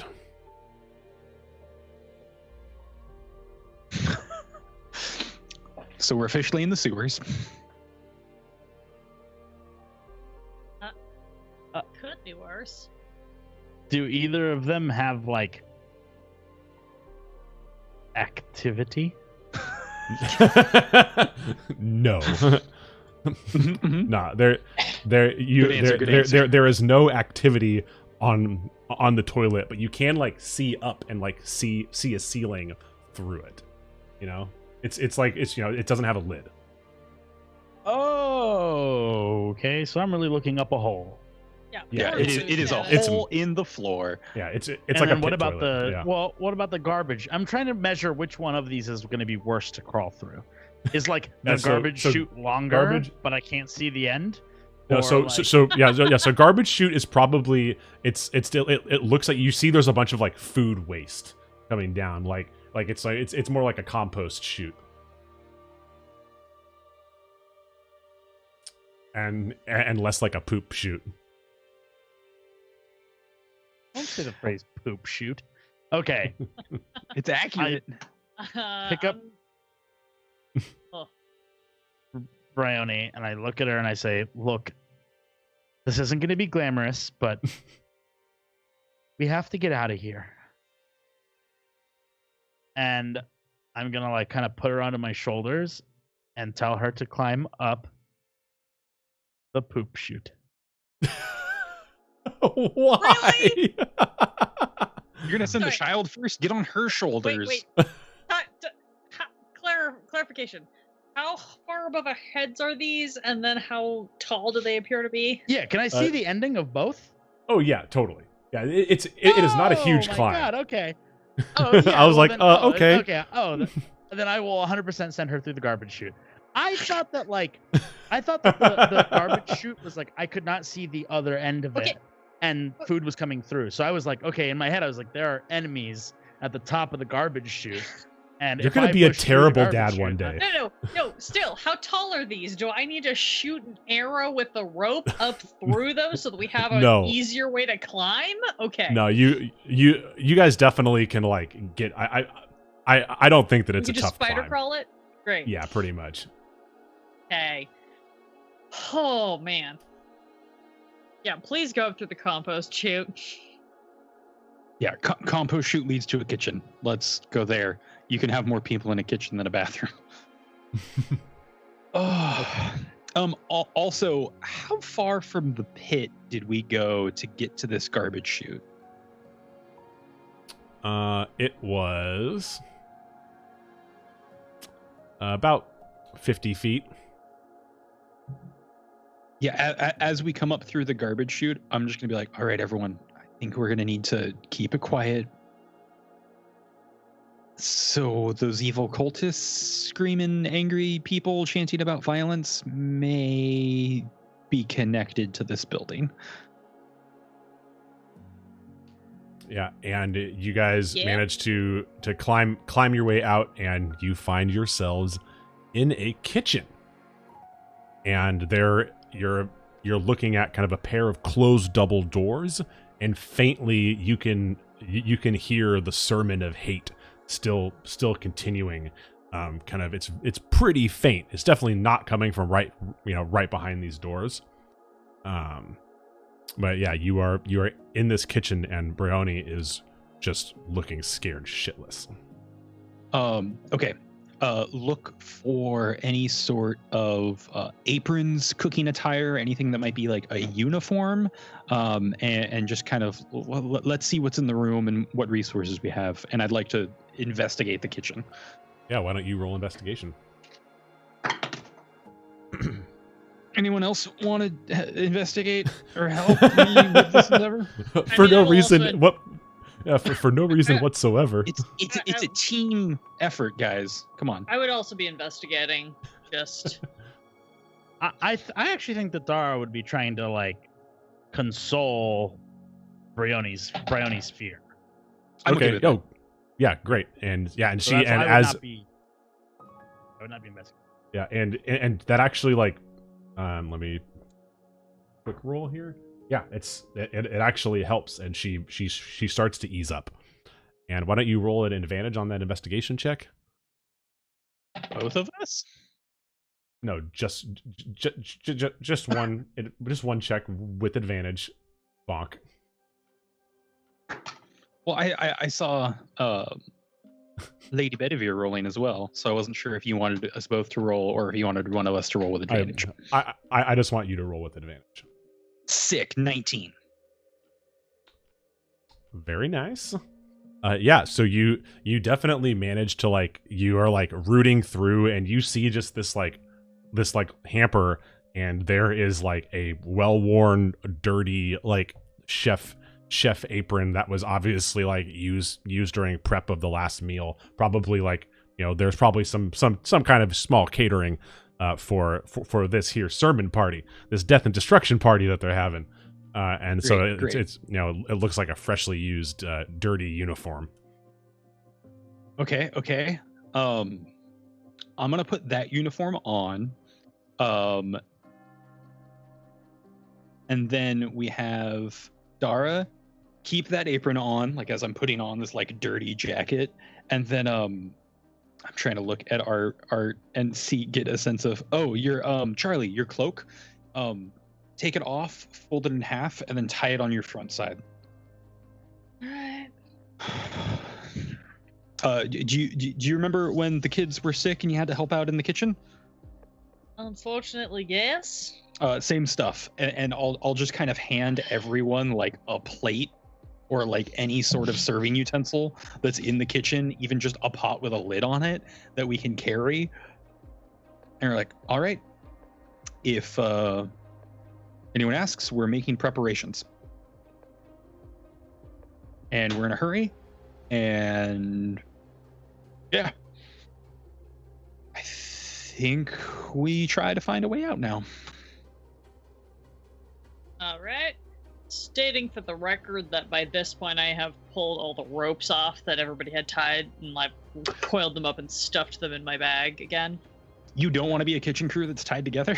That's how we work. That feels weird. That just feels weird on What if numerous one of levels us that are not right for falls? this campaign.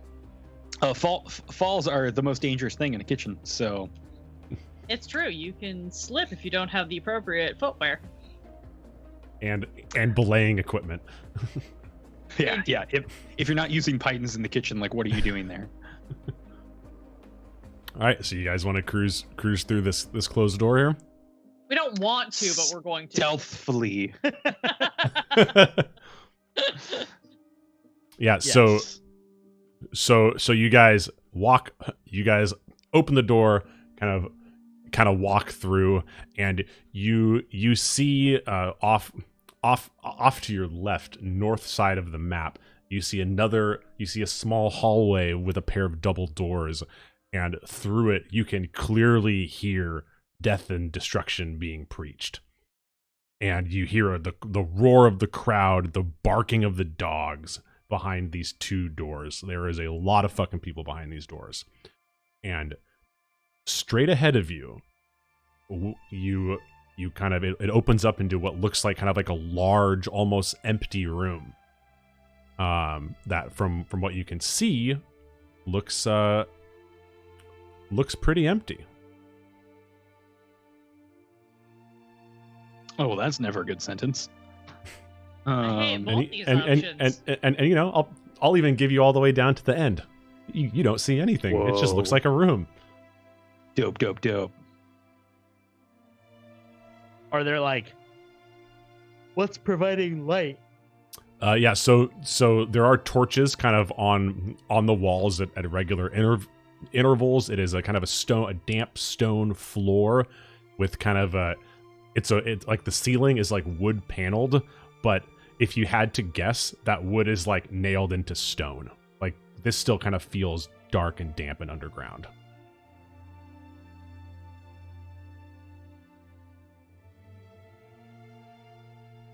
I hate everything. And we think we're hearing Death's sermon from what is north of us. Yep, or through up of us? through those doors, right there. Dope. Yep, that's not where we want to go. Pass. You know, until we're forced that direction.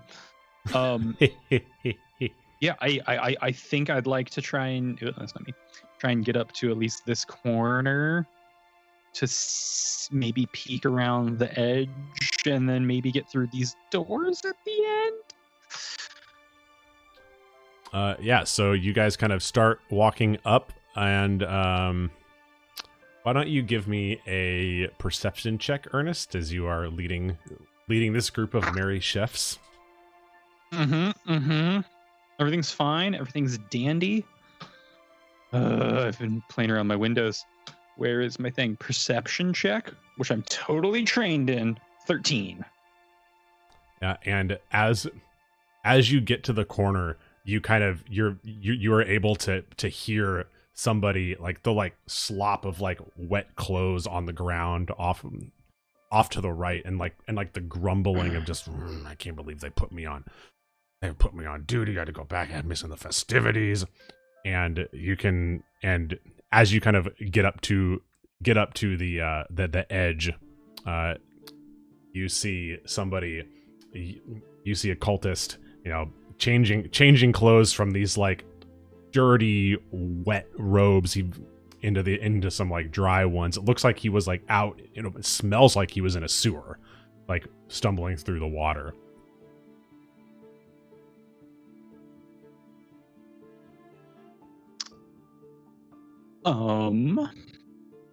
Delightful. I think Ernest kind of just is like just kind of waving his arms and being like,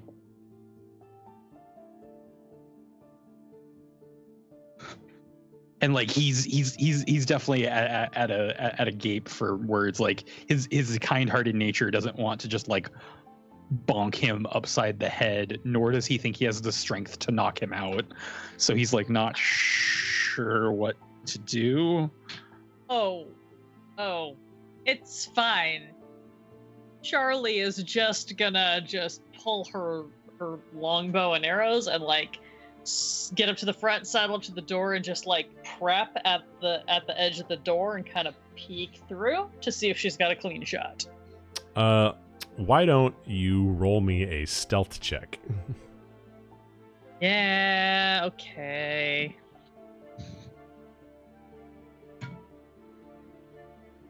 God, I miss having all my dex bonuses. 16. Oh, pretty good. Six, pretty really? good. Wow. Okay. Yeah. No. I rolled my ranger dice, blessed by the spirit of my sister Ranger Jimmy. Praise be Ranger Jimmy. Yeah. And yeah, so Retcon that you good luck. you managed to just like peek around the corner.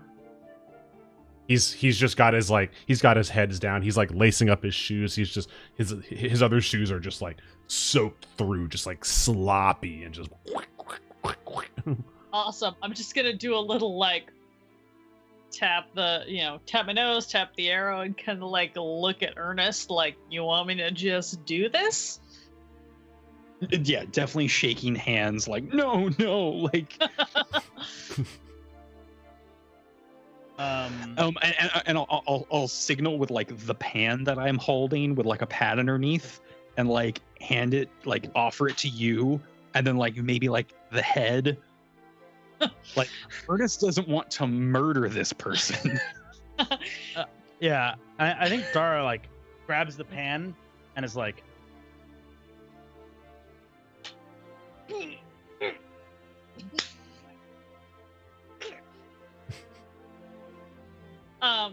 after much gesticulating and silent conversation, Charlie will sheath her bow and arrow and will take, like, I don't know, can we say that, like, the pot's gonna maybe have the same stats as, like, my quarterstaff or something? I think this is where Ernest will remember he actually has, like, in his satchel, just like a giant hammer that he uses to tinker with, and he'll hand that to you instead. So Great. Yeah, you have a great club. Excellent. That I can work with. I will take the equivalent great club as I stall to look up these stats real quick. Because of all the many things I have in my inventory, that is actually not one. A simple two-handed weapon does 1d8 of damage plus strength. Great. At which point I will take advantage of my stealth roll to just like pop through the door, and I'm just gonna try to whop this guy upside the like back of the head and knock him out. Like, and he, as you're like walking up, he kind of looks up and why don't you roll me an attack with advantage because he's surprised. I could be convinced to give you advantage. Love that. That's gonna be I have advantage on simple weapons, so that's gonna be a 23 to hit. Shit. Yeah. Why don't you roll? So why don't you roll some damage? That's 6 damage to him. Yeah, and I think with being surprised, he just conks and is just he just like looks up. Wait, what are you doing? And conks out. Does a quick inspection of the room reveal anybody else?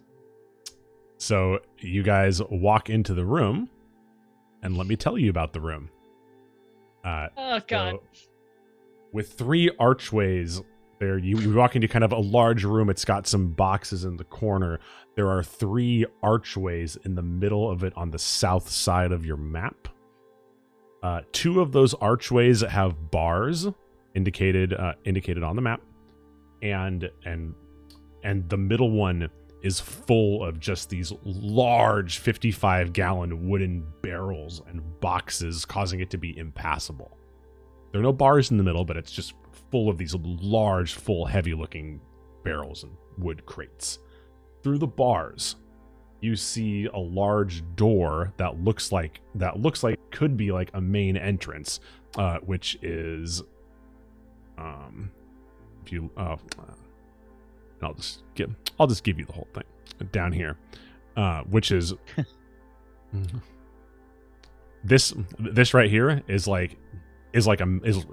looks like a main door, and when you say main door, you mean like entry door, like that might be a way out? Like it looks like it could be a way out. Great. Straight behind, like straight on the opposite side of those 3 archways here is a set of double doors, and you can hear kind of the clang. You can hear the bustling noise of the death sermon happening on the other side. You also hear like the clanging of plates and silverware, almost like it might be like a type of like a mess hall on the other side of those doors. And straight ahead, you see a set of light doors labeled guards room, and you see mirrored on the other side a door labeled guards room 2. Great. I hate everything. This is the worst.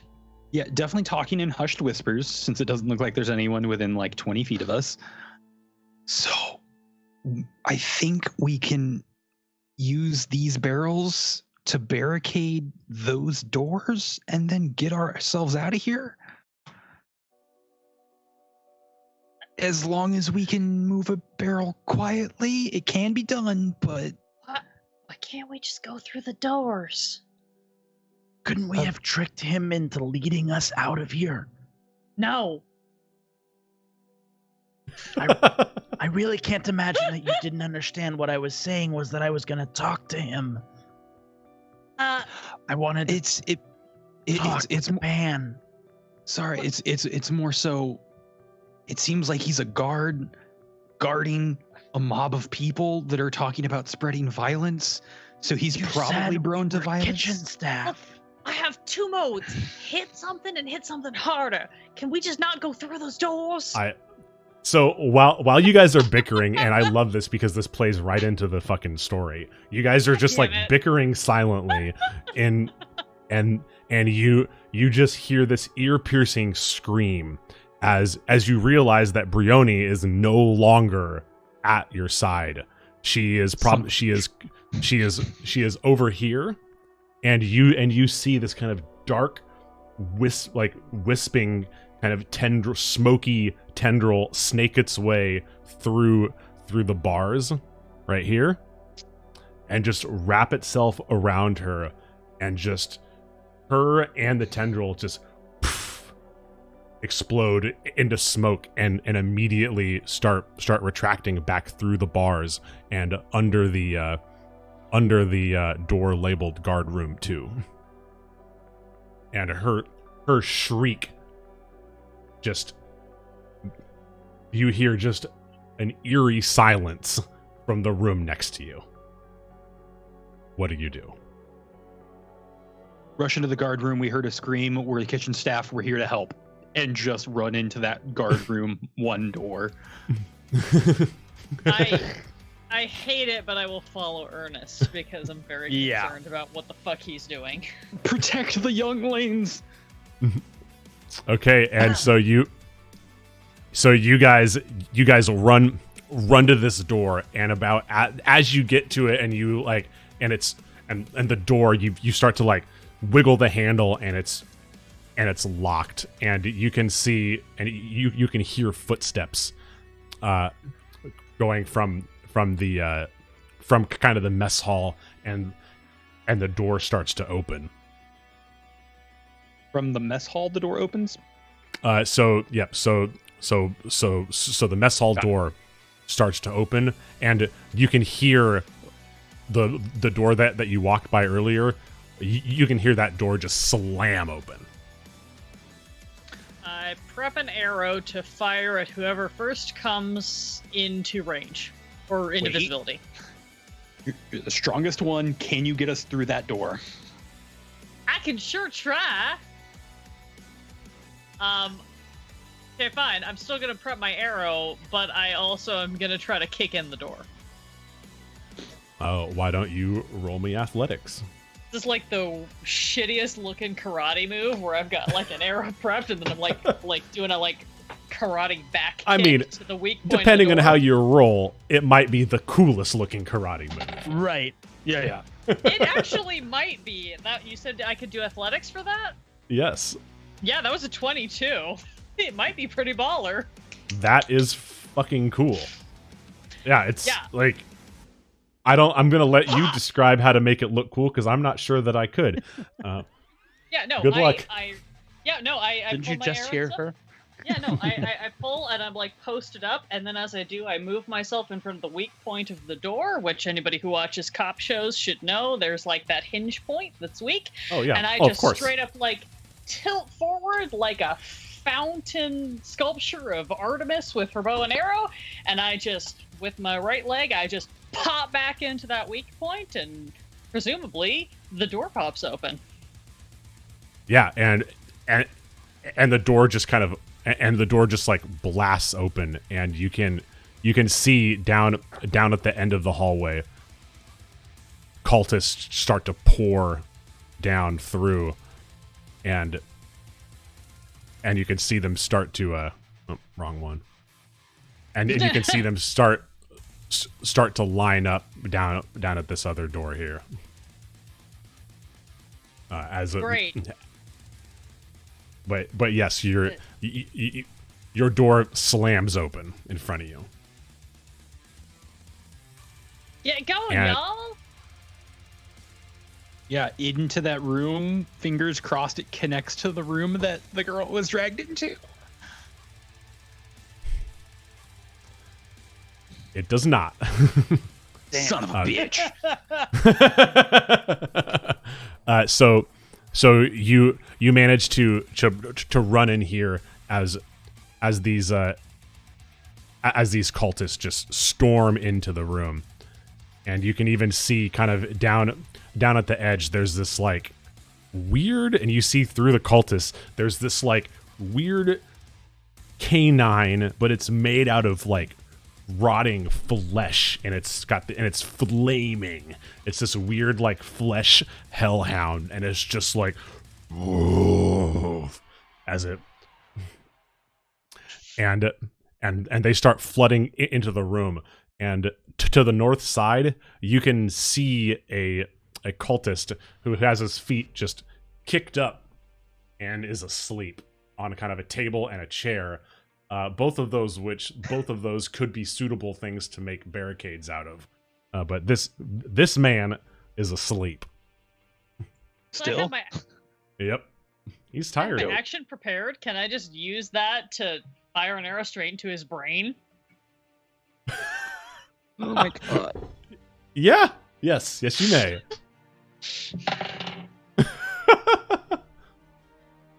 Look, I'm gonna show you. That was an 18. I'm never losing these dice ever again. Okay, roll damage. Okay. That's an 8 damage.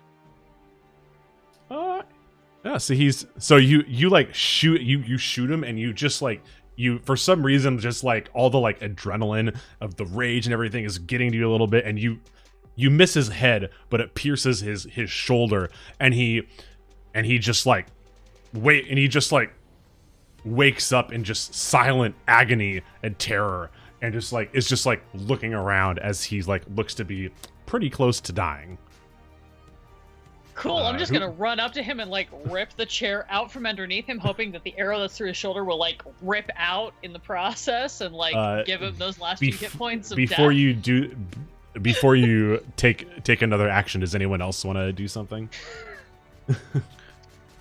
Don't have anything that really helps. But for fear of like I'm pretty sure that Ernest will see the guy get just shot immediately in the shoulder, and then he would let out a giant shriek. and then he'll try to flip the table to like throw back into this door to try and get some sort of barrier between us. Why don't you roll me athletics to like pull the table out from under this dude? We rolled a 19, which means that's an 18. But so for in this like weird feat of uncharacteristic strength, Ernest is just rips the table just out from under this guy's his terrified, painful body. And are you trying to barricade the door? I would like a barrier between us and the rotting flesh flaming wolf thing. Ernest has heard many, many stories and was excited at the idea of adventure. This is the first time I think he's reconsidered that, when we've shot a human and now there's a really scary thing he's only ever heard stories about.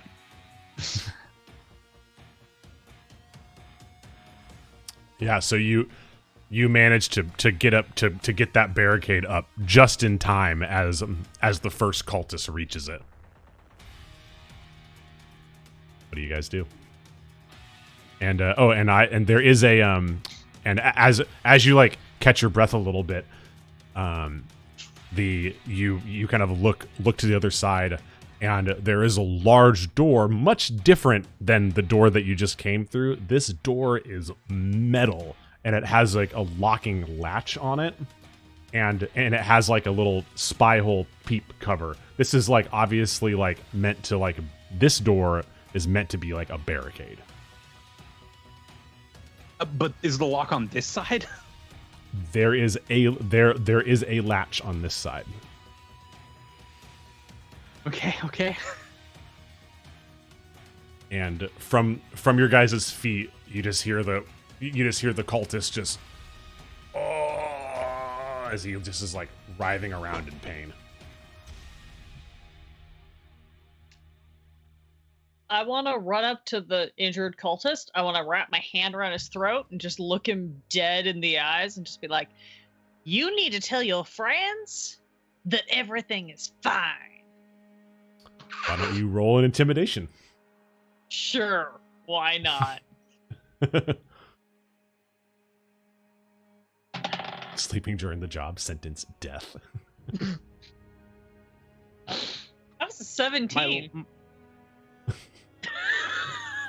My straight up lack of skills is so disheartening here because I don't have creative, like, I'm trying to come up with a creative use of some of my spells. I'm just like, you know what I really need is this level 6 spell. Yeah, I'm only lucking out because now that I switched die, I'm rolling really well.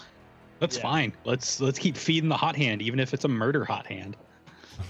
And he kind of just like looks up at you. I don't want to die. And I don't want to kill you. So you need to convince your friends there is no reason for them to come into this room right now. Or you need to open this door for us so we can get out. Also, you need to find our friend who got sucked in by some shadowy thing and return her to us right now. Which one first? I'm gonna say call your friends off and then return our friend to us. How about that? Okay. And as he kind of like gets up and I need a hand. I can't move the left side of my body. As there's just arrows sticking out of his like left collarbone. Is it stuck into the wall behind him? Nah, yeah, actually it probably is. Point blank. If it is, then I am gonna grab him by the collar. I'm gonna rip him, like rips so through the arrow, like, pulls through him, and then I'm gonna grab the arrow out of the wall and put it back in the quiver.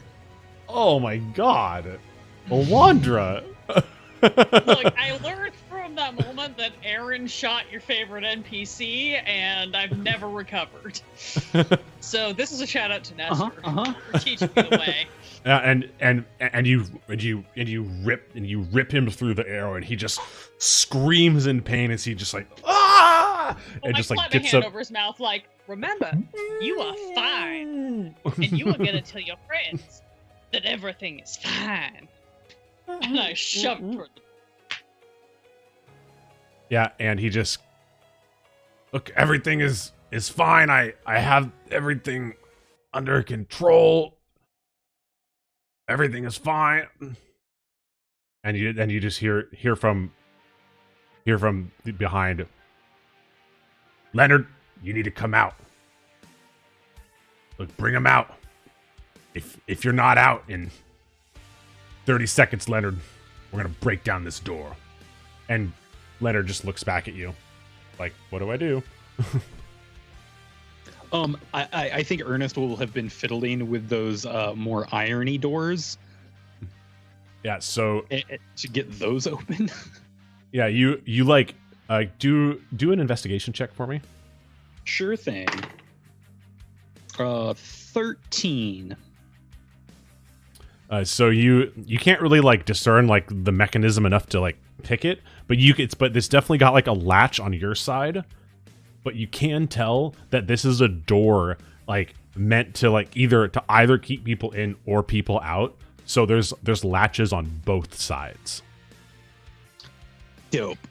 And it is locked from the other side. And there is like a peephole. I'm gonna rip open that peephole. There.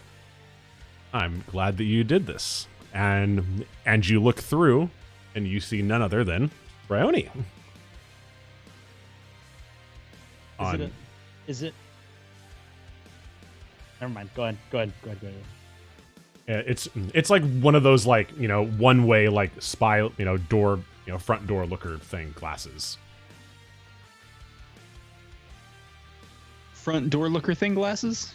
Yeah, like this on like I'm a peephole. That's like on a hotel room door. Yeah.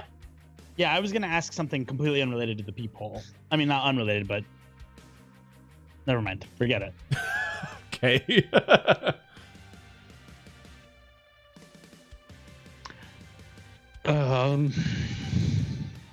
Hey, everything's gonna be fine. Can you open the door from your side? Is she just like, can you hear you. Yeah, because it is the glass peephole size. It's not the like. Yeah. Got it.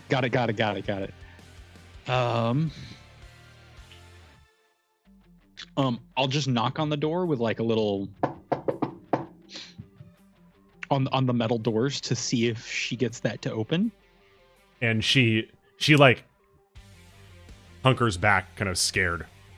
And you guys just hear this just boom as the cultists on the other side of the door have now decided that Leonard is not doing a good job of bringing you out. So they are using a table to be a battering ram as they are trying to break down this door.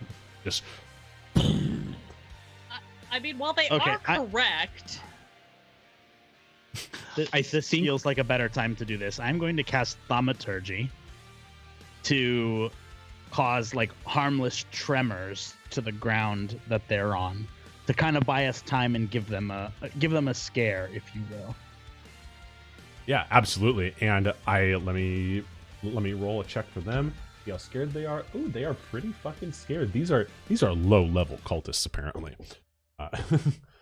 And you hear like two bangs, and you cast Thaumaturgy, and you feel the ground start to shake, and then and the bangs kind of subside, and you feel like you guys have some breathing room.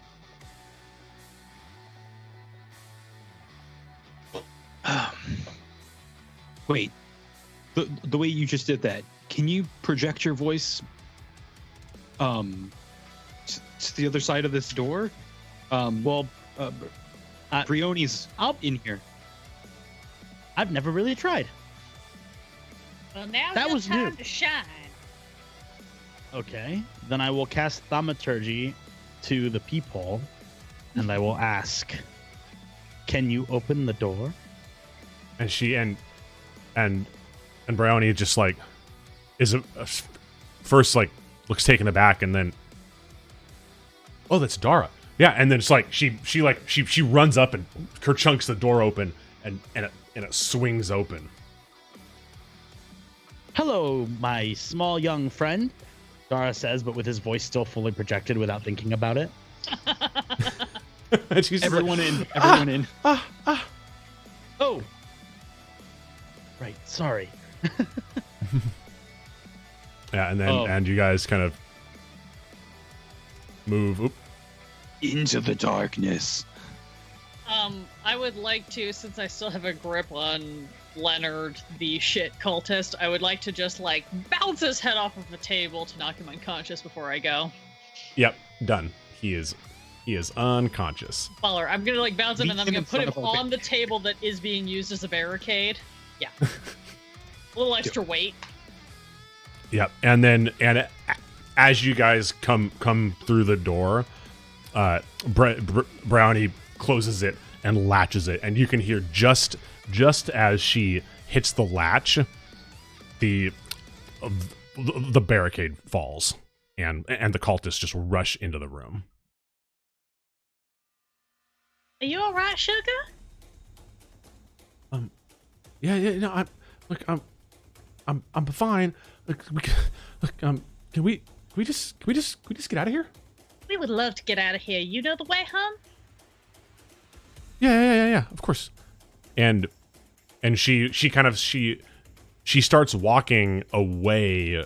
So she starts walking north, and and she kind of says, "Oh, there's a small ladder over here," and she is walking away from where the main exit would have been, that you guys know is through this room down here, which is this thing. She is walking away from that. Pretty. I hate this. And she is like, and she really does not want to, and she is very determined walking north up the hallway. And as you guys look back, you can see another metal door similar to the one that you guys came through. And it's slightly open. And, it's where Bryony presumably came from, and leads to the room where the main exit is. And it looks like there is a little soot on the floor just peeking out from under the door. And the soft red glow of what looks like fresh embers pulses through the cracked doorway. Darruh, I'm going to need you to make a con save as you're taking poison damage. Oh, is that so? You get a plus D4. I know, I've remembered. 14. But it's my apron giving it to you. 14, yeah, so so roll a D4 and take half. Is everything. No, it's a mood. Is the dice falling off the table. It's a mood. Okay, what happens if I rolled a 1? I just take 1, right? 1, yep. Okay. Yeah, and so that is what you see. You see Bryony just being like, "Look, there's a small ladder this way. I think it'll lead us out." And behind you, through the door that she presumably came from, there is soot that is creeping out from under it, and there's kind of like the glow. There's like a glow of embers. Sorry, just through the for crack context. of the door. Behind us is to the north of the map, right? So.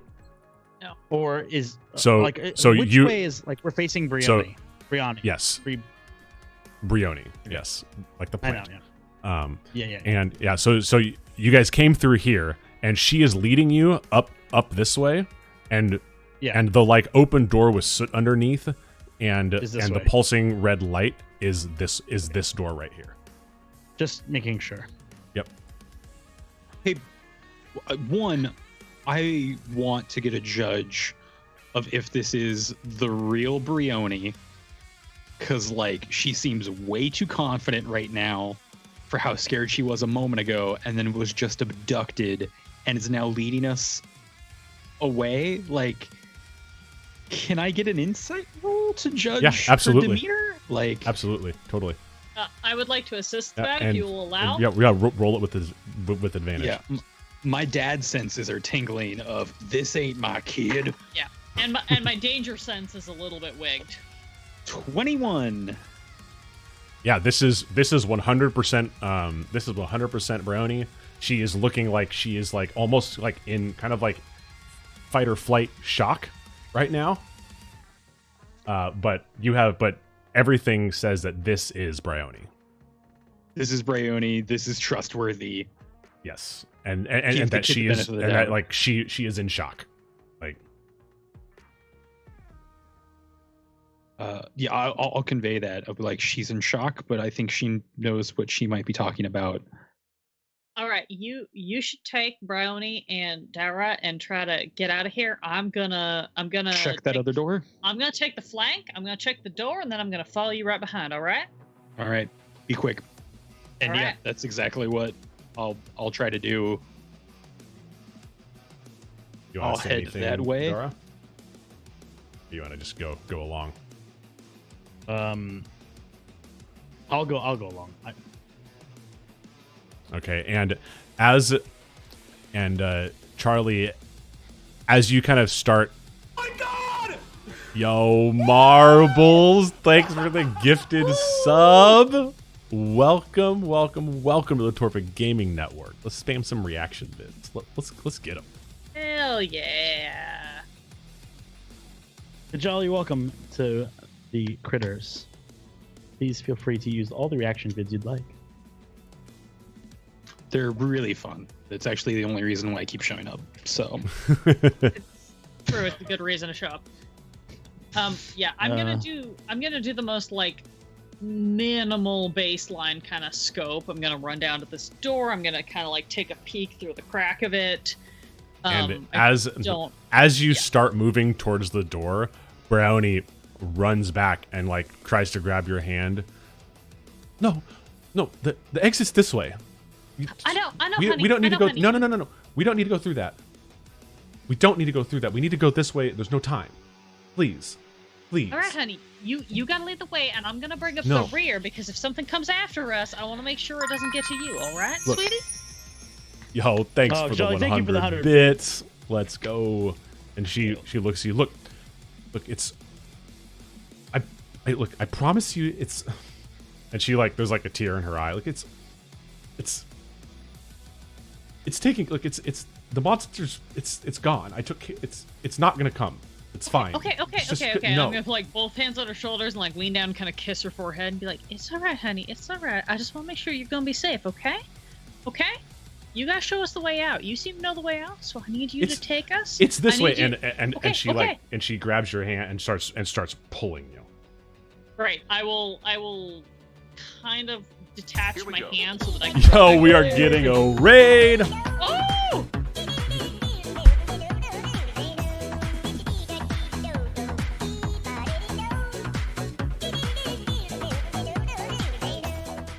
Yo, Bangarang Bobby, thank you for Bobby. the raid back again. Welcome to the Torpid Gaming Network. We are doing a Bangarang Bang-a-raid. We are doing a special D&D stream tonight.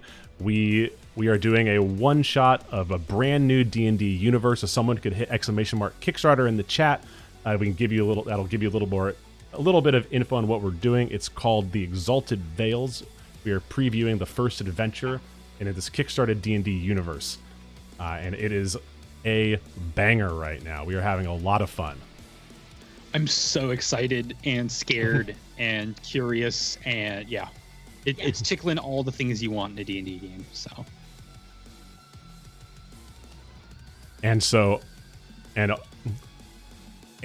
Charlie, I will usher Brioni ahead.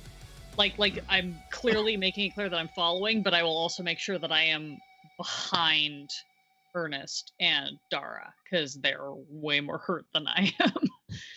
So. And I think I'll see that interaction, and I'll go ahead and just like give Brioni a pat on the head and be like, "You're a lot stronger than you look." And yeah, I am following her. I trust her completely. I think Ernest now believes that she can take care of herself probably better than all of us can, whether she knows it. Okay.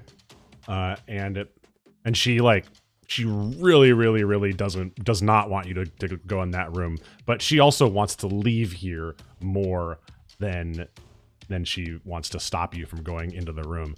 And the cultists have started banging on this metal door to try and break through, and the door is starting to cave in as they brought the table in and are using it as a battering ram. And I'm gonna shove everybody in front of me and try to like post up near the door and make sure that they're moving out before I follow. No, double time. Let's go. So people, everyone double move. Let's get going. Great, love it. I'll go ahead and lead the way if Brioni is telling me where to go. Yeah. So what do you? So Charlie, you are back by this cracked open door. What are you doing? I'm literally just like I'm posted up. I've got an arrow knocked, and I'm like doing the like shoulder look. And once I see that everybody else is clearing, I will follow them at all my movement. But okay, I'm so making sure they're covered. Oh, so you're by the northern door, not the south door? No, I'm by the door that the cultists are trying to break down. Oh, so okay, that if got they it, get in got it. before you guys get up the ladder, I can fuck them up while you guys okay, go. yeah. So okay, That's so all. yeah, so they you guys run, and so just to be clear, you are leaving the door with the soot. Absolutely. I don't want to, but since my closest to family member says we should go, I'm gonna go. Okay. Because I'm more concerned with protecting him than investigating that door. Okay, yeah, and as just as you like manage to round the corner, you just hear the smash of the door being crashed open, and you all kind of climb down this small rickety ladder that's only big enough for one person at a time. It's made of wood, and you crawl down into a sewer. And behind you, you just hear the hallway just flood with people and that weird dog thing, Fleshhound. And hate it. And you just and you see kind of a sewer, and you see like a sewer kind of start snaking its way in front of you, and the sewer goes on for like a couple hundred yards, and you guys are just like starting to feel winded. Darruh, can you make me another con save, please?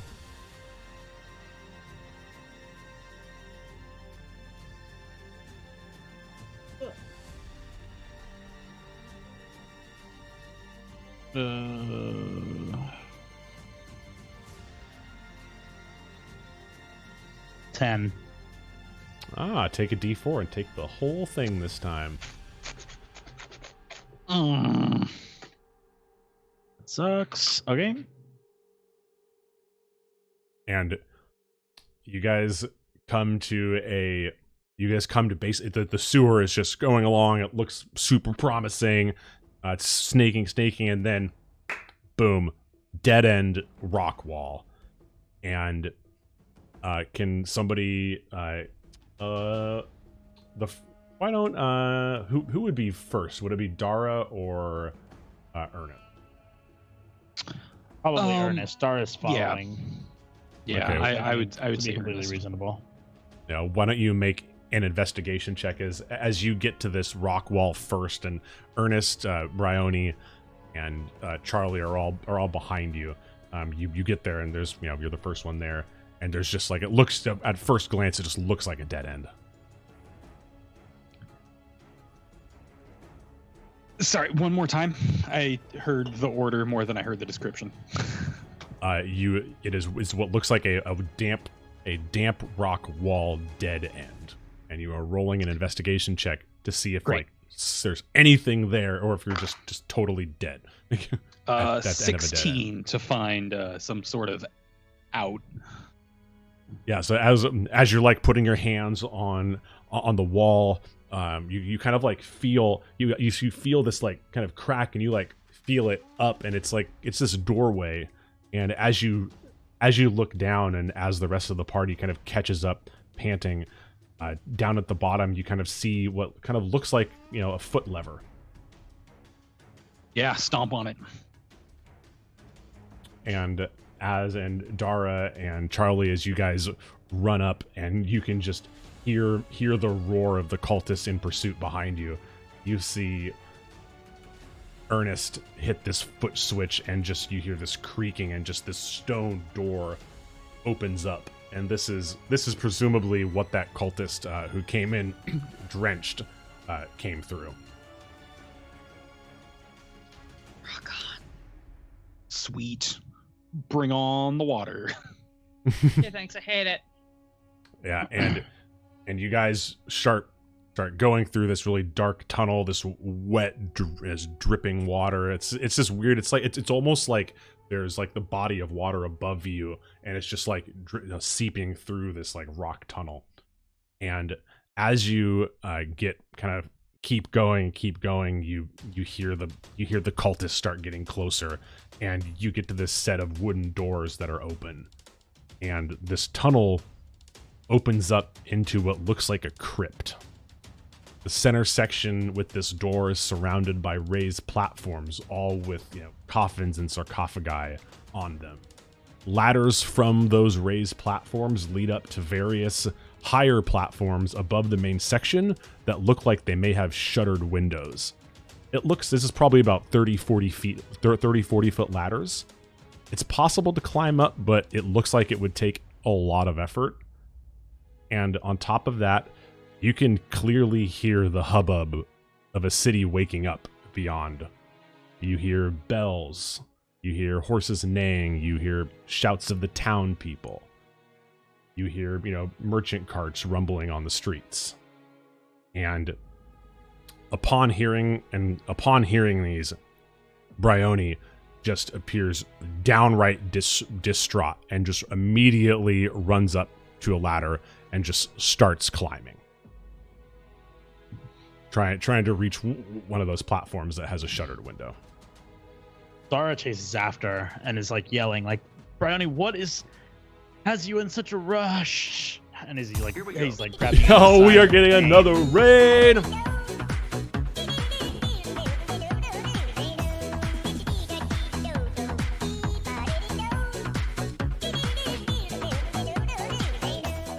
Yo, Ale Master, thank you for the raid. Everyone from Ale Master's stream, welcome to the Torpid Gaming Network. I hope your stream was amazing. We are showcasing brand new content that is being distributed through a Kickstarter. This is a brand new universe. If someone could do !Kickstarter, we are running a one-shot. This story is amazing. It's called The Exalted Vales, The Gates of Lusan, and it is a spelunk through underwater caves, a cultist base, and now we're at a crypt. Spelunk. It's felt like a spelunk. Don't worry, you're just in time for the murder. It's all good. Ooh, D&D addict. Excellent. You'll fit right in. Welcome. Yeah, and so as you are running... Yeah, I'm running after her, like, in pain, obviously, from the poison. And I'm just like, Bryony, what has you running so far from us? Look, I just need to get out. Okay, I just need to get out. And she just is like climbing up the ladders with amazing speed, and especially in your physical state, Darruh, I think she is outpacing you right now. No, I think she has the right idea. If we get to surface streets, I don't think these guys are going to be able to chase us.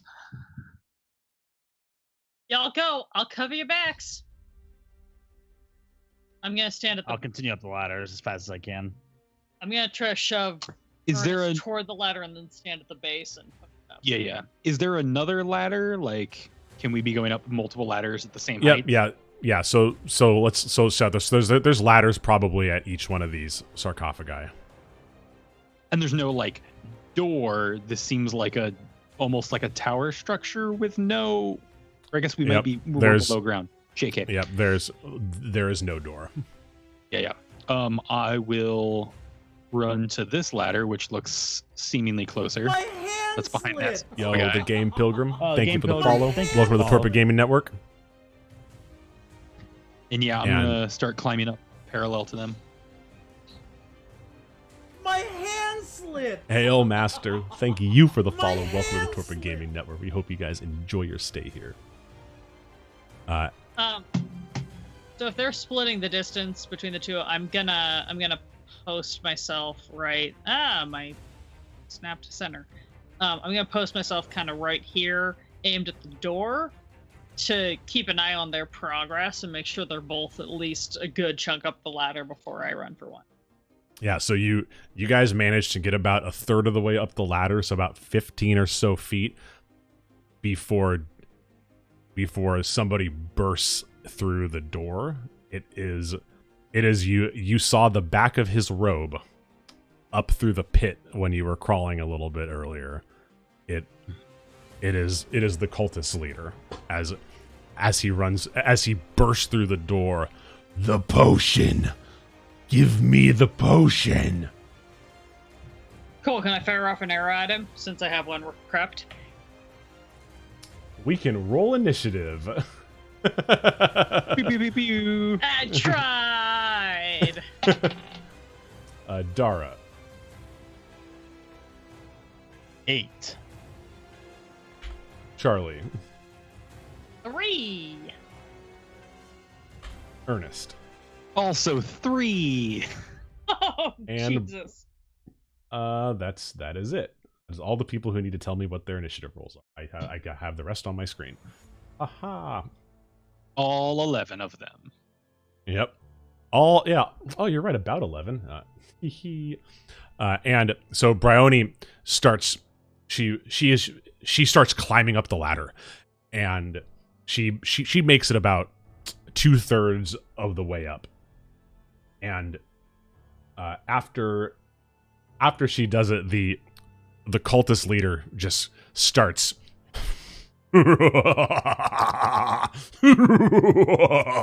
Just starts laughing maniacally, and the 3 sarcophagus lids close to you guys, just their tops just get blown off, and you can see as soon as I figure out how to use Roll20, 3 Explosions. 3 of what looks to be the same kind of shadowy tentacles that grabbed Bryony, and they just are just out. They just blow out of the sarcophagi and just are kind of waving there. Love these And- maps. Hate these villains. This art's too good for how much I hate them. Right? Oh, God. And what it will, and what the one of them will do, the one that's next to Darruh and Bryony, it is just gonna reach down and it is just gonna reach laterally and rip the ladder off the wall. Reach out and touch Faith.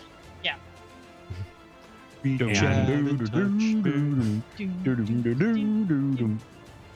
hate you guys. I love you guys. And it just rips the ladder off the wall. And Darruh, I'm gonna The need ladder you to that make I am on, or did I not make the yes, platform? the ladder that both you and Bryony are on. And you need to make a dex save as you fall off of this ladder as it crumbles underneath this grip of this shadow tentacle. 19. Yeah, so you probably weren't that far up anyway, so you just managed to hop off and you're easy. Bryony, on the other hand, was very far up the ladder, and she is gonna fall down and go prone and take 7 points of damage. Oh my god, she's a child. That's like 12 levels of kid hit points. Is she a child, though? No idea. She could be a 1,000-year-old halfling for all I know. She did literally pull me back from, like, the actual jaws of death, so... It's fine. Everything's fine. And I'm going to need the party to make a charisma saving throw. Wow, okay. No, I don't want. I mean, I want to make the saving throw. I just don't want to be forced into doing it. That makes Darruh? sense. I love this die. 14. So nothing happens to Darruh. Charlie? 18. Nothing happens. 16. Oh, you guys are all fine. Wow. Aw. As the cultist leader just holds up his hand and just this golden light just shoots out at you guys, as he tried to cast Bane, but you guys all have succeeded your checks. So Yeah, so I'll nothing. bet he tried. And it is now this one's turn, and it is gonna reach out of the sarcophagus and try and grab you, Darruh. It's gonna reach out and touch you. Touch Bum, face. bum, bum, bum, bum, bum, bum. 23 against your I AC. had. What's that? 23 against your AC. 23 does hit. Maybe. And that's gonna be and that's max fucking damage. That is 10 damage. Ugh. Oh, fuck. I hate this. Hurt them. Okay. Save me. And I need you to make a strength saving throw.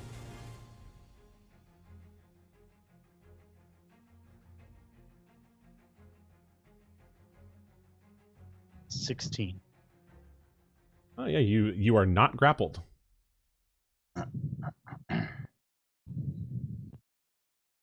And okay.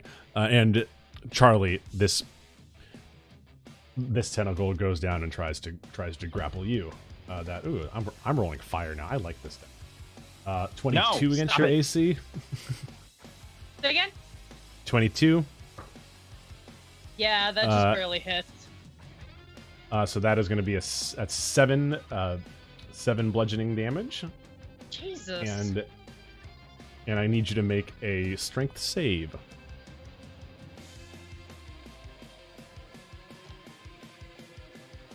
That's gonna be a 15, Alex. That's fine. You are not grappled. Rock on. Darruh. Okay, can Darruh move?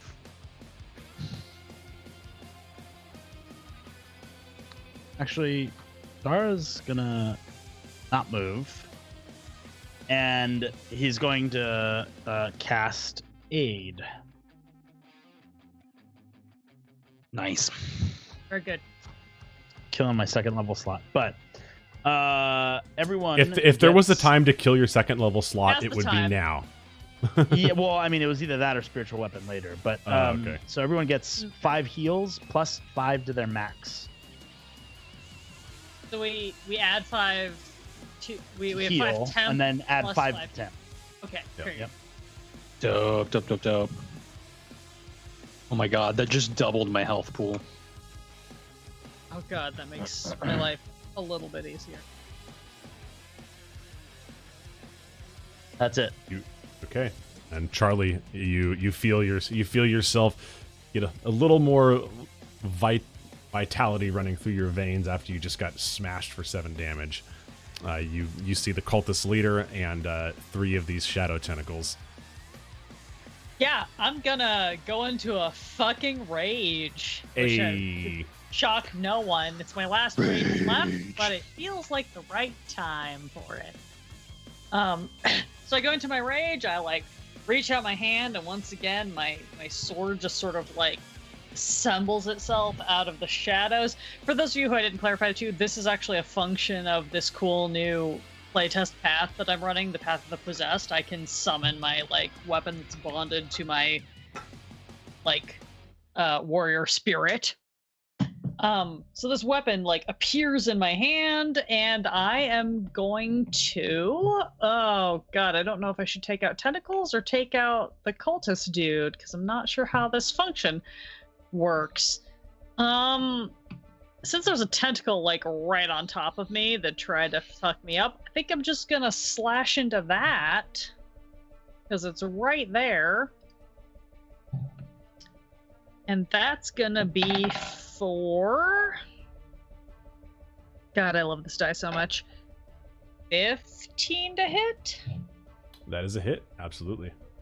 Cool. And once again, I am double-handing this so that I can get that versatile bonus. Oh, I whiff it a little bit on the damage. I only do 4 damage. Yeah, and Did you add your +2 damage from raging? Yes, because it automatically calculates in my D&D Beyond. But thank you for double checking. Yeah, and you hit it, and it reels back in pain, and its form kind of breaks away for a second and comes back together. It looks like these things are strong, but pretty brittle. You didn't actually manage to kill it, but its form kind of de-shapes before it comes back together. Ernest. Metal. How far up the ladder am I? You're probably about a third of the way up right now. So like 15 feet? Mm-hmm. I'd like to do the cool video game sprint option where I slide back down the ladder without taking any damage. And I would like to automatically succeed on that. No movement. Thank you. Because I didn't actually move anywhere. I went 0 feet left to right. I just went down. That's fine. Yep, that's exactly how this game works. 100%. Yep. And then yeah. So you use 15 of your movement getting back to the ground. Okay. Great, cool. Which means I can move another 15 feet. So I think I can get to that tentacle, but that tentacle's that way away. I am going to pull out my dagger, my mechanist dagger, the one that does all the sweet stuff. I'm not going to go up to the tentacle. I'll stay at the base of the ladder, and I'm going to take a pop shot at. Oh God, there's a pillar there. I'll move behind this sarcophagus to, I think, get line of sight on that guy and take a shot at him with my hand. You managed to see his head, and I'll give you advantage because you got the high ground, right? Dope. Yes, I do. Sick. 23 to hit. That is a hit. 8 points of damage. And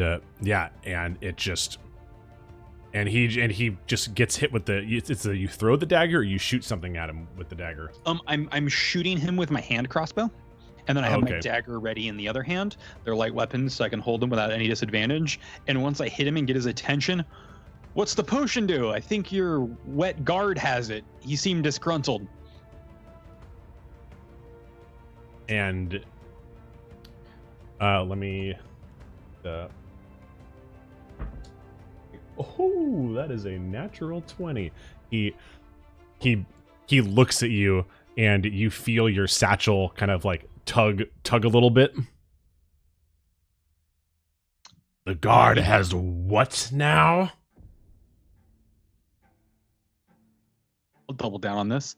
Your wet guard was angry and mumbling about vengeance. If you're missing something, it's probably internal. Why don't you roll a persuasion? This is gonna have to be very high.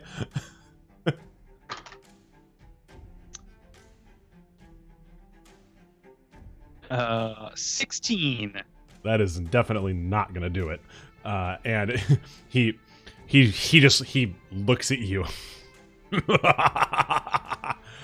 and grabs the crossbow bolt, flings it out of him, and kind of like steps backwards into the shadows and disappears.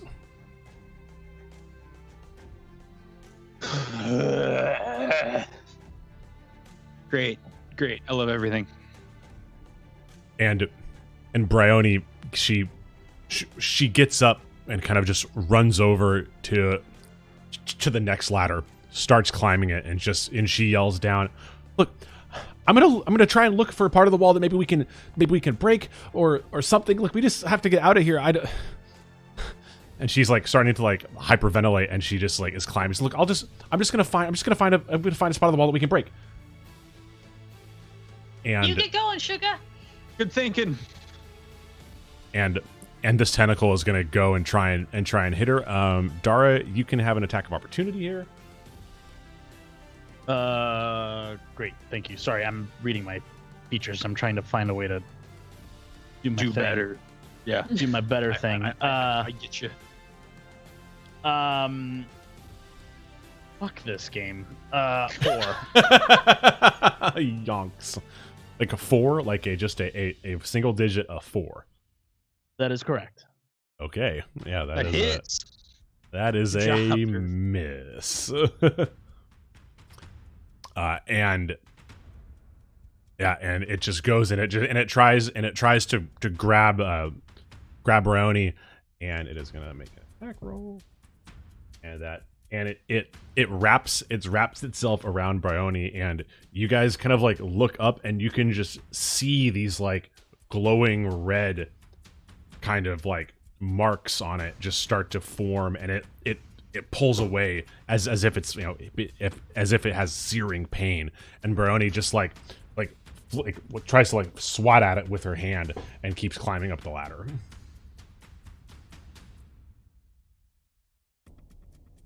And as you guys are kind of like watching all this unfold, you guys hear more kind of footsteps from the entrance to the crypt. And these two I can do this.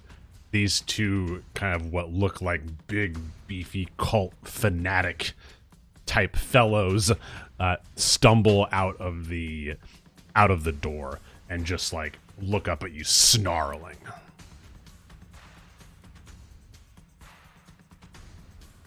Is it? Sorry, whose turn is it? It is your turn, Darruh. Oh, okay. Good. Okay, Darruh is like going to grab his amulet as tight as he can, and under his breath, he's just gonna whisper, "You told me that if I learned from you, it meant that I was meant to help people. Well, right now, I need the best help you can offer." And I am going to cast Channel Divinity Preserve Life. Which allows me to divvy up 15 HP among any creatures within 30 feet of me. Okay.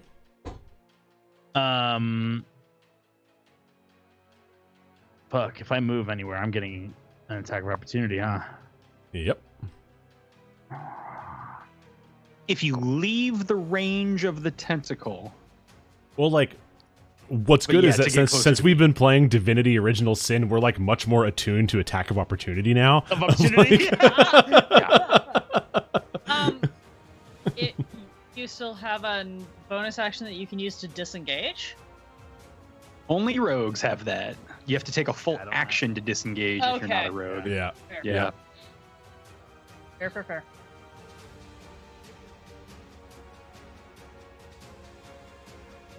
It's fine. I'm at 15 hit points now. You're fine. Jeez. It's not. It's like the conscious effort of like playing a cleric, you know. Oh yeah. Well, if you Yeah, get attacked, I know. you're just gonna heal it back up. You're fine. I am not far. I am not far from taking that as an answer. Okay, I just want to move to behind. Yeah, to behind. Yep. Okay. Let me just roll that attack. Oh, that's only a 7 against your AC. Woo! Wow. Clap, clap. Not Everything. punished.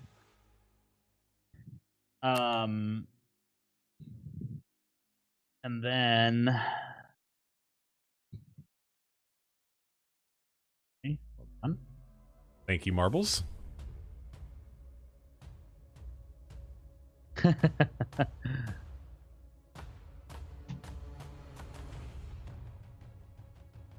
And that's going to be the end of my turn.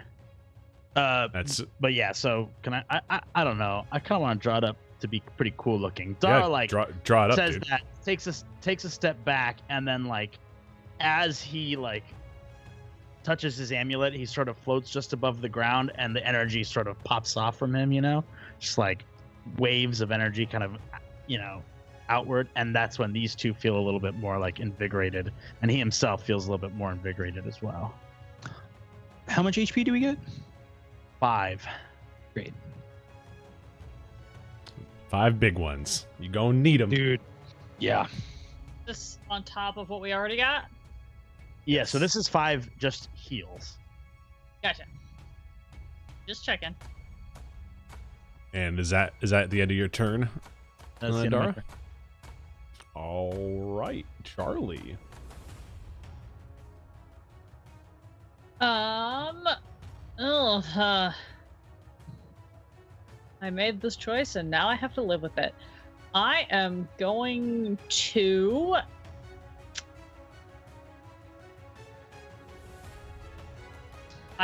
take a swing at the cultist who is closest to me, because he's Okay. right there and I don't like his face.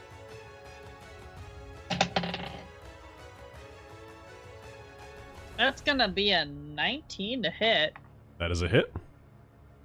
Great.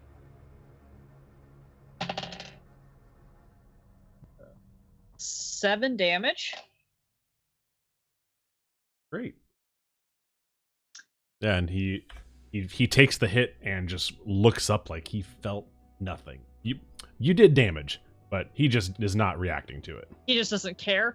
Cool. Yeah. Then I would like to use my movement to just back up like over here. Getting closer to one of the ladders. Maybe. Can you... I was not looking at Roll20 when you did your arrow. Sorry. I want to just back like 5-10 feet up. Okay. When you do move, though, you are going to get attacked by the tentacle that was right behind you. That's fine. I'll live with that. A 19 against your AC. That will hit. That is going to be 9 damage. And I need you to make a strength save. That strength save will be a 19. Saul Goodman. Dude, you guys haven't failed the strength save yet, I feel like. Look, I took very high strength because I hate everything. And is that going to wrap up your turn? Failed strength save. Is that going to wrap up your turn, Charlie? Yeah, that's all I can do because I want to maintain my range. All right, Ernest. I would like to check my backpack for the potion since it moved. Yep, it is. So you look down and you just see a glass decanter full of clear liquid that has any sense of aura that it had while it was on the embers is since gone. It just looks like clear water, a clear liquid. I'm trained in Arcana. Do I get a feeling if I drank this, it would give me anything? Do you have any type of like detect magic or? No, not innately. I'm also trying to remember what the cultist was saying about the potion, probably about just bringing on violence and yada yada yada. Why don't you just give me an Arcana roll real quick? I'll just give this to you as a free action. 15. Yeah, so this is the way that it reacted with the embers and how it got red hot as soon as you took it off. That's like that's a reaction where where stuff that reacts like that generally like is losing its power, like it's going inert. Dope. So at that point, I'm gonna go ahead and just throw it out to have it break on the bricks. Cause fuck this. If this is what they're after, then hopefully they don't come after us anymore. You know what? I'm not just gonna leave it up to chance. I'm just gonna spike it right below me. Yeah, and as soon as you spike it, the cultist leader comes into view. What have you done? Our destiny. You were supposed to be great. We'll take you to the grave. But the cultist leader popped back up again? Yes. Sick, I'm gonna shoot him with my hand crossbow. Debated. Nice. That's gonna be a non-natural 20. That's a hit. 8 points of damage. Yeah, and the arrow just pierces his chest, and he just like grabs it and just rips it out, and you can just see that there's just this like pulsing like green energy around him as he rips this arrow out of his body. Dope. And then I'm gonna try to just move alongside this wall and then make my way up.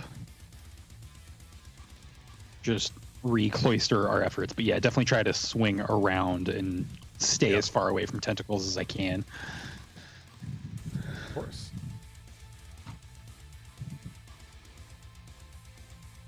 It is going to be this guy's turn, and it's just gonna follow you, and it is gonna try and grab. No, thank you. That is gonna be a 11 against your AC. That's a miss. Landers get you everywhere. And so then this this fanatic runs up to you, Charlie, and is gonna take a swing. Go for it, brah. Come at me, dude. For a bruv, that is Ready, a 17 against your AC. That will hit. Okay. That is going to be 4 piercing damage, and then he swings a dagger at you, and you see another dagger in the other hand, and he's going to make a second attack. That Cool. is I am resistant to piercing damage because I am in a fucking rage, so I will take 2 for that first one. Yep. Let me know how that second one goes. That's a 21 So against your happy. AC. Yeah, it does still And- hit. That's a 6, so you'll take 3. Baller. I'm even more mad now.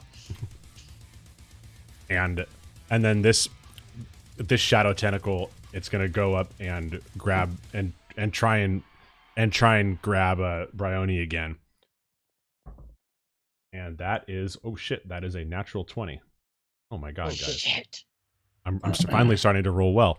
And it grabs Bryony and rips her off the wall.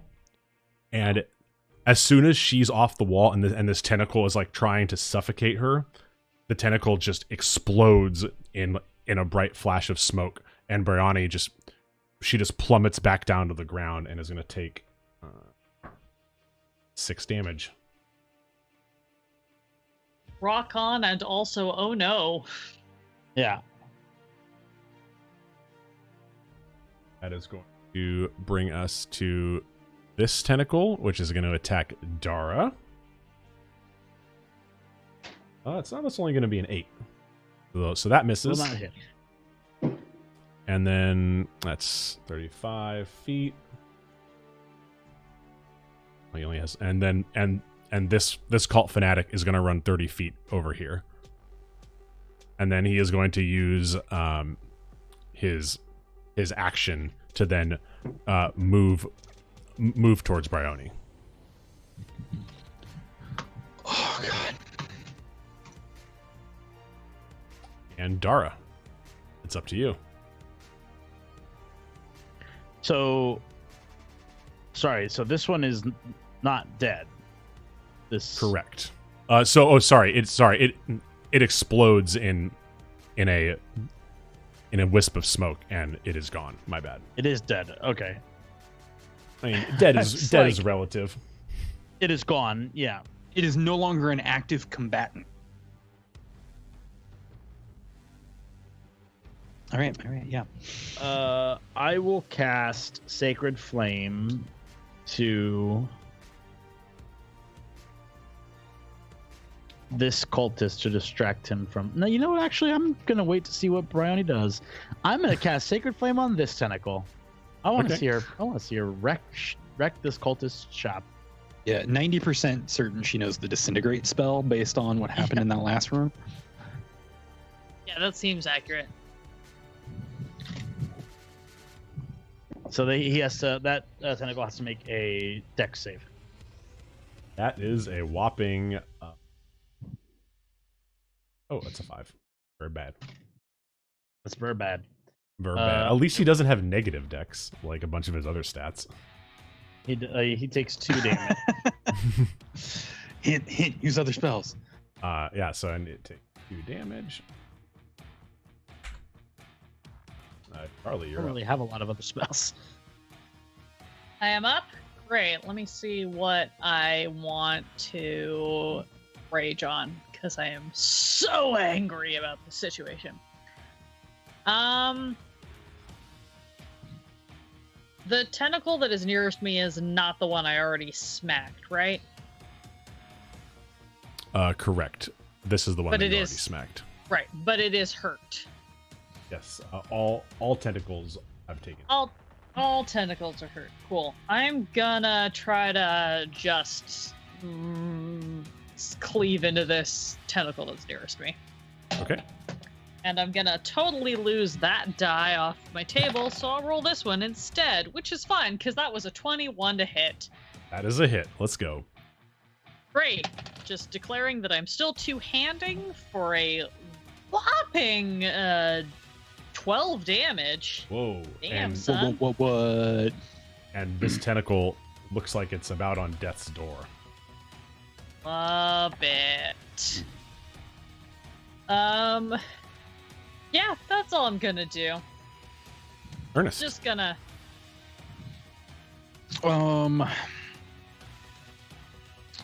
This tentacle is technically in combat with me, correct? Yes. Dope. I'm gonna stab it with my sweet, sweet Mechanist dagger. Do it. I will with a nat 20. Let's go. Crits in the chat, Hey. everybody. Let's do it. Oh, I'm so excited. Okay, so I'm also going to spend a one of my heat points as a mechanist to cause an arc of lightning to jump from this tentacle to the other tentacle. Okay. So tentacle 1, the one that I'm actually attacking, is going to be taking 4, 8, 10, 12 damage. Okay. And the other tentacle is going to be taking 11 points of damage. Okay. Yeah, and that is going to be enough to knock it out. Knock it dead. Knock both of them dead? Nope. Just this one. Sweet, sweet, sweet. Via ricochet. Yeah. I am then going to make my move next to our escort mission. So yeah, move right up into there and get in melee with that guy. And would you get, since you were within 5 feet of this guy, would it get an attack of opportunity on you? I think that it would, right? It would. It's unless it's already attacked someone else before its initiative came. Yeah, no. Yeah, definitely. It can choose to use its reaction to attack me. Seeing as how it is not quite a sentient creature and it just relies on instinct, that is click, click, die, it is going to do that for a 22 against your AC. Surprisingly enough, that hits. Dude, why can't the bot roll this well? You That is bluffed a your way out of that bomb. I'm just saying. that is a 6 damage, Great. and I need you to make a strength saving throw. Okay, will do. I made it. I got an unnatural 1. Ooh, oh baby, So you do I'm not. guessing I You do don't not. move there, You don't move there. and I am what they call a grappled. Le grappled. Yes, you are. At least it was no crit to the unnatural. the actual Shit. French.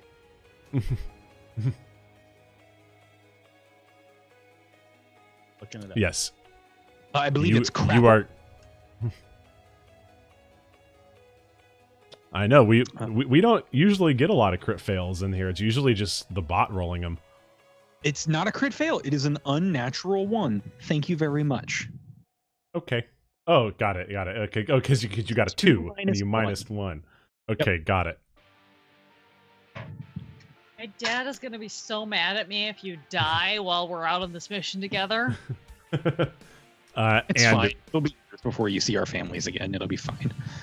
and Bryony, she just looks at this cultist straight in the face, and she looks almost spent, and she is just looks scared, and she tries to back away, and the cultist is going to get an attack of opportunity, and that is a 19, and he is going to swipe her with a dagger for 6 damage, and she is starting to look pretty fucking hurt.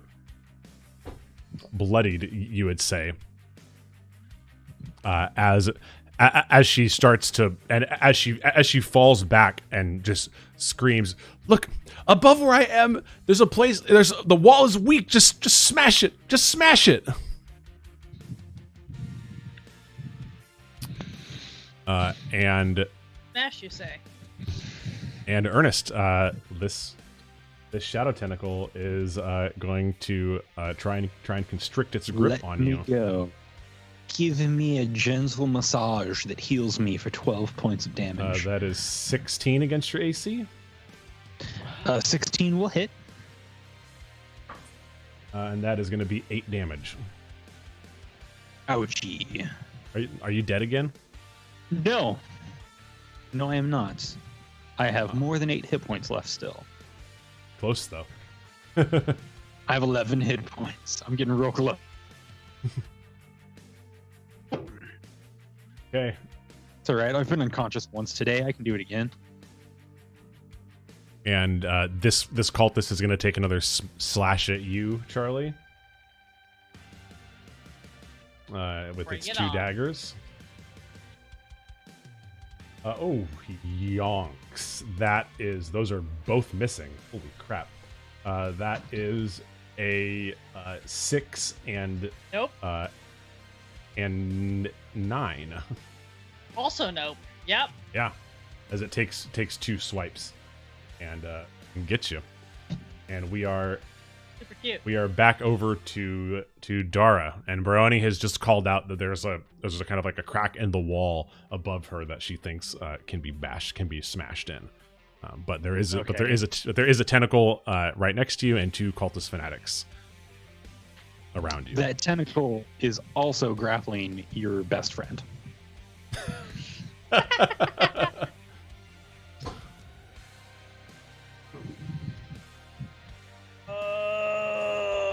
How?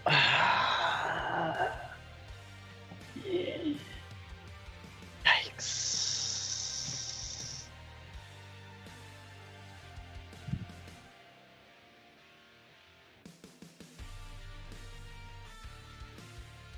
Okay, can I cast Sacred Flame on the wall? On the damaged part of the wall? The verbiage technically does say descends on a creature that you can see. Then I would say no. Let's say that there's an ant on the wall, on the crack of the wall, and I spot that motherfucker and aim to kill him. Okay. You could cast it on Brioni. No! No, I'm not I saying that's a absolutely will good not do idea. I'm just saying you could. it. Yes, the Deus Ex Antina. That was actually really good. My Latin major heart cries, but the rest of me is supporting that. Okay, I am going to yell to Ernest, I hope you have something to destroy the ceiling, and then cast Sacred Flame on the tentacle. That's a save, dex save. Dex save, yep. That is an 11. It fails. I think it's finally going to take damage, huh? 5 whole points. 5 whole big ones. 5 of them. And it looks like it is slowly reaching death's door. Charlie, did you want to move at all, Darruh?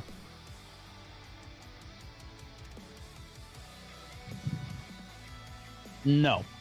Okay. Shit. Yeah, I want to move, get in the way of. You will be Brownie, taking an like, attack of opportunity if you move over there. Yeah. Even when it's grappling me? Is he No. just slamming me into him? No. He's taking attack of opportunity of the cultist fanatic, not of the tentacle. Oh. And that is a 13 against your AC. Miss. That's a miss, yeah, and you managed to get in between. Charlie, you're up. Well, I'm really angry at this whole situation. I also really care about my friends. So I am going to sheath my crazy spectral sword, pull out my longbow, and I'm going to fire an arrow at the weak point to see if I can shatter it. Okay, why don't you roll attack? That will be a modifier on this character. 23 to hit. Yeah, roll damage. Love it. Oh, that'll be an 8 damage. Yeah, and you you manage to pull the arrow back and let loose a shot at the place where Bryony said was cracked, and it lodges in there, and and chunks of rock fall out, and you can see the night sky through the crack. Rock on. Let me double check if I'm gonna do anything else quick. I don't think there's a whole lot else I can do. Nope. I'm still in my rage because I definitely took damage, so I'm not worried about that right now. So I'm just gonna say I head toward whatever ladder is in this general direction. Yep, and you will be taking an attack of opportunity from this guy. Yep, bring it on, motherfucker. That is a 19. That will hit. Wrong die. That is going to be 4 piercing, so you take 2, huh? Uh-huh. So mad.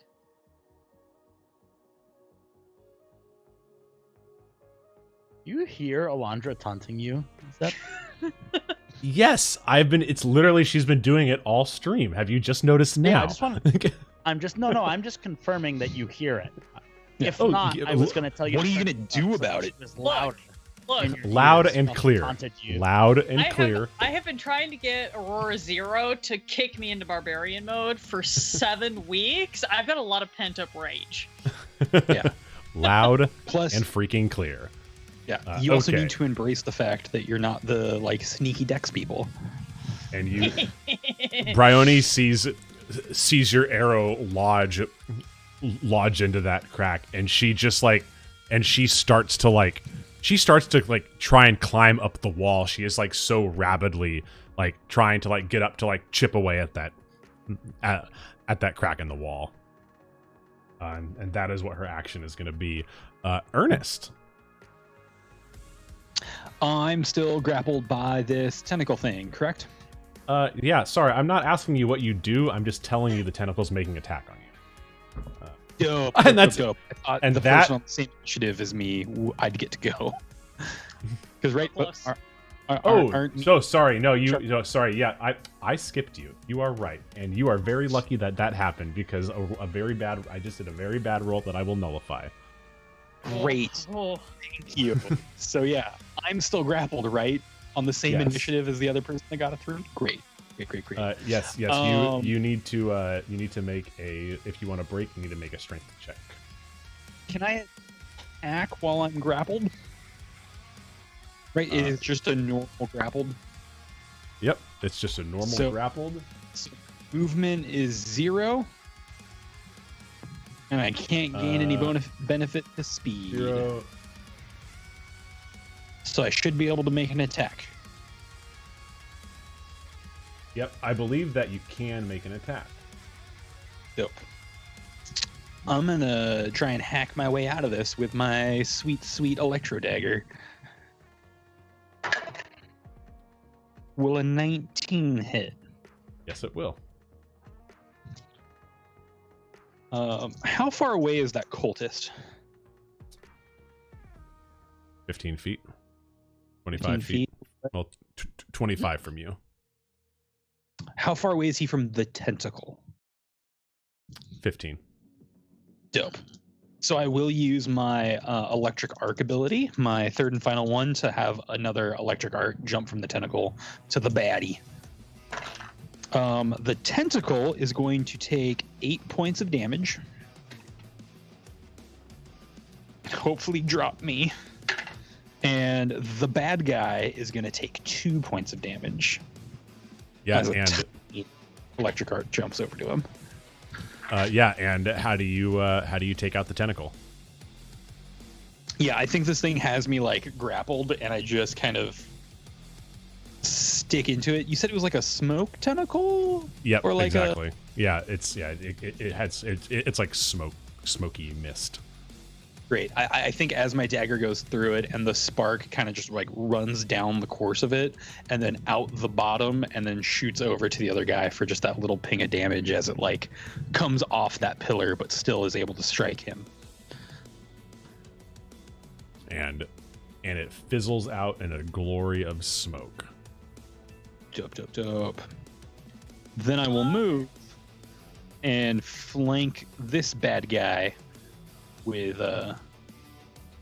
yeah. So fucking lucky.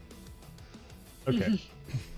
I'm lucky that you I was skipped about to have initiative and tried to crit me.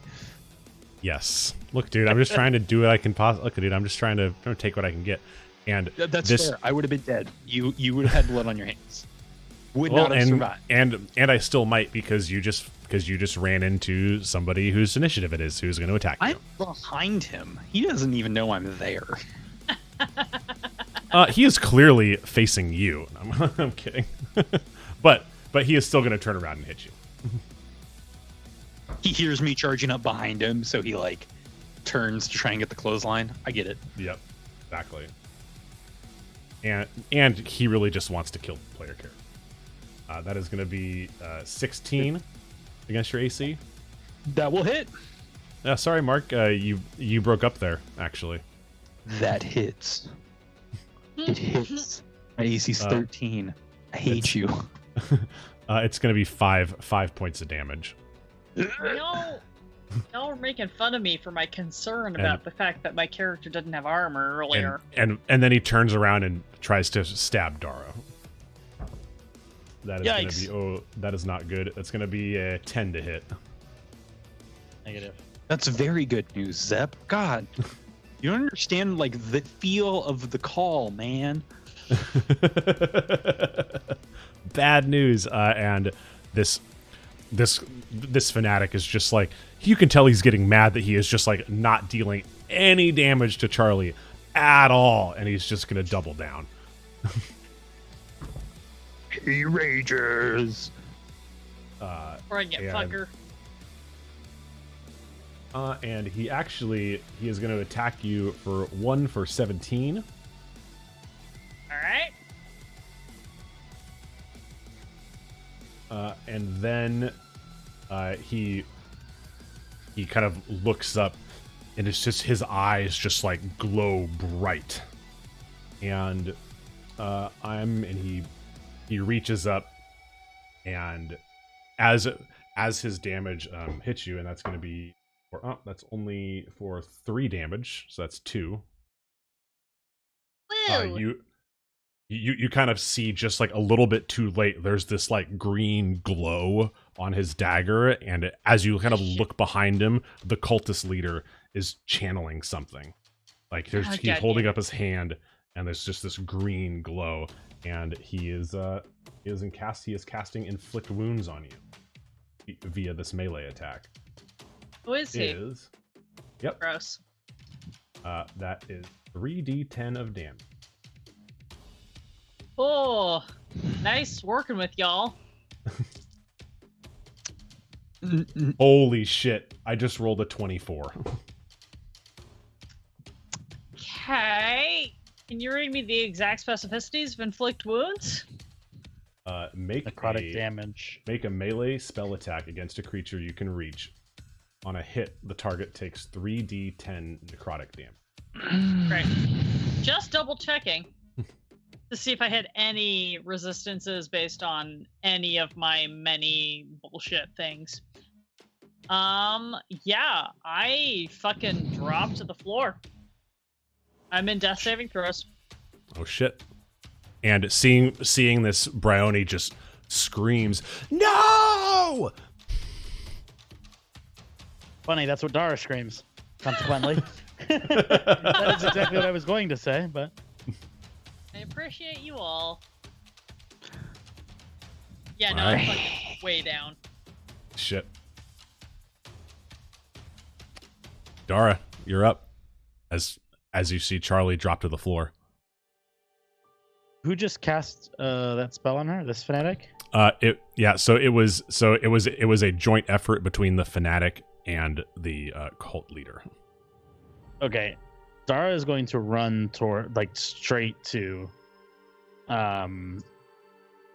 Okay. Charlie. You're gonna this other fanatic will get an attack of yep. opportunity. That is 17. Yeah, that's... And so that is going to be 5 damage. Okay. By temporary hit points.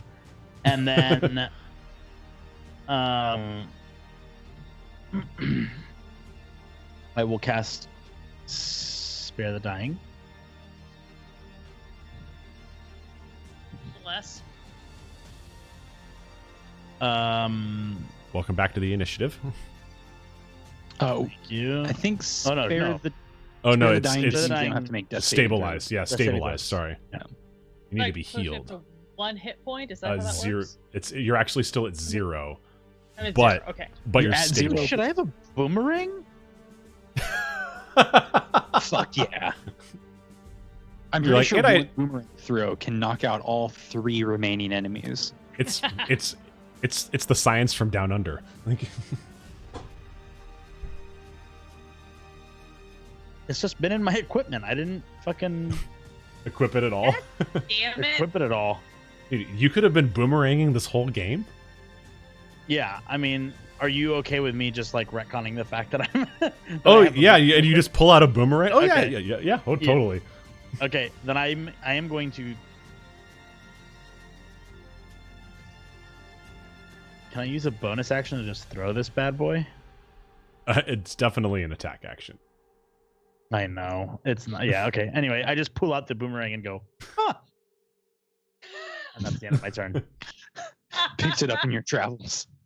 Oh my god, that's amazing. I love that so much. And Charlie, you just felt this just massive influx of it just felt like your all of your blood vessels just all burst My at hand once slipped. as you went down on the floor. well, thank you for the follow. Bone, thank you for the follow. Welcome to the Torpid Gaming Network. And you are unconscious at 0 hit points, but stable. Right. Ernest, you are up.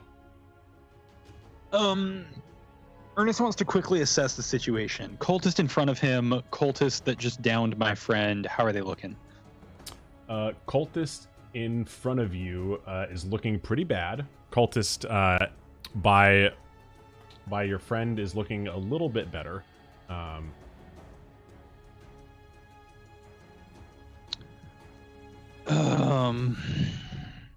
And I still want to get our friend out of here.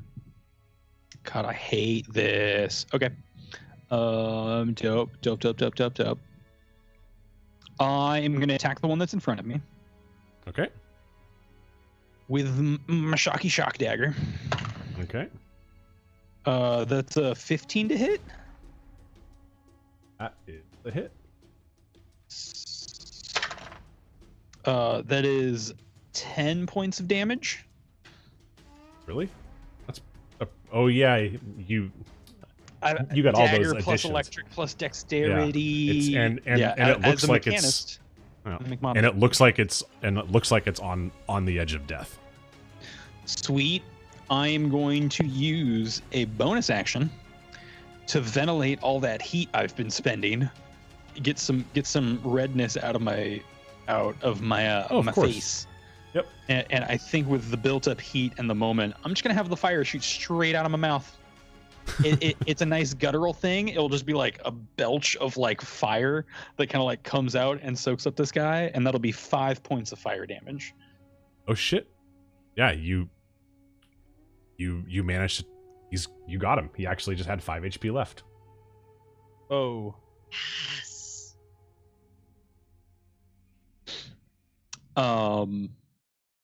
Sick. I want to go help my friends. I will just sling my backpack over to Brianni, and then I'll move this way as well. Get into there with him, and I'll scream out, "There's a crowbar in there. Get to whacking if you need to, or if you can't fit through that hole." And she throws open the bag and grabs the crowbar and just starts like slamming it into the wall. She is just FYI, she's at 6 HP and is pretty weak right now. So as she's Sam. like trying to slam it into the wall, she's like chipping away. It's just not going very fast. And the occult fanatic is gonna run past Charlie and attack I think he's gonna attack Darruh. Yeah. Does Charlie's unconscious body, because they're so used to combat, get an attack of opportunity? just like reflexively muscle stab. reflex. yeah. That is gonna be you're not that level of barbarian yet? a 17 Darruh against your AC. Yep. And that is going to be 4 damage.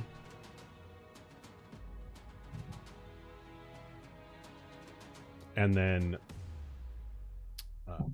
Ernest Call is going to take its second attack at you. Oh, second attack. I hate this. That's a crit fail. Oh! Yikes! Crits why in the don't- chat. That's the only way why I don't- think I live. Yeah, why don't you roll a d4 for me, Ernest, and let's talk some damage on this cultist. 2. Yeah, and so it tries to swipe at you with the dagger, and it's like its arm starts to like unravel, and its arm just like pulls out of its socket as he's like as this cultist fanatic is like starting to like peel and fall apart.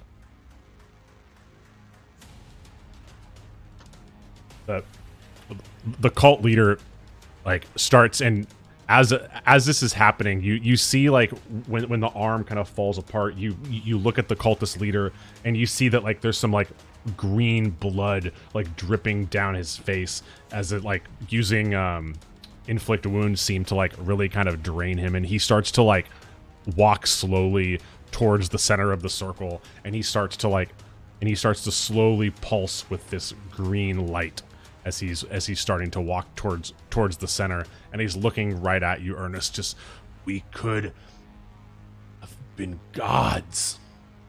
We could have ruled the Vales. And he's still just walking towards the center. This is Darruh's turn. Great. Darruh is going to cast Guiding Bolt on the cult leader. Hells yeah. Do it. Do it.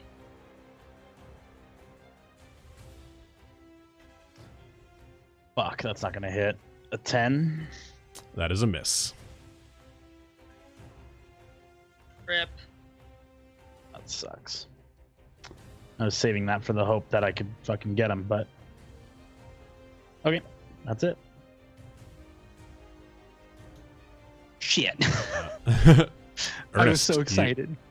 Ernest, So was I.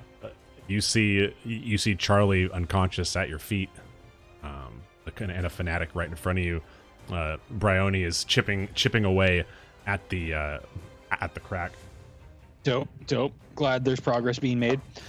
I am going to stab the cultist that's in front of me, Okay. so I can get my friend. That is a 23, That is a hit. and that is 8 points of damage. Okay, and it's looking pretty bad. Not quite dead. And I'll go ahead and address the crazy cultist guy that's in the middle of the room and be like, it's the thing about destiny. It's rarely what you want, but it comes nonetheless. I think you've always been destined to be not great. And he just looks at you. Well, then we'll be meeting that destiny together, won't we? I'm gonna blow him a kiss. And he takes another step forward, and just the pulsing green just gets brighter. And Bryony is just like sitting there, just like frantically like chipping away at the crowbar, and just like she's using the crowbar, and then she just like, for whatever reason, just like is like her her feral instincts just like take over, and she drops the crowbar and just like she grabs a rock and is just like pounding at the cracks, and like she's just like destroying her hands while she's doing this. Like they're just starting, you can just see this blood is starting to cake on the wall as she's trying to slam this wall open. And the cultist leader reaches the center, and he just looks at the three of you. Well, I guess see you all. And he just doesn't finish the sentence, and he just closes his eyes, and the green light just starts to fill the room. Darruh. Leave now. Yeah, I go up to. Can I make a movement up to Bryony? You can. You will be taking an attack of opportunity. From who? Oh, look at this bad boy. This guy's Okay. still low. Yep. That's a 6, so he's gonna miss. So yeah, you can totally make Excellent. it And I'm gonna take my mace to the wall. there. Yeah, and That's why my- don't you roll an attack on the wall?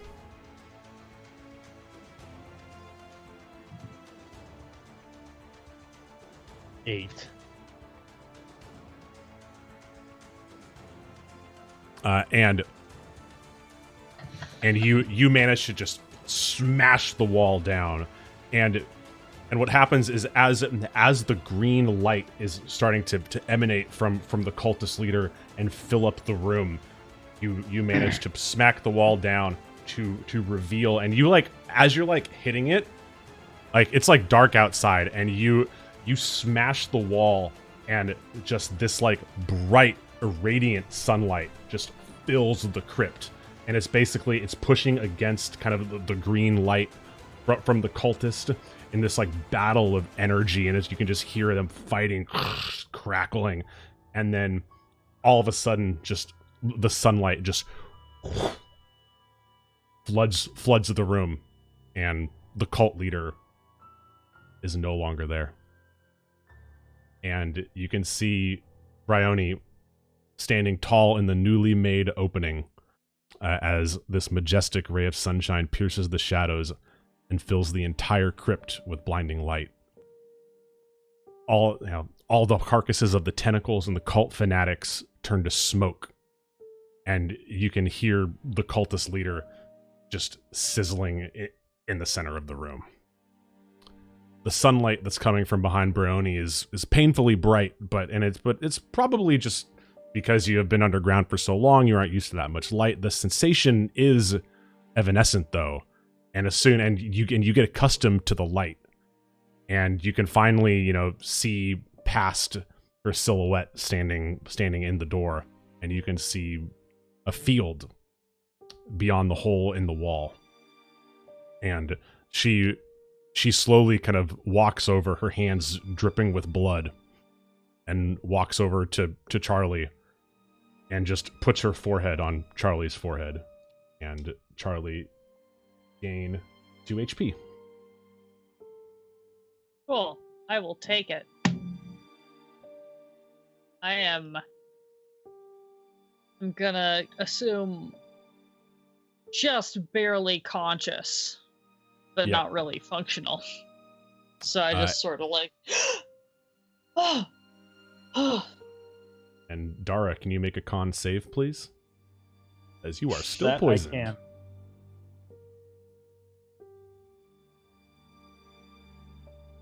God damn. 8. God, that sucked. I'll roll a d4.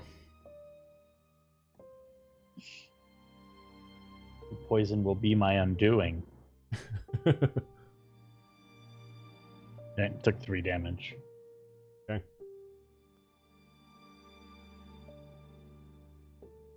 And Bryony just looks at you guys. Look,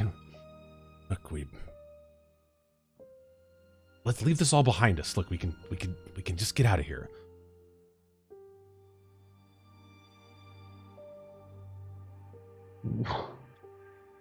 Where are we going? I think we need to find my cousin still, person who hired us, and get a reputable apothecary to get you a remedy, to get us maybe some healing potions, to maybe get us all a bit better. Oh, we probably hit that one a little close, but we gotta keep going.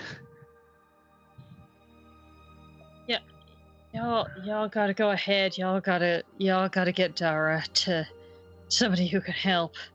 I'll fall behind. Darruh 1000% is Don't worry like about me. trying to pick up Charlotte. Oh yeah, we're all going together, and it's. I think we've got now like the weird golden road. Like we're not leaving anyone behind, skipping together, except we're all hobbling together, all leaning on top of each other. Oh yeah, no, she's still saying this, and she's still like trying to kind of like swat you guys off. Like, no, just go. I'm right behind you. I'm right behind you, but also like clearly doesn't even have the strength to like drop behind you by herself. And you guys stumble out of the hole in the side of the crypt, and you find yourself in a cemetery on a hillside outside of Lusan. Down below, you see the bustling harbor, and the remaining 3 ships from your convoy dock there. Beyond them, a massive stone sword is sticking out of the ocean, with the debris of your original ship still there. Rowboats are ferrying survivors back to the docks. Look, you guys need to get Darruh to the apothecary, and I'm sure she can heal you guys up. Ernest, your cousin, she'll definitely know one. Hey, look, thank you guys for saving me from the bottom of my heart. But look, I gotta go. Look, my father, look, he's been waiting, and he's gonna give me a whooping if I don't go. But here, and she opens up her hands, and in them is a small coin with the engraving of, and she kind of holds it up, and it's got the engraving of a rising sun. Look, I truly am indebted to you, and look, take this as repayment. And look, if you ever find yourself in any kind of like perilous situation, just throw it up in the air, look at the sky, and I'll be there. And she flips the coin high into the air. Everyone, I think, except Charlie can roll with disadvantage. Why don't you guys roll a dex save to see who catches the coin?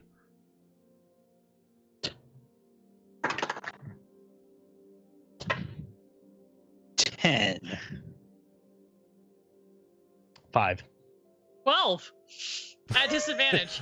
And somehow Charlie manages to like, it's probably because she's like a little bit higher because she's being carried. She just like reaches out and grabs it.